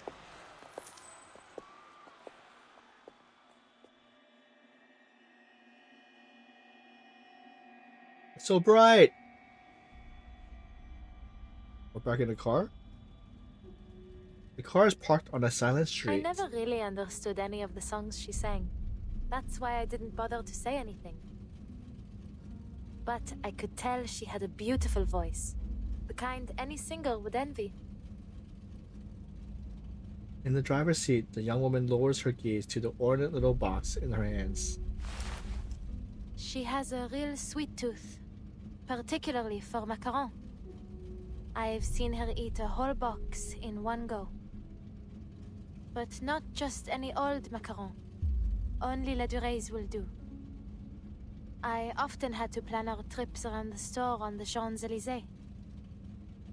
Lucky for me, Felicienne was a late riser, or else I'd have had to race all the way from the bakery to her place every morning. A weak smile tugs at her lips. But what she was eating, they weren't macaron, were they? What the? Once inside, the once neatly arranged pastry was taking on another shape. The little dragon lies within the box, its eyes closed. Carved and cut into bite-sized pieces, filling ooze out from its little form, releasing a sweet, alluring scent. Madame Boaniche, please tell me, what did she do to me? Adele gathers her dragon fragments into her pocket, her voice trembling beneath her confusion. She stole your fate. Her original self perished long ago within the depths of myth. The spirit that found you was only a remnant, a mere shadow clinging to a world in which she no longer belonged. She longs to live again, even if it is only as a parasite. What about those memories we shared? Were they all just illusions? Some were true experiences you shared as your streams of fate merged. Others were but fabrications. The nuance can be difficult to discern without careful observation. Adele stays silent for a long while, reaching for the handle again. The door doesn't move. She's been trying in vain for quite some time. You've really confused me, madame. What side are you on? I am a watcher of the streams of fate, not a participator in them. I take no sides. But you can do more than watch. You already have. You were the one that told me about this inevitable death. And then, Celia really did end up dead. You know exactly what's going to happen to me. You know everything. Don't you? Her voice catches. Outside, the light of Paris flickers erratically. It is not nearly as simple as you might imagine, Adele. To observe a stream is to see only its curves and eddies, the ripples of importance. I see the path, but not every moment along it. That is itself sufficient for me to ascertain one's eventual fate. There are rarely any exceptions. You said rarely. So, there are exceptions? An exception, yes. I told you about her, did I not? I had been drifting along the streams of fate when I saw a girl who resembled me, who in some part came from me. It was quite a revelation. I saw where our streams merged long before she was born, and I knew I would name her Matilda.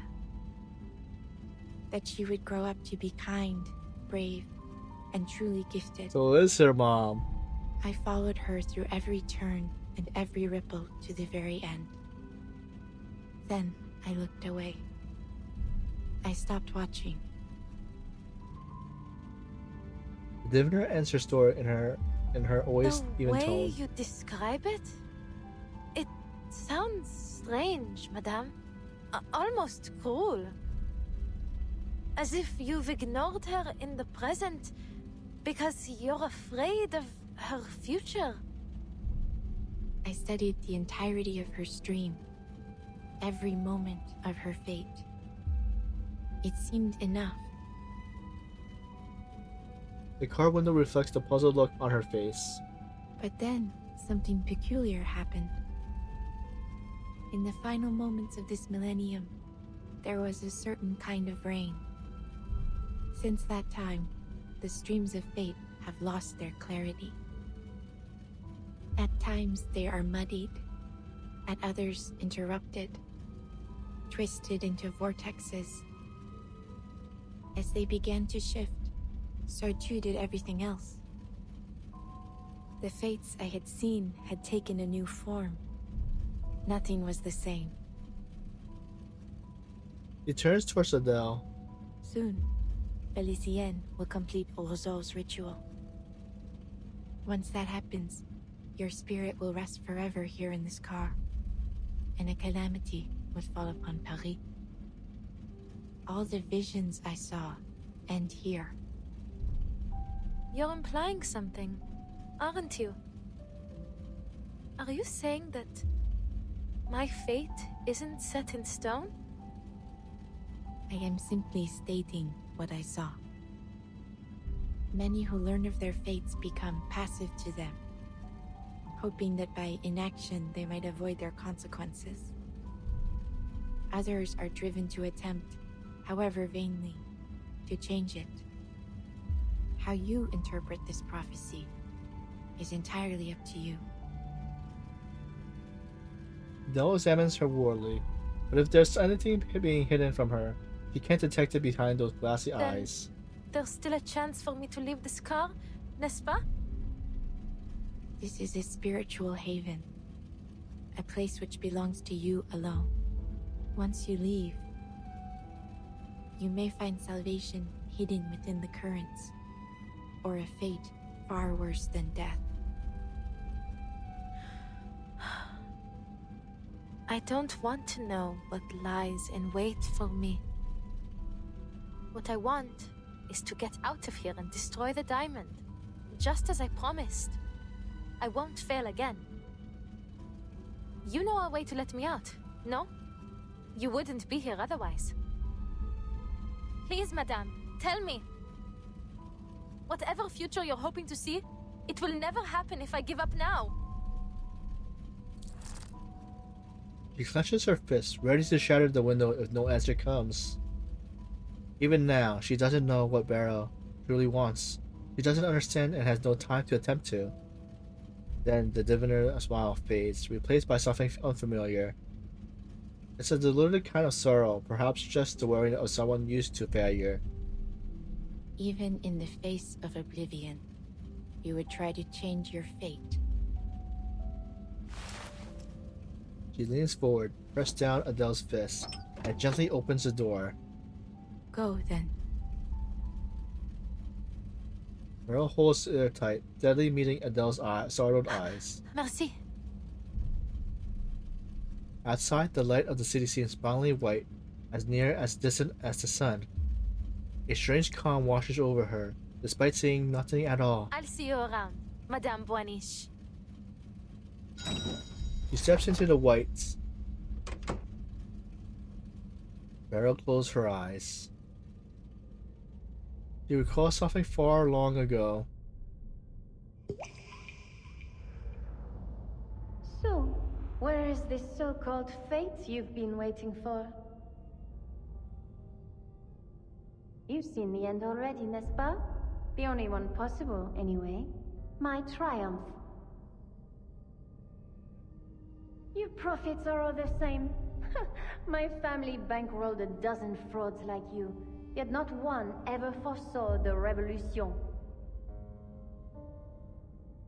You ought to have dedicated yourself to the guiding one instead.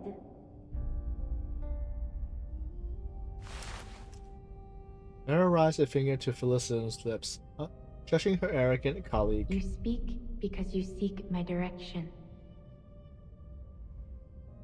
You wish to unravel the secrets of resurrection. You're clever for a prophet. Of course, that's my goal. I wouldn't allow those bungling followers to take credit for such a discovery. I must determine the truth before anyone else. North, that is where your path leads. But know that there are consequences to what you seek. You will not emerge from it the same.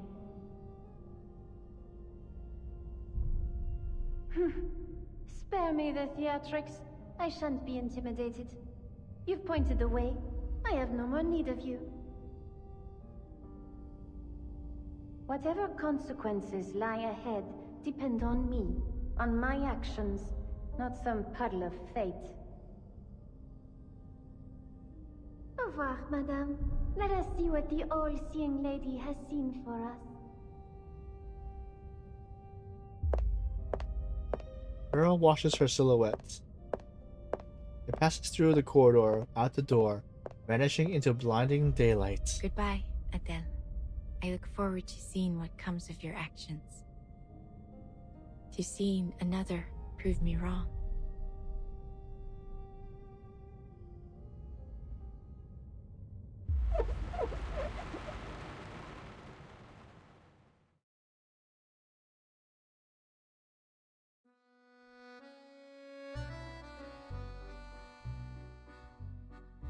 It is true. I have held back many important details concerning matters like the nature of Felicienne and Brum's relationship, and Professor Roseau's true intentions. But I believe it is not my place to disclose such things. People deserve to discover these things on their own.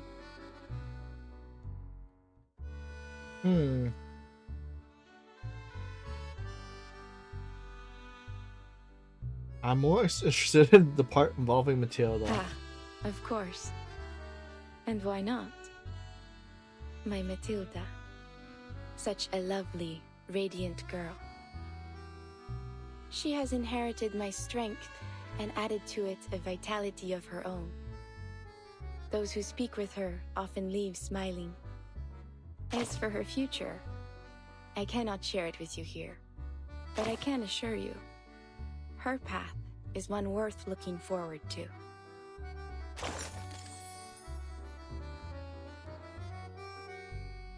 Alright, got another break coming up. Alright, we're back from the ads, and we're on to stage 16. So part 16, Moments of Revelation. Paris is a dream upon itself, and that dream is ending.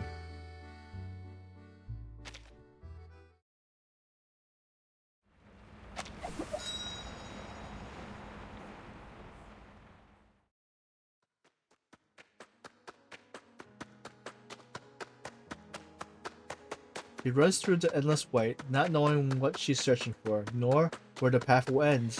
Streams of fate. But how can I find them? Dowsing might be a little on the nose. Soot! She was just steps away from me when I was in the car.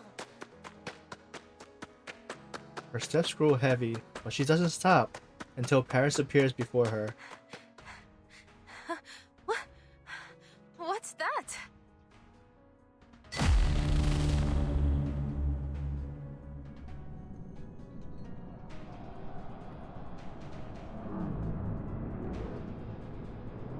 Is everything upside down? The city pierced the clouds, mirroring the sky. People and beasts alike stops to stare up at the mirror double How above her. Spectacular. If this isn't a miracle, then I must ask, what else could possibly qualify as one? Let dusty historians scoff and rivals sneer, but there are none who would dare scorn this timeless, flawless vision of Parisian beauty across the ages. Who from this lofty perch would deny this is the truest form of Paris? The Palace of Optics, the Eiffel Tower, the Arc de Triomphe, Notre Dame, the Luxor Obelisk, the Lutetia Arena, the medieval quarters. Each piece woven together in perfect harmony. As I've said, thought shapes reality. This Paris, born from collective imagination, is Paris at its most true and most real. Only when it fully descends shall we finally possess a real world. A life worth living.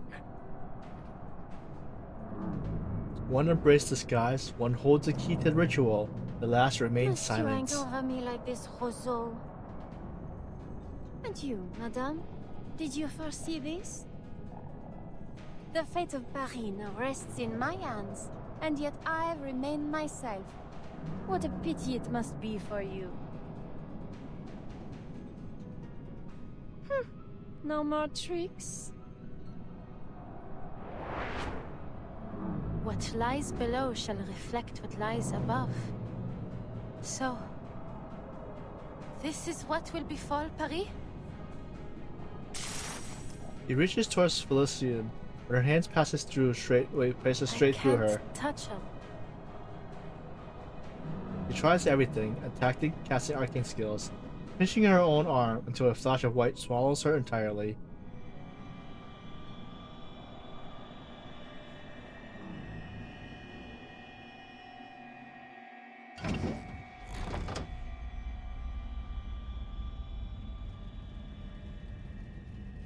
You have returned.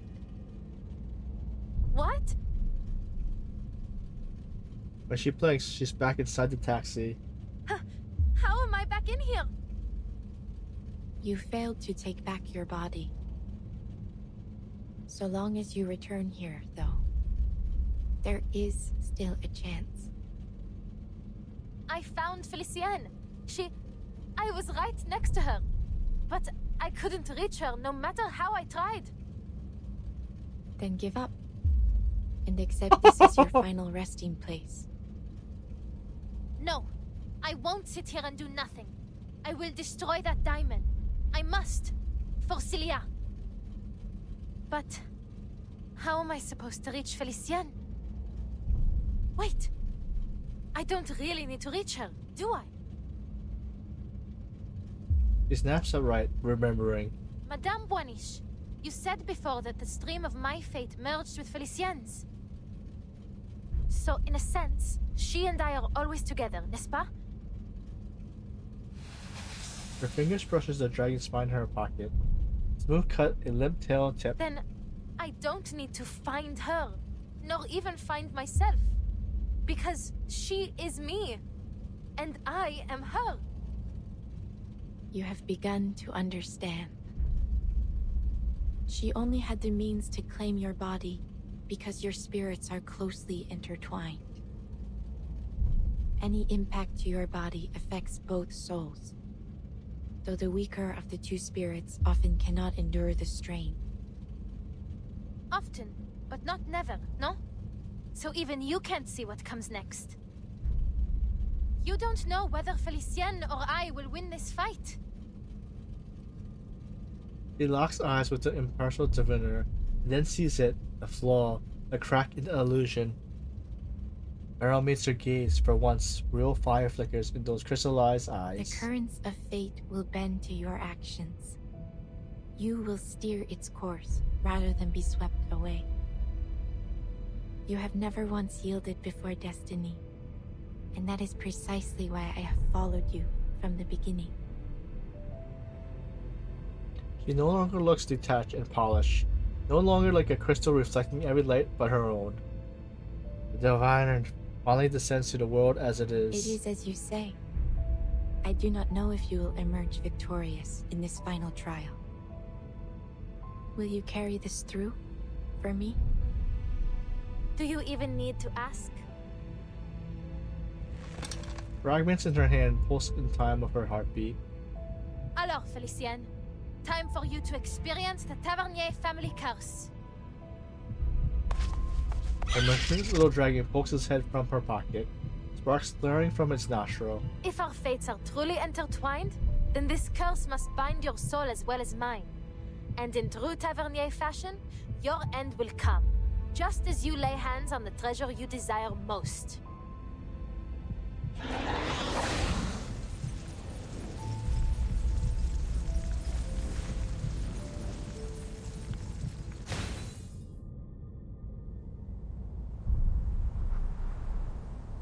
The ritual processes moment by moment as Paris above them draws closer to the ground, the twin Alpha Tower nearing collision. Unnatural lights emits brightly from the diamond, drawing the two worlds together. Incroyable, Felicienne. Just a little longer and Paris as it should be, born from the collective unconscious, will descend into reality. The true Paris, not like the garbage heap below us. A bullet grazed the diamond. Felician instantly shields it with her hands. The mirror city above begins to fade.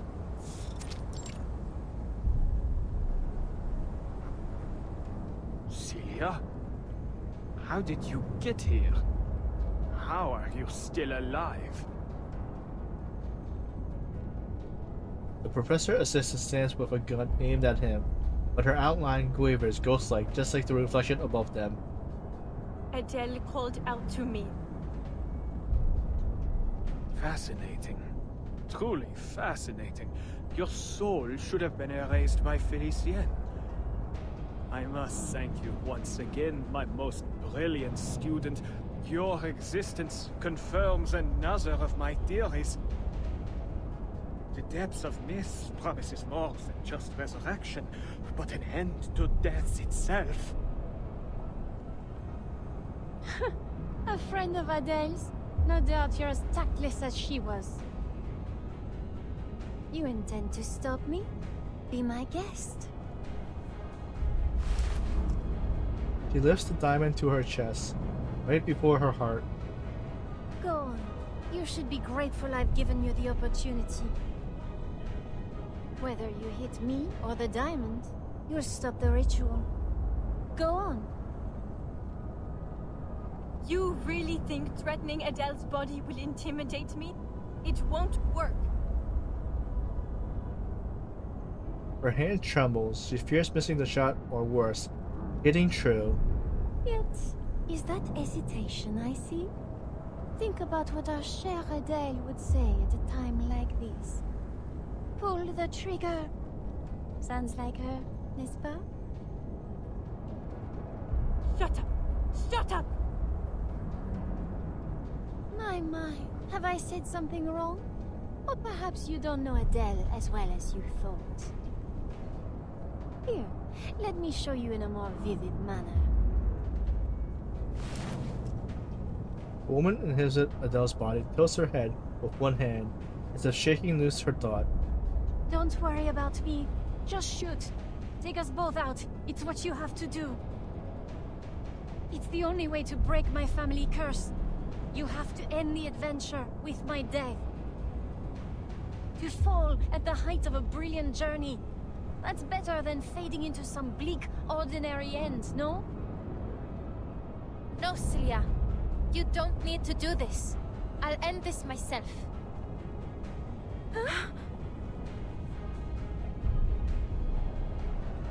An unexpected line is delivered in a clumsy play, stunning both the actress and her audience. And at that moment, the sleeping dragon awakens in her pocket. You irritating little lizard!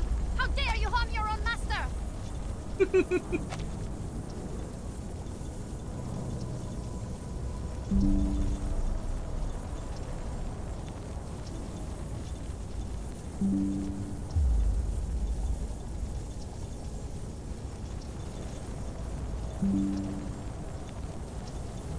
Damn you, Adele! You and your wretched pet! Flames sears through the haze, pain burning away the chaos of her memory. The scorching heat, purging an illusion, returns the body to its rightful owner, finally allowing her to move freely. So this is what it feels like for a soul to be scorched. I finally understand why so many fear hell. Adele, you fool! Tell your pet to stop at once! Do you wish to die with me? No, I don't. Not right now, Felicien. So why don't you draw the diamond? I can already guess your response. You keep dreaming! This diamond belongs to me! Not even death can steal it from me! Listen to you. You'd make an excellent tavernier. Melissa's anger's only grow, her left hand clutching the diamond tighter, and still the flame falls further up her body, inch by inch. Now let's see if fire can separate true from false, Felicien.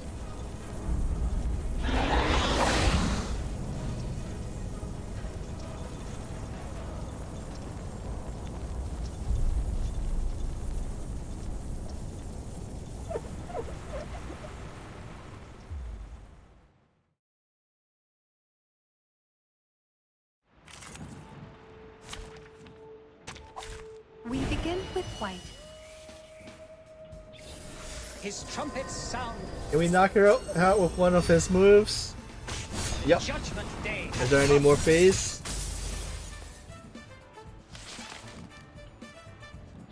Enough. Enough. You're fired, Adele. Took you long enough. Each move on the board is an attempt to return to the future.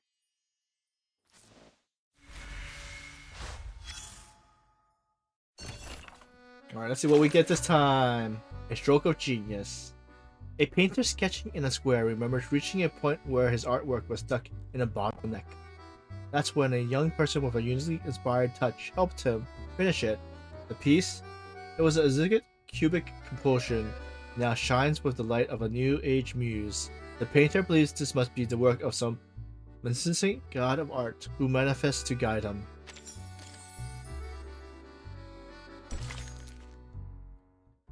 Part 17. No need for promises. You will always have a place in my heart, mon cher ami. Wait. You will always have a place in my heart, mon cher ami.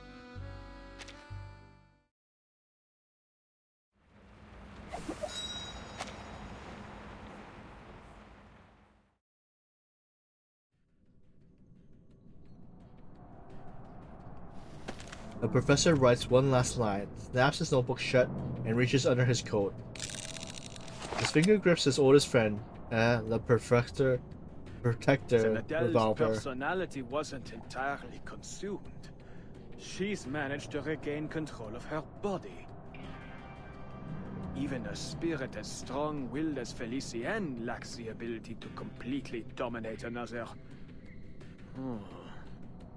Perhaps I was wrong to shift focus from the power of the collective unconscious. There is no need for that, Professor. Her spirit returns. You raise her hand and nudge the bear away from Adele. Even were you to interfere, the outcome would remain unchanged. You are but a pebble in the course of the stream of fate. Wait with me a little longer. Things may just take an unexpected turn. You saw something, didn't you? Quite the contrary. I see nothing. And that is what fascinates me most of all.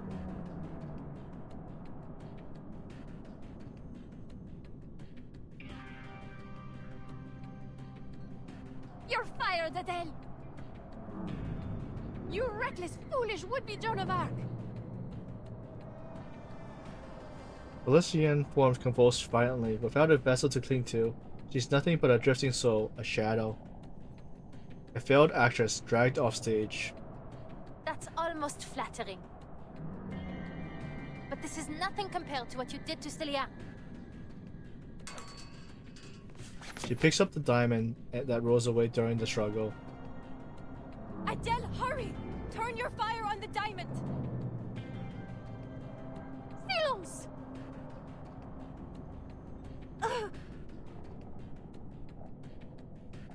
Her figure flickers as Felician lifts her hand. Then, with only a twist of her wrist, Celia's outlines melts away.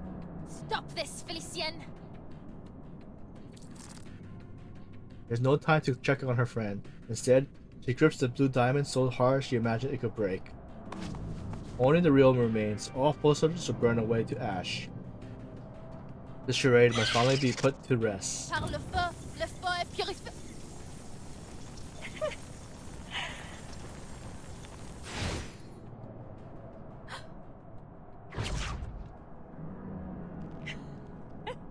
You disgusting hypocrites! Don't you dare wag that finger at me!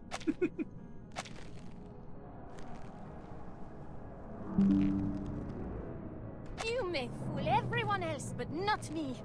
I know you better than anyone. I know your true colors. Deny it all you want, but our souls are entwined. Because deep down, you and I are just alike. Take pride in it, girl. Hosting me will be your greatest achievement. Be honest now. No need to play pretend as you did with Celia. All that time, you let her keep writing those letters, knowing full well that your parents were long dead. How wickedly false indeed. No, I just... Both fingers tighten, blurring the line between the living and the dead. She shared her deepest hopes and dreams with you through those make-believe adventures, but you ignored them. What's there to envy about a cursed bloodline? I suppose you kept her as a salve to your dreary, miserable life. You really thought you could fool the world into thinking taxi driving was your highest ambition? Deep down, you've always craved more. Don't act like... you know me. He grasps for breath, forcing out a strained protest. But I do know you. I know each and every one of your wicked thoughts better than you do. She told you to burn the diamond, but you secretly desired it. You craved your place in this adventure. Your death. Who could blame you for triggering the curse? You weren't chasing treasure, not by choice, not like your parents. All of this to pretend you are unwillingly caught up in this adventure. You even get to play the savior. And oh, how your dear little friend fits the role of a damsel in distress. All you need is a villain. And that's where I came in, just as you wished. Of all people in Paris, why did I come to you? Have you given it even the slightest thought? Muscles and bones grind and twist beneath her crushing grip. Admit it, Adele. You wanted me to hurt Celia. You wanted to kill her. Adele uses all her strength to turn towards Cecilia's face, finding it frozen in shock. You're lying. Ah, yes, lies. She lied to you too, Adele. You really are a perfect duo. Two little liars keeping secrets from one another. Allow me to reveal another secret. Destroying this diamond will bring an end to more than just me. It will end her as well. Though perhaps, without her, you might at last be free. That's not true. She looks at Cecilia again and hears the same plea she heard 100 times before. Don't listen to her, Adele. You must destroy the diamond. The depths of myth must not be unleashed.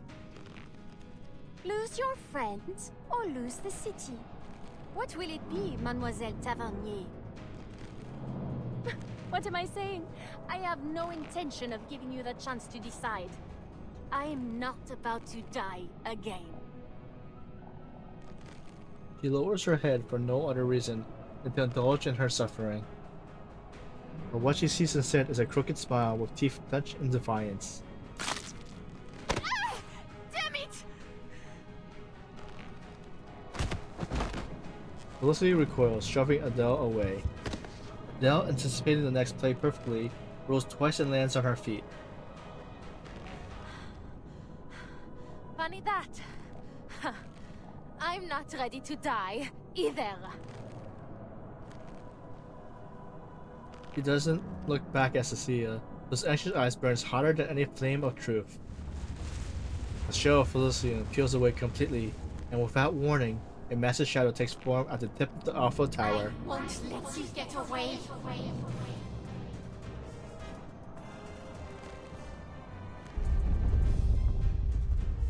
There's a boss fight now?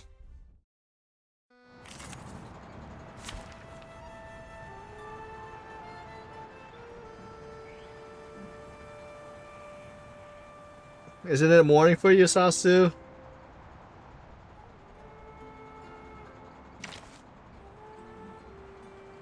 Burn. Take Corvus out. Is that him? I don't think I need the knight. So let's see. Defense. We use Caprina. Where's Caprina?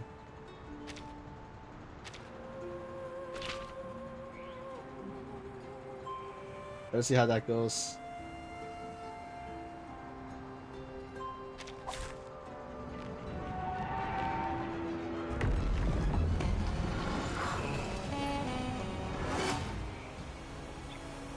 Yeshis, allez.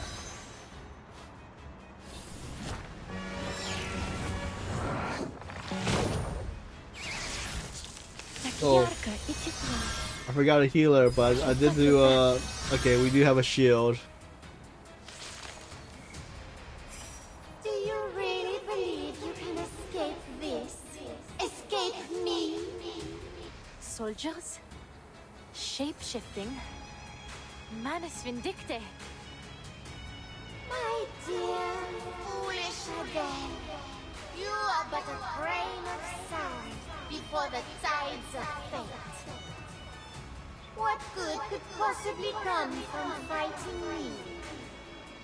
The rift is widening. We have to stop her.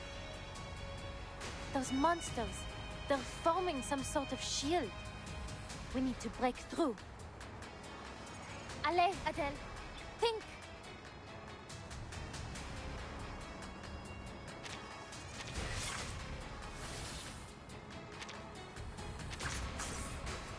Enemy reaction predicted. Wait for the right moment into the darkness. Let's see how much is it. Purge the impurities. Leave me alone. You Let's see. phantom. Hopefully Enzo doesn't damage. Adios, straniero. It will be over before you feel it.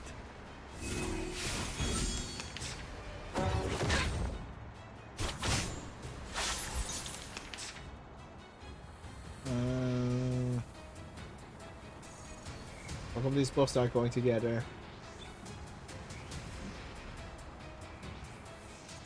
If the depths of myth is nothing more than a sea of collective unconscious, then the creatures born from it must be mere reflections.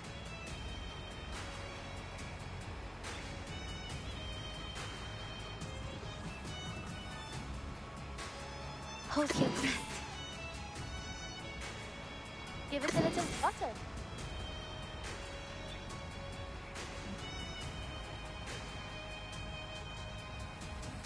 Wait a sec. Do I have enough to...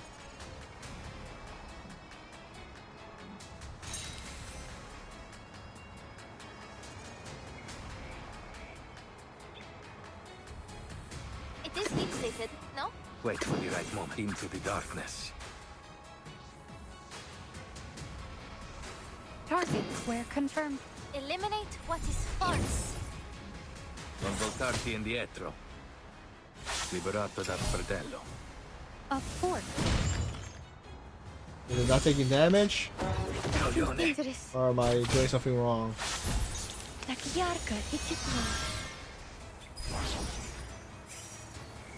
Huh?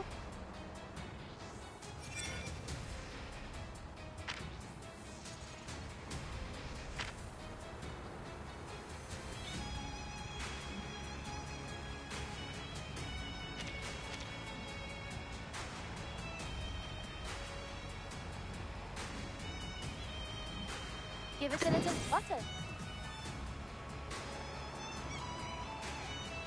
Enemy reaction predicted.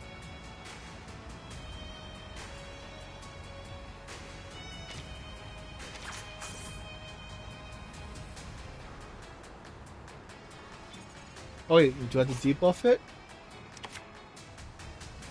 Alright, It is heat plated, no? Give it a little water. Target square confirmed. Enemy reaction predicted. Purge the impurities. Barrage.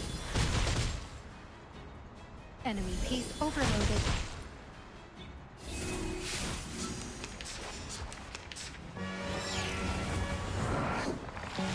Dangerous. Is that feeble little flame supposed to scare me? I've got your back. Wait, did one of them disappear? Oh. Oops. Oh.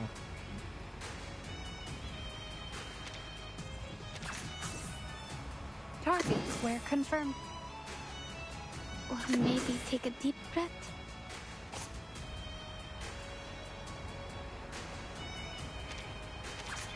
Enemy reaction predicted. Hold your breath.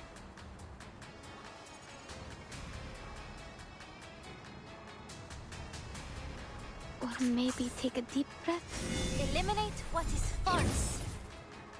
Eliminate target. Finally. Don't take a wrong step.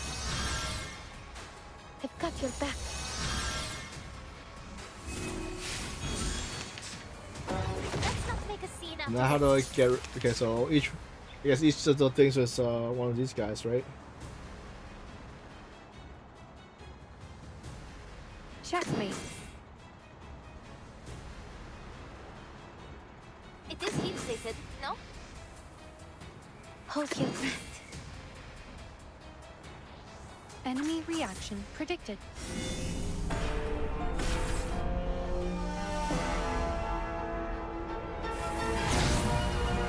Queen to F6. A queen for a king. Purge the impurities. But only for an instant. Barrage.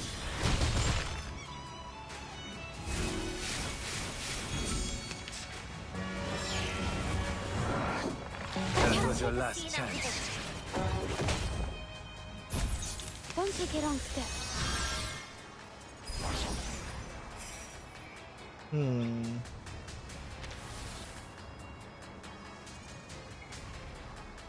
Give it a little water. It is heat plated. Give it a little water. Wait for the right moment. Target square confirmed. Eliminate what is false. You see it coming. Enemy piece overloaded.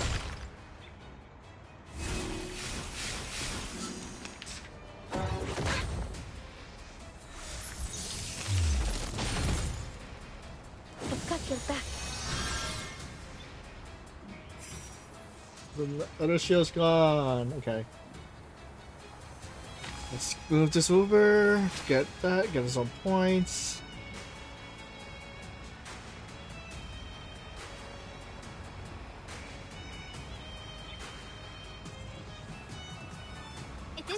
wanted, no? Wait a sec.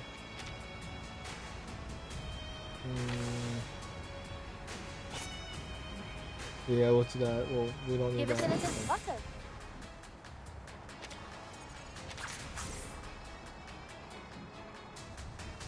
Enemy react. Or maybe take a deep breath. Purge the impurities. A fort. The stars are just out of reach.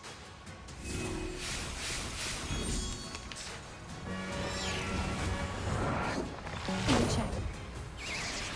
Do you mean it? Takyarka, Ichitwa.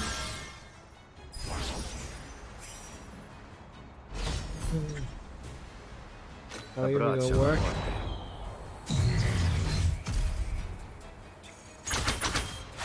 Oh, nice! It does.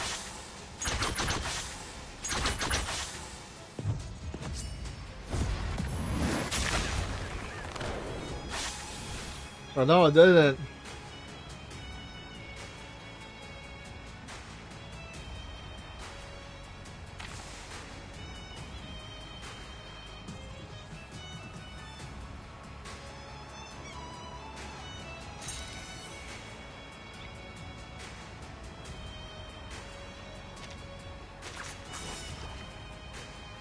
Into the darkness. Wait for the right moment.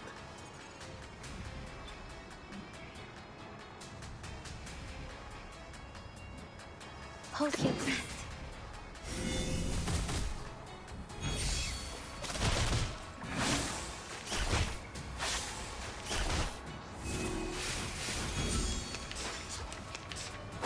That was your last chance. Don't take it Nice, the off. last show's gone.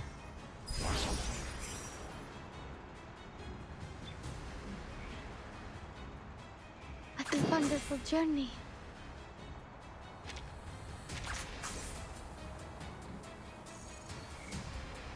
Or maybe take a deep breath. Target square confirmed. Даже далеко в космосе. Все равно здесь, со мной.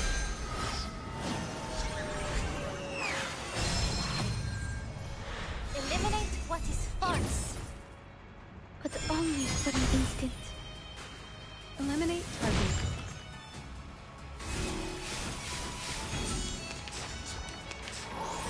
What? Let's not make a scene out of it. In check. No, Lucy's gone.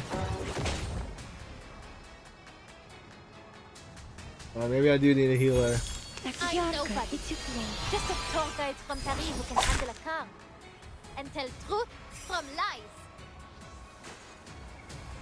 Wait. So Par le feu est purifié.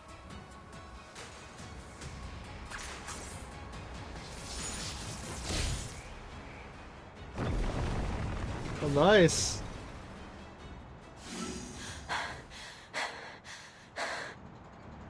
Stop this, Felicienne. You're no master of this city. You're not even the master of yourself. Was I able to take care of everyone? Alright, that was a tough fight. I guess next time I should bring a healer. She's going to destroy the key barrel. If I don't intervene, all I've worked for will come to nothing. Give me one good reason I shouldn't shoot. The rift of the Archive of Imagery has shown no signs of closing, Professor. Look up again. Watch closely.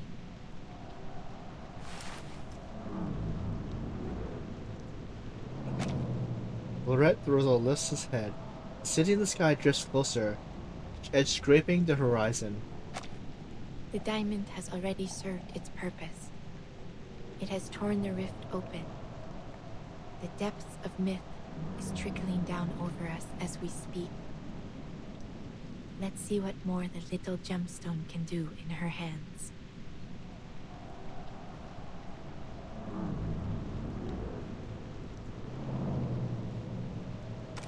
Idol wipes the blood from her blue diamond with her thumb.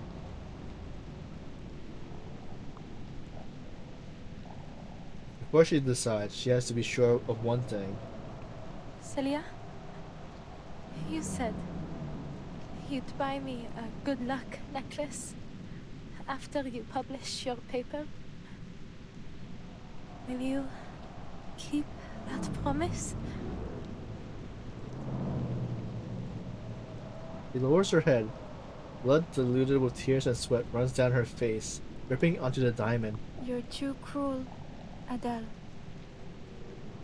Why didn't you just tell me? I wouldn't have had to write all those silly letters.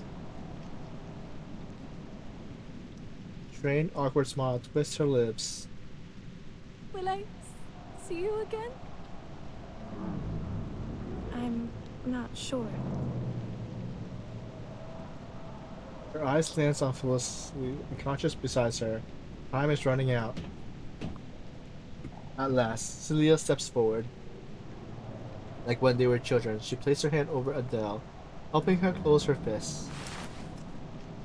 The art of resurrection is elusive and unknown.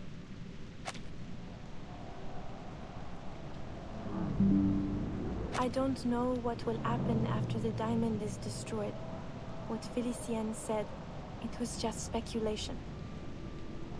There's no more time, Adele. Make your decision. Now. Adele listens, motionless. After a few failed attempts, she forces out the words. You know what? Felicienne was right. I am a foolish, pathetic hypocrite. But she still doesn't know all that much. She steadies her breath, but her next sentence spills out without any filter. You were never the damsel in distress. No, you're the hero. The adventurer. You were the one who uncovered all the clues. You were the first to embark on this journey. You're more of a tavernier than I'll ever be, Sissy. Her hands holding Adele's tightens once more. Leah sighs softly, helplessly. Then Adele hears her laugh. Don't be silly, Adele. That never mattered to me. It wasn't the tales of gemstones or adventures that drew me to the Tavernier family. It was you. Me? You've always been so driven and sure of yourself. Even when we were kids, you never hesitated, never looked back. I wish I could live without regrets like you do. The laugh tears through the trembling heart, but is kept beating, scarred but alive. Stay that way, Adele. Just as you are. He bites out the words like an oath or a demand. Well, maybe not completely without regrets. That's asking the impossible.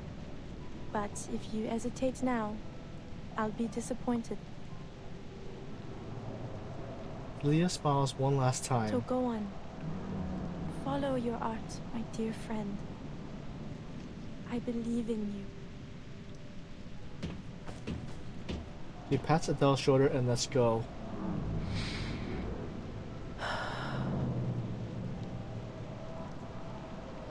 The sound fades, so does her breath. Only the heartbeat remains. All the waiting, torment, pursuit, and struggle has come to an end. Every ounce of hope, hatred, sorrow, and forgiveness has been poured out. She has no other choice. Par le feu est purifié. The flame is just another means of transformation. And now, it must expose what's real. Whatever the disguise, their true nature are revealed, as both substance and form change. The consuming flame surges upward, devouring the French blue. Adele feels her head grow heavy as the familiar smoky quartz reappear in her palm. But the French blue doesn't vanish. A single gem becomes two. Imagine and... How?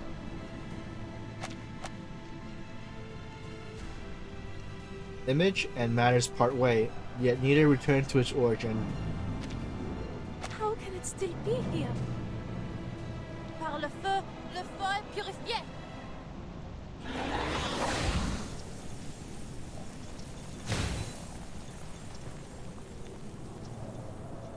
In the blaze, falsehood crumbles and truth remains.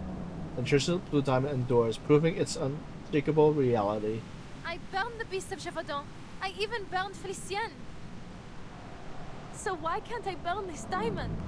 It is from the depths of myth, isn't it? Surely it can't survive your fire. It isn't possible. It's only a symbol. A primordial symbol, yes. That is precisely why it survives. The diviner affirms her words. The French blue is both abstract and concrete. An iconic symbol held deep in the collective imagination of our society. No matter how many imitations or counterfeits may exist, none will ever take its place. It is eternally transcendent, unconditionally pure. Its existence can never truly be destroyed. You have done all you can, Adele. Bravo. Adele listens, confused. She changed nothing, and yet she's praised. Paris continues to descend, the twin alpha towers crossing at their tips. Like a ladder folding halfway, heaven and earth draws closer. The sea infamously so transparent, stripped away by the winds. But I failed to destroy the diamond. Celia and Felicienne are...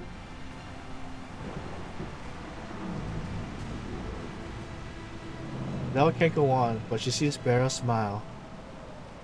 The same smile she gave her long ago in that division salon. The version of her in the moment smiling now. Countless streams converge and intertwine here in this moment.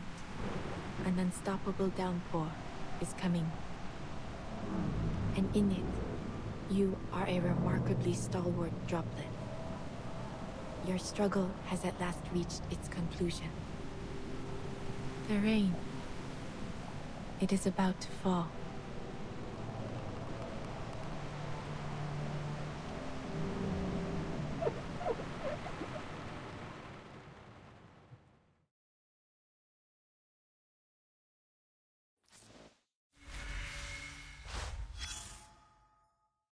What a cruel storm.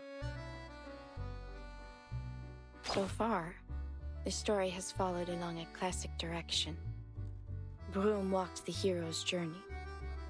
But just as it seemed that it might end with triumph, down came the storm. This is the 5th joke fate has played on me. Well, I admit I saw it coming. Of course you did. You know the storm better than most anyone. I suspect you knew how it would end the moment I told you how it began. Yet I cannot see beyond the storm, so it always takes me by surprise. Are you hoping that the storm will break fate's course? Yes. Though I understand, it may come at a great price. Ah. Perhaps that is why the Vigile Bureau and the Foundation have kept such a keen eye on me. Perhaps they think me one of those storm advocates. But why would I advocate for it? I have never asked for it. All I have done is try to understand it.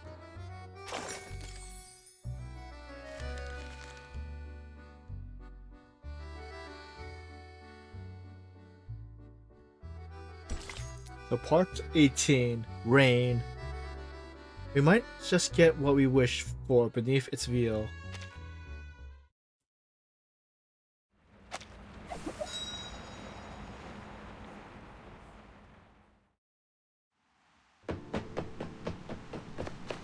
Without hesitation, Adele rushes to Cecilia, trying to steady her friends. Cecilia weakens, shakes her head, stopping her.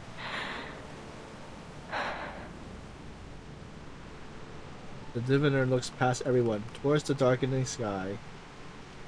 just as it was meant to be. What? This ridiculous sight. This distorted Paris. She smiles too, and lowers her gaze to the world below the tower. The beast below has donned new costumes, masquerading as humans. The strike becomes a carnival parade. More figures pour out from the alleys and buildings, half beast, half human, joining the wild hunt. The July column just turned into a billbouquet. The Vert Galant statue replaced with some bizarre lobster. And my friend is disappearing before my eyes. And you're telling me that all this was meant to happen? It's all so meaningless. So absurd. Is it? A single word pulls Beryl from her trance. Perhaps you are right, Adele. Thank you for showing me what I could not see. Fate, destiny. It has become nothing more than an absurdity. A tangled mess. This storm should never have come to pass. Storm? She repeats the word faintly, glancing around. Lucille's too weak to speak. Felicity is still unconscious and Beryl, watching them both in silence. Everyone is spent. Only one delirious actor remains on the stage. This storm is quite a delightful surprise. Look at this mass hysteria. It's becoming ever more unified. Oh, thank you for the follow, Kelly Questioner. Have you finished the story already, or I'm not sure if you also play reverse? As if some force, some will is drawing them together, controlling them. He stumbles, penning the last stroke in her notebook. Yes. Yes, I see it clearly now. The world is a stage, a performance with no script, and we have arrived at the moment when the curtain must fall and the scene must shift. This upheaval, this shift we've ushered in, has been intensifying the turmoil of the era. Alright, so I'm not sure. I think the ad's going on right now, but if you can hear me, I'm not sure if any of this is going to be spoilers for you since we're almost done with the... We're on stage part 18, and I think it goes up to 20. But, which... if you started 2 days ago, well, yeah, I know there's lots of different builds. So, but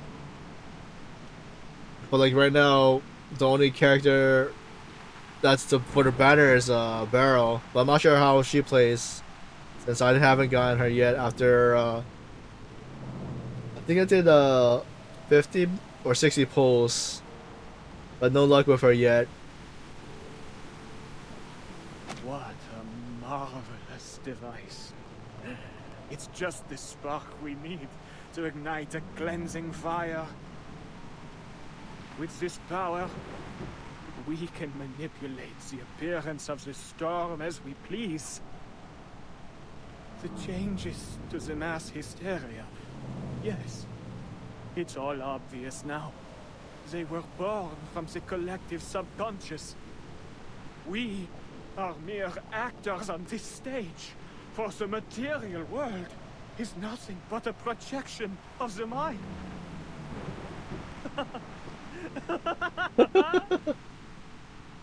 Their dialogues are but borrowed lines from ancient scripts. Their passion, their love for life, an oblivious repetition of the same narratives. The play has no script, yet tells the same story.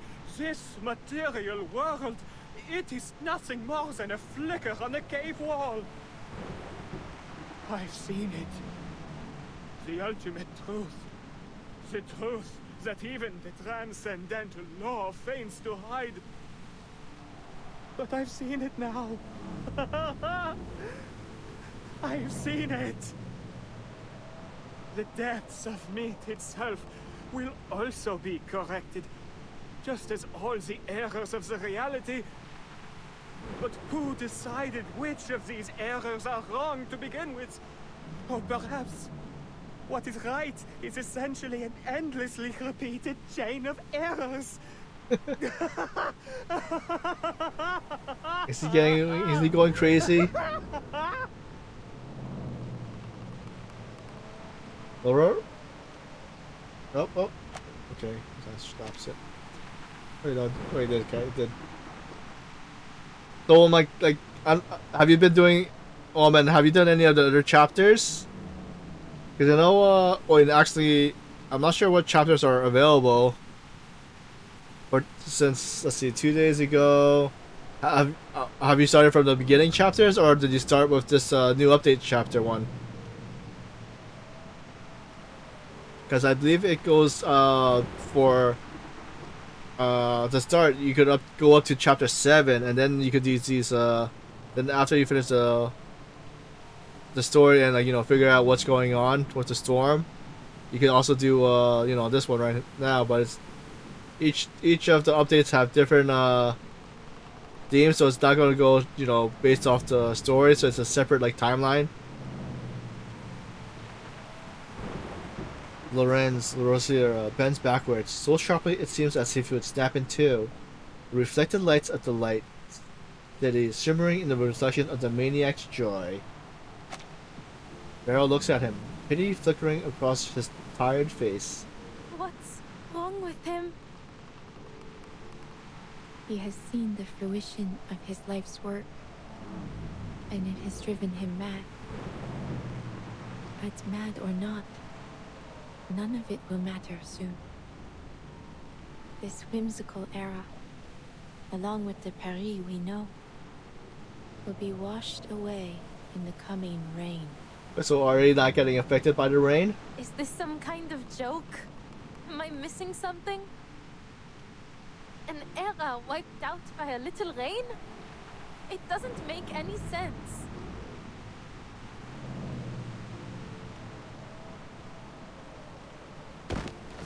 No! Celia!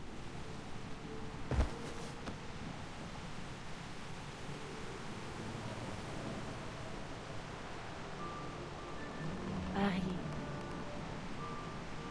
La ville lumière. La ville de la romance. Une tapisserie de symboles. Elle n'hésite jamais à montrer toutes ses émotions. Les passions chaotiques de points de vue qui s'opposent. Les complots mis en scène dans ces ruelles anciennes et étroites. Parce qu'elle défend ton droit de choisir. De crier ou de te taire. De regarder en arrière ou vers l'avenir. De vivre sous une monarchie ou une république, et une myriade d'idéologies. Tu peux te jeter dans le maelstrom ou en créer un nouveau toi-même. Celia loves this city so deeply. She knows everything about Paris, from the catacombs to the top of every tower. Celia deserves to live, not me. Why? Was that a barrel? Why does Celia have to vanish? Nous nous tenons dans un vaste jardin où les sentiers s'entrecroisent à l'infini, accueillant des bifurcations sans fin, des choix sans fin. Hernani, Notre-Dame, les montgolfières qui flottent au-dessus du palais Saint-Pierre. Ces philosophies trouvent leur forme, circulant de lèvre en lèvre, de cœur en cœur, à travers tous ses habitants. Considérer le destin et la vie avec élégance et légèreté.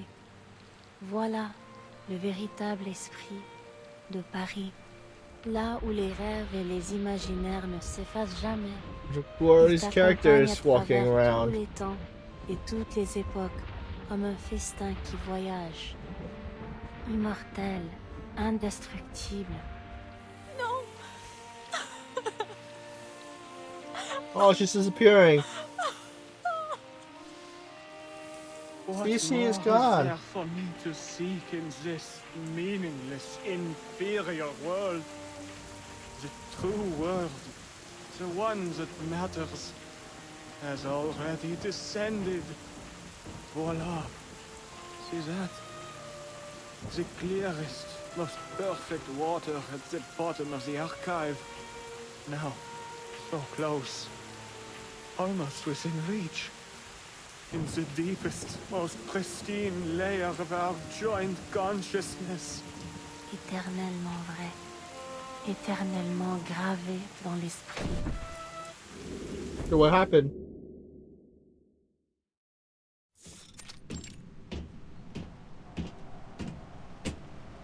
The rift is closing. The storm will now correct the faults of this era. The city of light descending from the sky. The phantoms walking among the living. And the legendary beasts roaming the streets. They will all vanish. The mad have fulfilled their wish. The play has come to an end. Everything once in chaos will be brought back to order.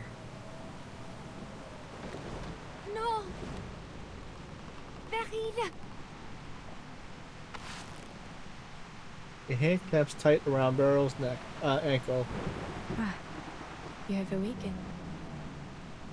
Though perhaps it would be better to remain asleep. It may spare you some pain. I am no coward, Beryl. He grasps, though no air, no wind can feel what's left in her fading chest. But you have to fix this. You have to do something. Tell me how to change this. Just a hint. I refuse to vanish like this. To disappear after finally clawing my way back. Beryl lifts her foot and steps forward without concern. Felicity fingers closes deftly on the empty air. Those worthless grovelers who can't even use arcane skills. They deserve to die, not me. This world belongs to us. Don't you dare turn your back on me, Beryl Buanish. I will report every moment of this to the Guiding One. The retreating footsteps pause. I saw what you did to Laurent Roseau. You drove him to his death. You've never been loyal to anyone. You're nothing but a soulless profiteer. You care for nothing. You never believed in any of the principles of Manus Vindicte. You never wanted to bring back the beautiful world we once had, did you? The sound of familiar steps approach again, stopping right in front of her. How amusing. You seek my help, yet accuse and threaten me in the same breath. Do you think you speak to me from a position of strength? What would you do if our positions were reversed, dear Felicienne? Beryl looks down at Felicienne as if examining a rare creature rooting in a deadly trap. There is nothing more to say. It has been a pleasure, Madame. Before Beryl can move, Felicia trembles out of faint, broken sentence.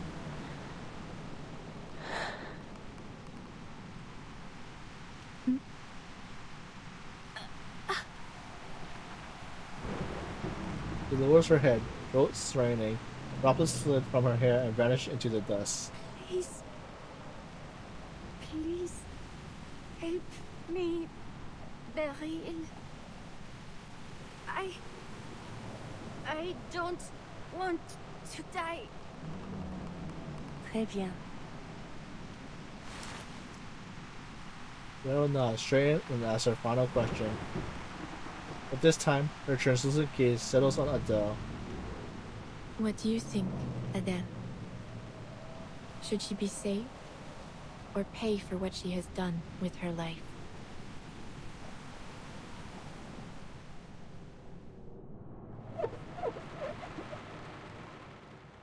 A cliffhanger.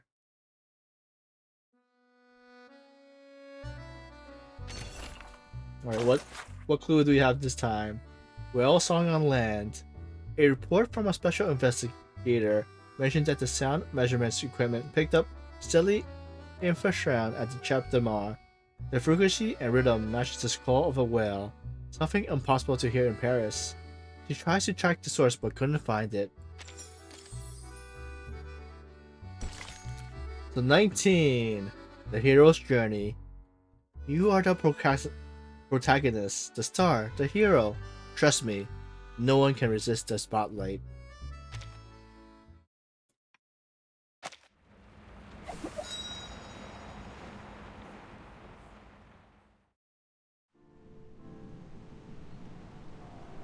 Sounds like you're just trying to pass the burden on to me. Whether she lives or dies, the weight ends up on my shoulders, doesn't it? The question is more direct than expected. Barry thinks over the words, then nods again. In many ways, you two are alike. Neither of you can stand by as fate attempts to pull you down its path. You fight. It is no wonder that she could reach into the depths of your mind. Now, her very existence is in your hands. You will not have another chance like this.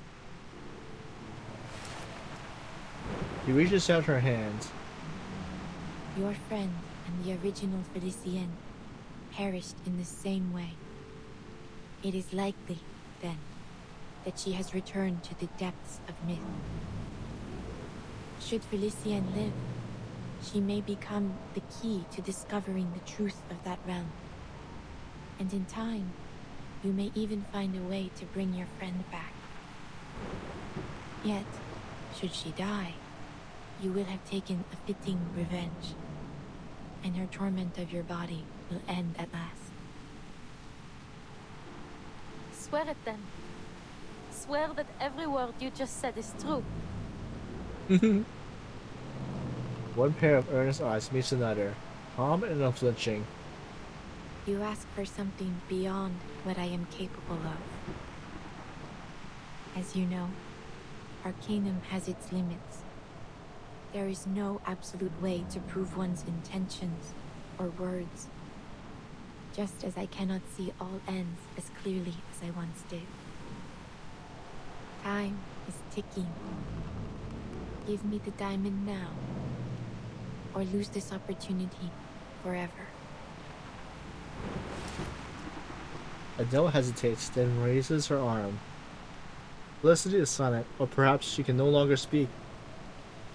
She lowers her head. That proud defiance she once carried is gone. Irritated exhaustion and aimless rage wash over her, and in the end it all becomes a sigh. Take it. The resentment is still there, but somehow, looking at her broken and pathetic, it awakens some pity in her. Save her. The diamond drops into Barrow's palm. Merci beaucoup. You have led me to the answer. I will respond with the sincerity it deserves.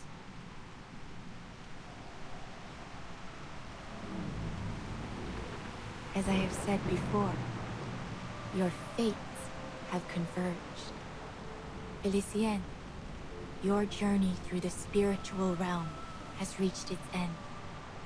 But you still have a place in the crown of the material world. Now, the Numa that has reached the edge of one world must begin anew in the next.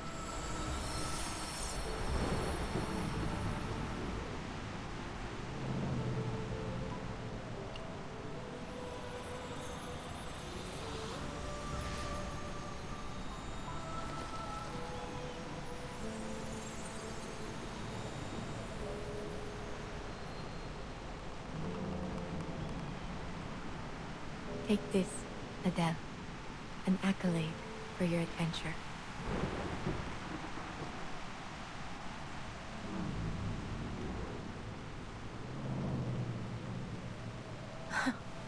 An accolade. Is back in her hands. Stained with blood, warm tears, and last thing she could ever. Merci. But your Okay. eyes.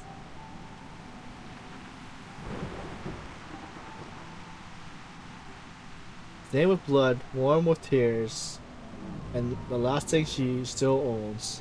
Thank you. But your eyes. Please do not worry yourself.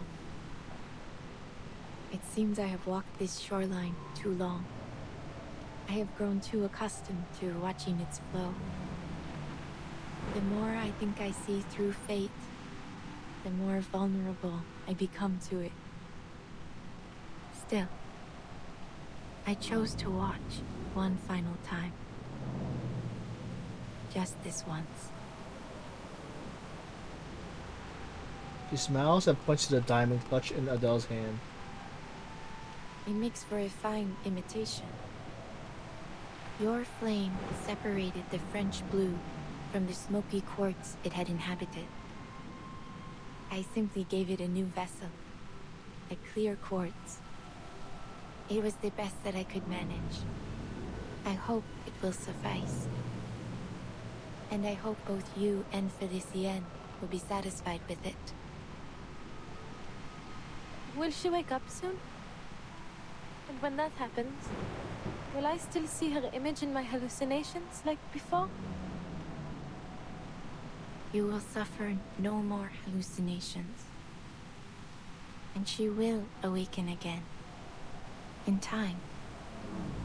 Yet you will be the sole master of your body. She is but a soul quietly bound to it. So long as neither of you strays too far from the other, her soul should remain whole. The edge cuts into her fingers. She feels the vein in her fingertip tighten, pulling at her heart. Everything unfolds as foretold. Even the French blue fulfills its descent curse, entangling its bearer like a shadow. The rain is about to fall. We must go. By dawn tomorrow, this world will be washed clean. I must admit, I enjoyed this ending of yours. But whether you continue to the next chapter is up to you. But when the show ends, the audience must leave. Beryl has always obeyed the rule, and she is not about to change.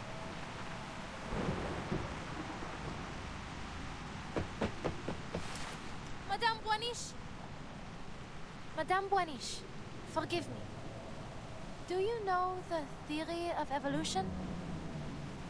Humankind evolved from apes. I don't understand the science, but in short, we all came from monkeys. But then, where did that monkey come from? Are we all just a copy of some ancient thing? And if we keep tracing back, how did life even begin on Earth? Can we ever find that original spark of life? Is it even possible?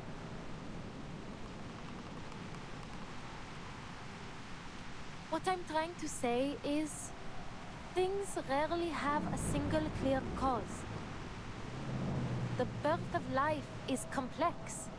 It can be influenced by all kinds of factors. Maybe that applies to fate as well. So, whatever happens, I don't intend for my story to end anytime soon. Friends, homes, curses, prophecies. Everything she ever hoped for or fought to achieve means nothing against the rain. If only one explanation remains, she'll sheathe it. Even if it's just a fragile thread of silk. Please, take me with you. There must be a way to avoid this storm you spoke of. She shouts. The Tavian curse may already be in motion. This is the goal fate intended, a goal worth dying for. The rain washes everything away, ending her long wait. The ordinary life fades away, her adventure truly begins. I'll help you find jewels in return. Answers, anything. Whatever it is you seek. A generous offer. To honor your sincerity, I shall give you an answer. What is it you wish to know? The truth about the storm. He answers without hesitation. I need to understand it so I can bring back my friends. Including Felicienne. I wouldn't call her a friend. But for her to simply vanish... that's just... too merciful for her. The diviner listens to every word, then nods. Would you still accompany me? Knowing we may gain nothing in the end. I would. You can't just sit around waiting for something terrible to happen, can you? The little dragon climbs onto her shoulder and spits out a fireball. Indeed. I suppose there will never be an age lacking those who chase gemstones and answers about their fate. Perhaps a jewel hunter is exactly what my little establishment needs.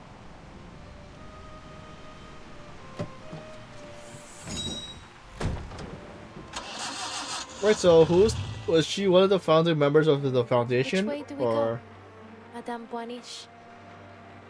Forward. Through the crowd. Allow me to guide you. I'm just glad to be of service, Madame. I hope you have a pleasant journey. Beryl takes the final wistful look at the rivers. The city is just a place where she keeps herself, a jewelry box made of to hold a precious crystal. Still, she decides to remember it, just a little longer. That's enough. She leans back in the passenger seat and closes her eyes. For a long while going forward, I may not be able to divine with the same precision I once had. Yet this feeling of not seeing has a comfort of its own. If our fate truly is guided by a higher being, I must imagine they are blind. The radio begins to play. I hope that when I awake, you will have reached your destination.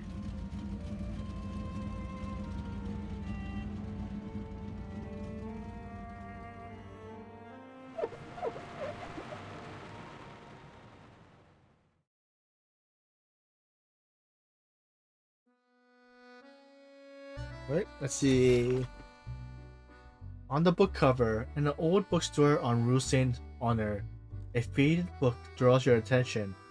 Its contents are exactly what you want to understand. You brush your fingers once more across the gold stamped title.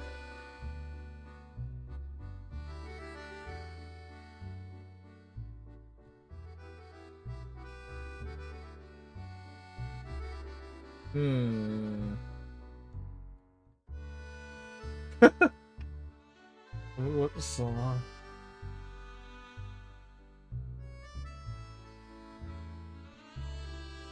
Alright, Salon Eloquent, written by the court attendant.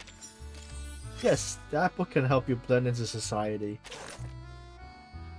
It was then that I decided to help Broom one last time. There was risk in my choice. I could not see what the consequences would be. Still, I succeeded, and the rewards were most generous. Many suspected that I had planned it from the start. A common accusation made of diviners, of course. How's your vision? Thank you for your concern. I am doing well, though the future now comes to me through an ever-thickening haze. Though, I should say, I find myself welcoming the lack of clarity. I am now able to watch my daughter grow, to observe her, and feel true surprise in every step she takes. That's good. If there is anything to take away from Broom's story, I would suggest this. Sometimes, good can come from being blind to fate's path.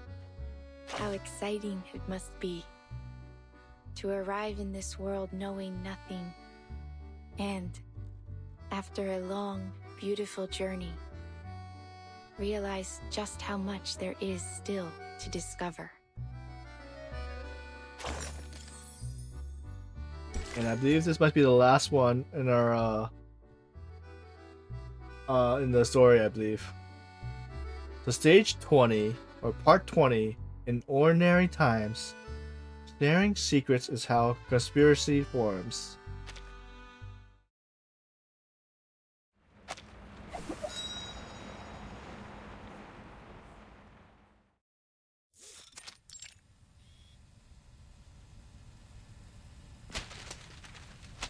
So, let me get this straight.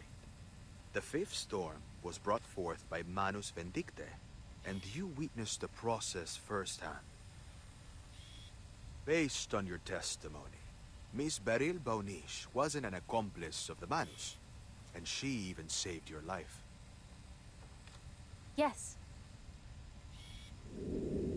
The mist clears from the black mirror, revealing the witness beneath was never a lie. And after that, what happened? I followed Madame Boanish's advice and made it to a shelter that could resist the storm. The rain got heavier and heavier along the way, but thankfully we made it there just in time. It's such a shame my little cab didn't have room for anyone else. I know that there's still a Paris out there, but it's no longer my Paris. Everything I loved there was washed away in the rain. Just as the prophecy said. The storyteller caps her story with a bitter laugh, leaving the room And the quiet. rest, you already know. Thanks to Madame Boanish, I wasn't left on the streets alone. The neighborhoods I knew, the people I once recognized, they've all changed. But at least I have my car. In any case, I still prefer driving the streets to staying in some cozy room. Madame Boanish's work keeps her on the move, so I've been helping her since then. We even went to Delhi to sell her topazes. Oh, and I met her daughter there, Matilda. She's nothing like her mother. Everything she feels is written plainly on her face. To be honest, I get along better with her. Madame Boanish, she's changed too. She pauses. She feels more real now. More alive.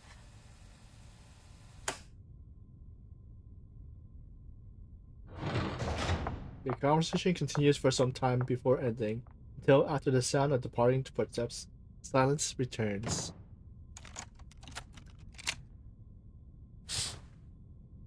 It seems Miss Boanish is in the clear, based on the witness's testimony.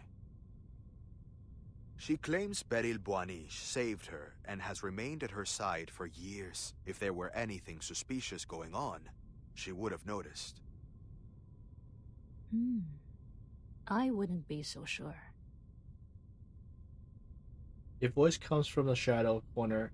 Throughout the inquiry, his superior has kept silent. You don't trust the lie detector results? Isn't this the most advanced, top-of-the-line model? Advanced or not, machines can fail. I prefer to trust my instincts.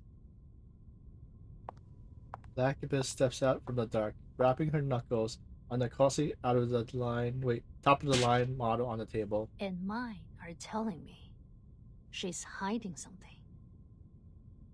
About the fifth storm? that. And the fact that Madame Buonish returned so abruptly.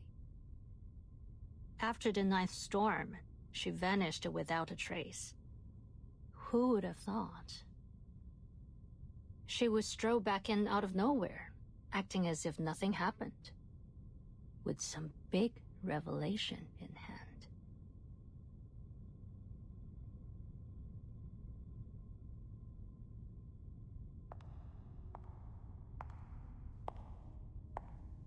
The corridor is empty, but for one still figure. Unbelievable. One sloppy mistake after another.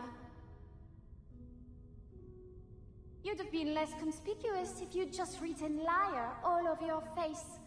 You should count yourself lucky I covered for you. Oh, it's Felicity. Finesse. Room hasn't planned to answer, but the voice is incisive. Are you expecting a thank you from me, Felicien? Don't think I don't know. You just don't want your own secrets exposed. And didn't I tell you to stop talking to me like this while we're on Foundation grounds? Who knows who might be eavesdropping on us? And I told you that I can hear you perfectly well without you mouthing the words. Is that really so hard to understand? And if I slip up subconsciously? I suppose you might have forgotten what it feels like to have a mouth.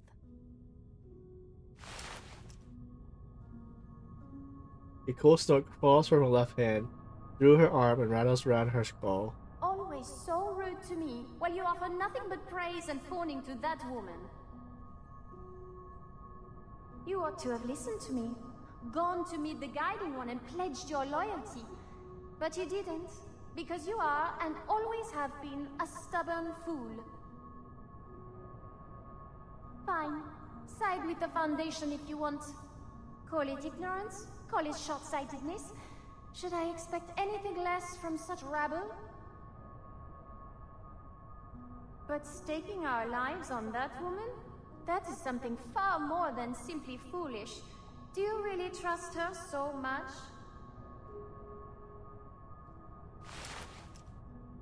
A complaining voice in her head receives a curt reply. I do. I believe in Madame Buonish. She'll prove I made the right choice. A knock on the door, a pause. The chief of staff voice from within. Who is it? It's me, Vartin. I've come to check on the status of my field mission application. Is now not a good time? Usually the door opens right away, but this time, she waits a little longer. Please, come in, Burton.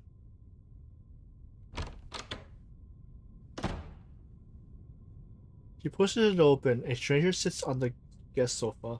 We finally meet, Miss Verton. Matilda has told me much about you. The name of the old classmate resurfaces. The woman's refined feature blurs with another livelier face. Then you must be Madame Beryl Buonish. I see we can skip the formalities. Her smile is warm and gentle, but her eyes don't match. You have seen the golden thread, have you not?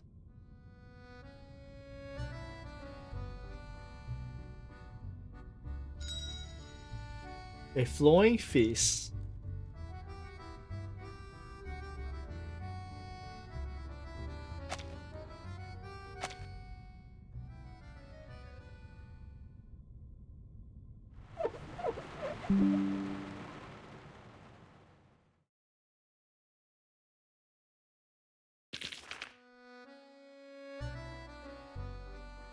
Alright, let's see. The opposite of perjury. Perjury. She shows no change in expression, her pulse steady, her statement flawless.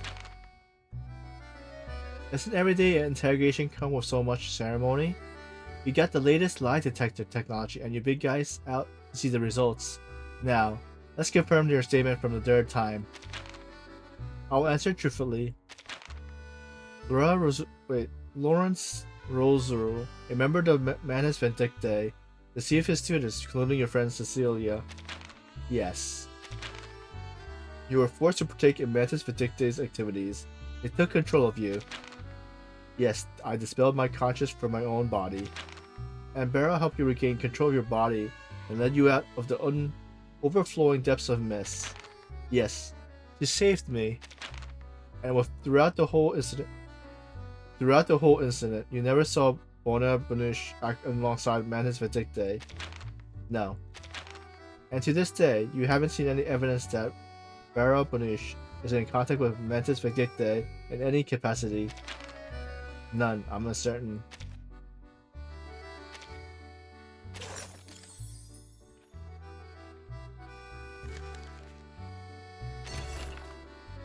Open the door of fate. Some prophecies take ages to come true, others only a moment, as in your vision. A prophecy come true. Shima has foreseen the moment before. The clean lines of the dark marble floor just before her match the image in her mind. The visitor's shapes are just as they appear in the Orboreum. The woman in black rimmed glasses and dark eyes is kinder but firmer than expected. Blue top hat, distant look, a familiar childhood friend. And then, a duckling. She flaps her wings as she rushes up the steps. The sound of leather shoes stomping loudly. She doesn't pause for bumping into anyone. First floor? Second. The hallway of the foundation seems endless today. No need to ask for directions. She runs, panting, sure of where she's going. Please leave the door open. Wait, please leave the door, Verton. I'm expecting more company, she says quietly. I glance past between the one in the blue hat and the one with glasses, who gives the slight nod. Footsteps approach quickly, accompanied by the sound of labor breathing. There's no knock. The door is already ajar. It's pushed aside. Hi, Mama. I knew I found you here. The Matilda came by. Right, Claymore. Alright, so we have to do surprises. I think Crisis opens up in 2 days. So that means... Oh wait, 2 days. So that means... probably the 28th. Alright. Got all those. Got all the intel reports. What's this? Okay, the self you portray. The entire history of humankind lives inside the human mind. What we call racial memories. Over time, these shared memories condense into 4 archetypes. Through their imaginary expression comes the collective unconscious. According to assessment, your inner core resonates most strongly with the persona. You adapt to every era. Decorums and social instincts are your tools. Only the cynical of order can hold back the collapse of chaos. Can't it? Even though relying on crumbling structure is risky, there is always another social role waiting for you to take in for a while. Layers upon layers of mass. You don't mind being a hero or a clown, the sage or the fool. You are you, and you are the multitude. Remember, a masked person gains an identity but loses their own face. Alright, let's buy these 2. Let's see, do we have enough for wishes? Let's see, can I claim all? We get more. Right, we got 2 more. What's this? Alright, I'll do those later. We have... Oh, I think we have enough. Let's see. Oh, we don't. I think we could trade some stuff in.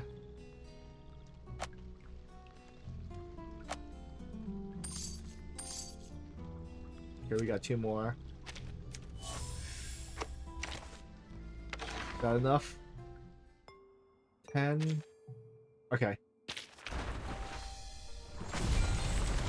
Come on! Can we win the 50-50?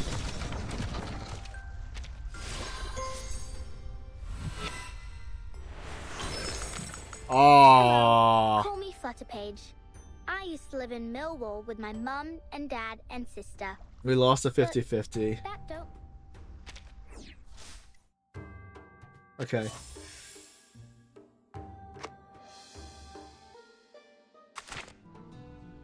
No luck. Alright, so we're... Let's see. What's this one? Alright. That's... Wait. Oh, wait. Also, this is the thing that gives us, Wait, what?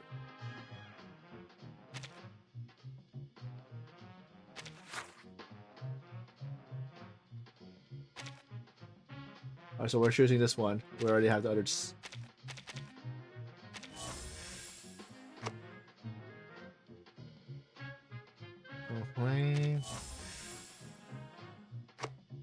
They have chosen an interesting place to store the key. Warehouse. Inside. Let's see. Where's the garment? Let's see if I use. So that's okay. So that should have enough then. Let's see what her thing is. So that we're definitely using the discount, right? Wait. 24, 16, 15, 4.99.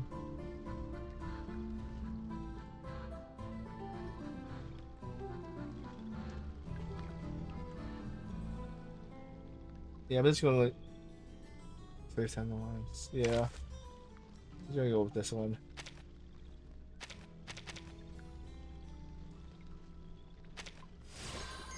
Let's see what her thing is. Gonna show. Oh, Master. That fruit on the tree outside. Would you mind terribly?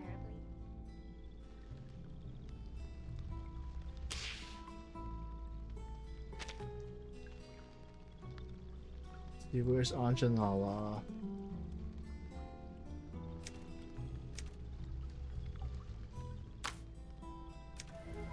Here we go!